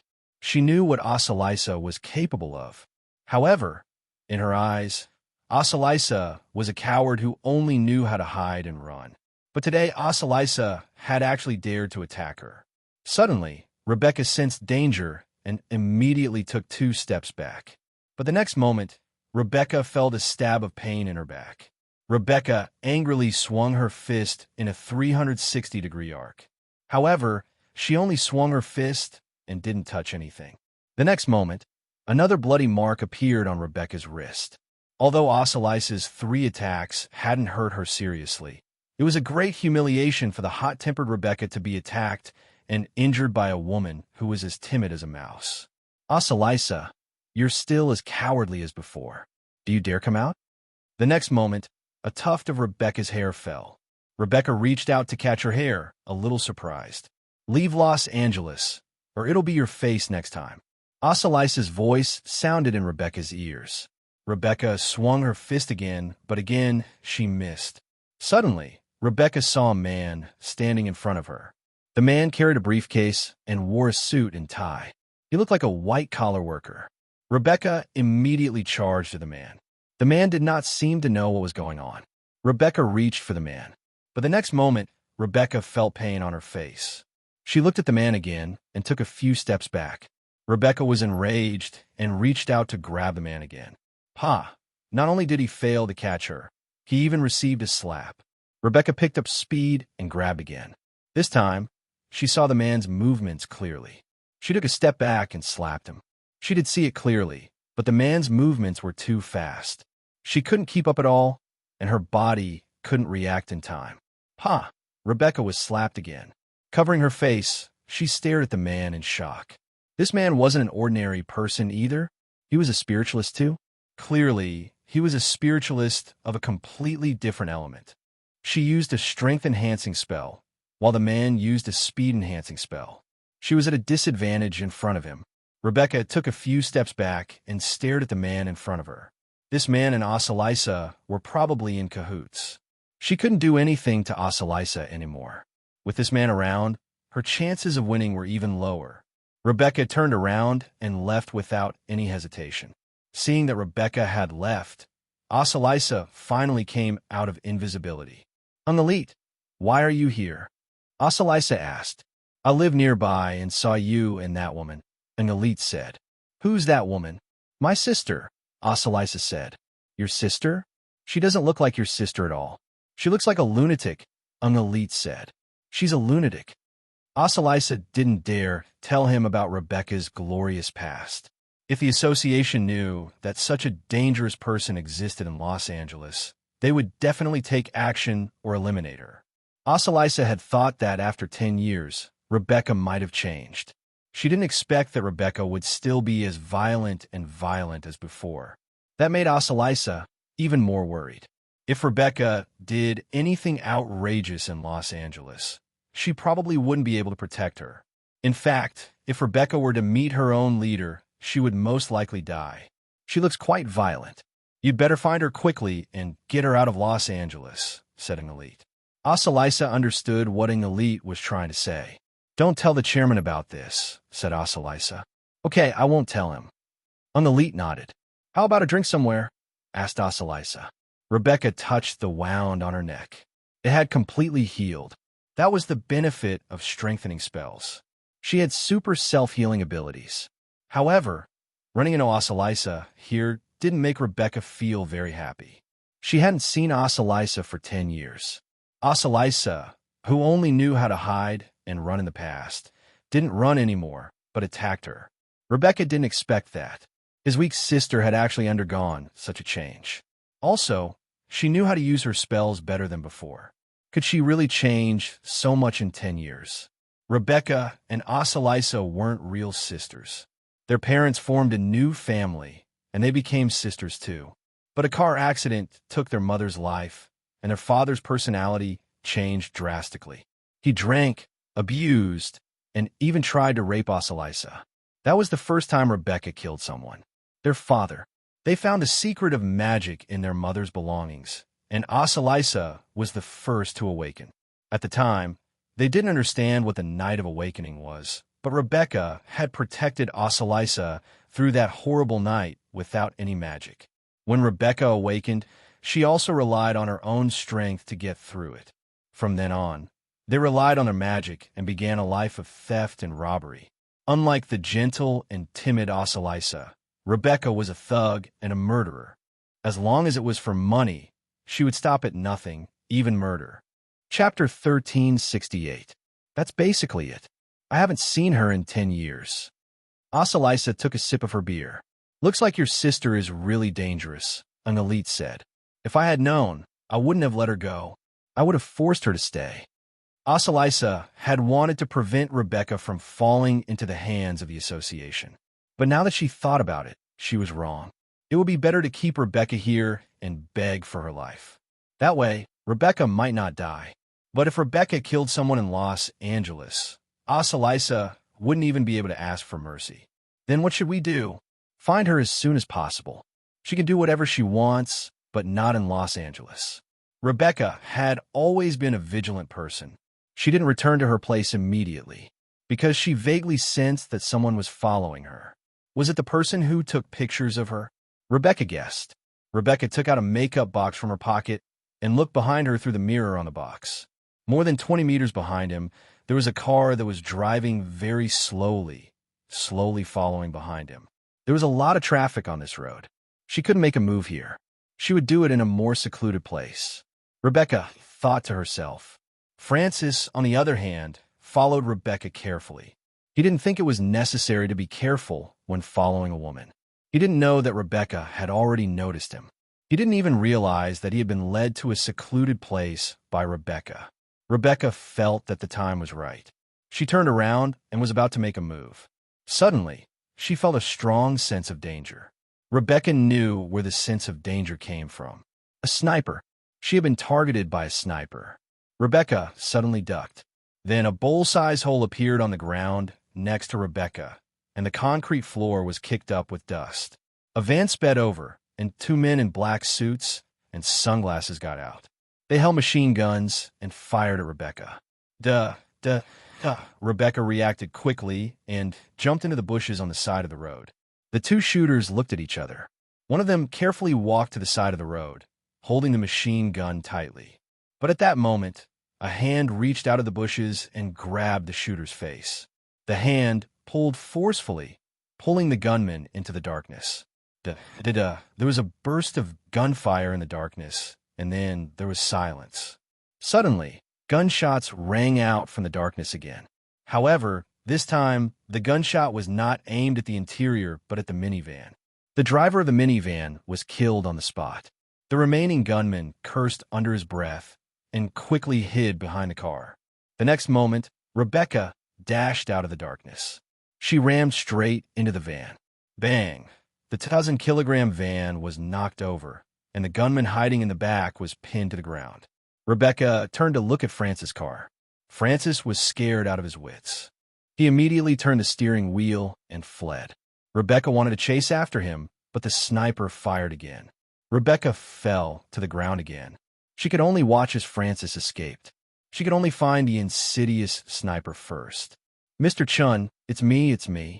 I'm Francis. Francis was frightened tonight. He had originally thought that she was just an ordinary woman, but he didn't expect that woman to be so terrifying. As a private detective, he had met all kinds of people, even black, but he had never seen a real gunfight. It was too scary. How did the woman knock over the minivan? Did he see it wrong? Francis was still in a state of confusion. Oh, Mr. Francis, did you finish the investigation so quickly? Investigate what? That woman is a killer. I saw her fighting with people on the road. She even killed 2 people. Killer? Chun Zhao was surprised. Was the business of killers so widespread now? They were even in the business of deceiving people? As far as Chun Zhao knew, professional killers made much more than scammers. Was a small fry like Murphy really worth a professional killer putting down his identity to seduce?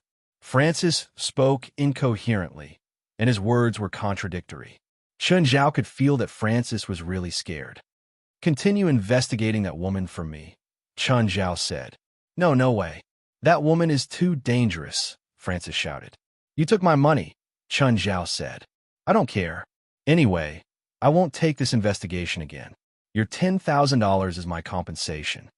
Francis decided to go back on his word.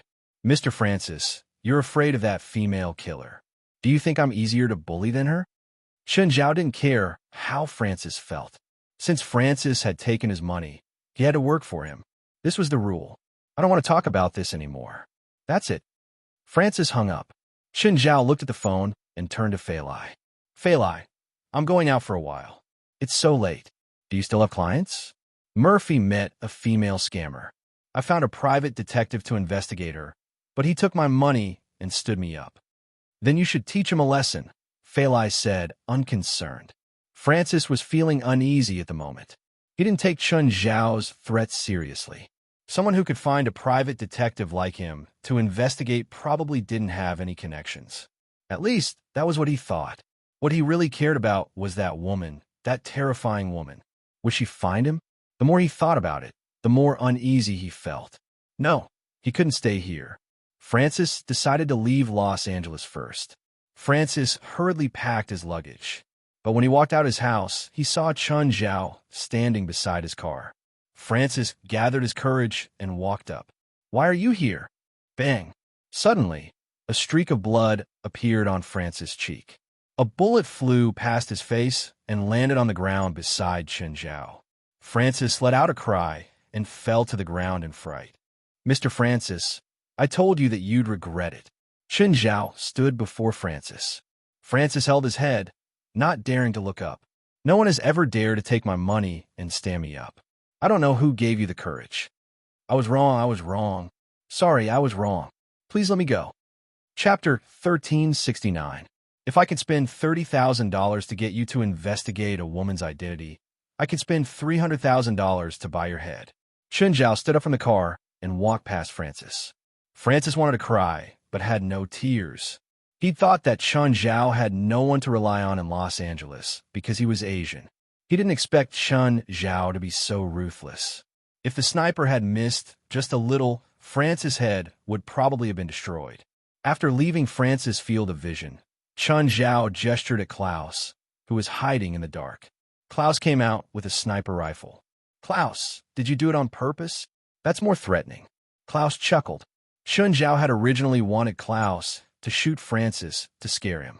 In the end, Klaus showed off his marksmanship. Even Chun Zhao felt that it was a close call. By the way, President, I need to take some time off, Klaus said. Huh? What for? Something happened to a comrade. I received a call for help from his family. Chun Zhao thought about it and nodded. Have everyone in the lightning team follow. If there's anything you can't handle, contact me. Everyone in the society will support you. Okay. Klaus nodded. But I'm leaving tomorrow. The private detective won't be able to keep an eye on me. It's fine, just a small problem, Chun Zhao said indifferently. Where are you going? Let me tell you first in case I can't find you. Did Rebecca know who had just attacked her? It was her old enemy. Back in New York, she'd attacked a mafia family. He robbed the Black Hand family of $20 million worth of gold and killed the heir of their family. All these years, Rebecca had been hiding everywhere. She'd always been low-key to avoid the mafia. It wasn't her first time being attacked like this. No matter how low-key she was, there would always be some traces. It seemed that she had to leave LA again. Rebecca was a little hesitant.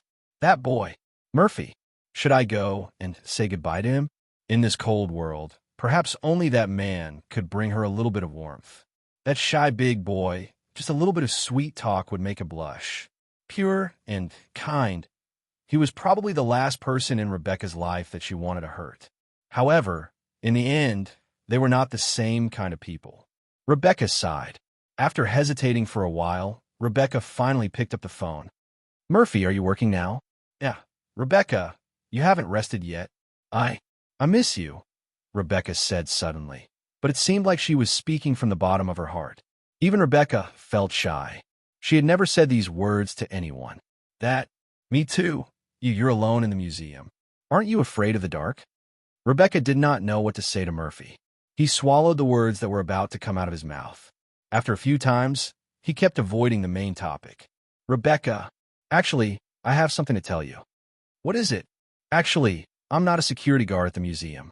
I'm a security guard for my boss. Oh, Rebecca didn't care. I'll be helping the boss patrol his private territory tomorrow night, Murphy said. Okay. Rebecca had wanted to say it over the phone, but she could not bring herself to do it. After thinking about it, Rebecca decided to see Murphy one last time. She wanted to say what needed to be said in person. Murphy, are you free tomorrow? Yes, Murphy replied immediately. Then let's meet at North Coast Beach. So remote? Oh, right. It's not convenient for you to expose yourself. What time should we meet? Murphy asked. Tomorrow at 4. Okay, I'll be there on time. North Coast Beach. In the 50s and 60s of the last century, it was a medium-sized fishing village. But in the 60s, the famous Memphis tsunami hit here, and the entire fishing village was almost wiped out. This disaster was basically one of the worst in American history because it happened at night. The cause of the tsunami was a magnitude 12 earthquake in the deep sea of the Pacific Ocean. Everyone in the fishing village was sleeping at the time. Because of the rainy weather, none of the fishermen went out to sea. As a result, the entire fishing village was wiped out. Of the 350 people in the village, apart from 4 young people in school, there were no other survivors. After that, the entire fishing village was abandoned. Although some developers later wanted to develop this place into a commercial beach, they all gave up in the end for inexplicable reasons. Rebecca did not like this place because it was still filled with the strong smell of death. Even after decades, it was still there. Rebecca had heard that this place was haunted, but she did not find any spirits after walking around the ruins. Rebecca sat on a stone slab by the sea and watched the turbulent waves. The sun gradually set, and Rebecca heard the rumbling of a car. Rebecca turned around and saw that it was a convertible.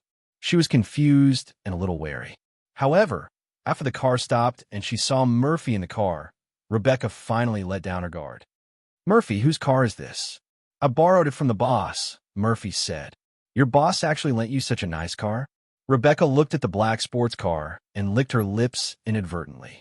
Rebecca's occupational habit was acting up again. She was used to robbing people. But she remembered that this was Murphy's borrowed car. If she stole it, Murphy would be the unlucky one. Rebecca gave up on the idea. Your boss is very rich, right? Not just rich. Murphy shuddered. Rebecca saw the fear on Murphy's face. Are you scared, your boss? Yes, he's very scary. Murderous intent flashed in Rebecca's eyes. Is your boss fierce? Super fierce. In my eyes, he's a demon king. Then you've never seen a demon king. Rebecca smiled. She was thinking that before she left, she should help Murphy teach his boss a lesson. Looking at Rebecca's smile, Murphy was a little dazed. Do you want me to teach your boss a lesson for you? Hee. Stop joking. Nobody in the world can teach him a lesson. Not necessarily. Rebecca smiled casually. Murphy, I'm leaving Los Angeles.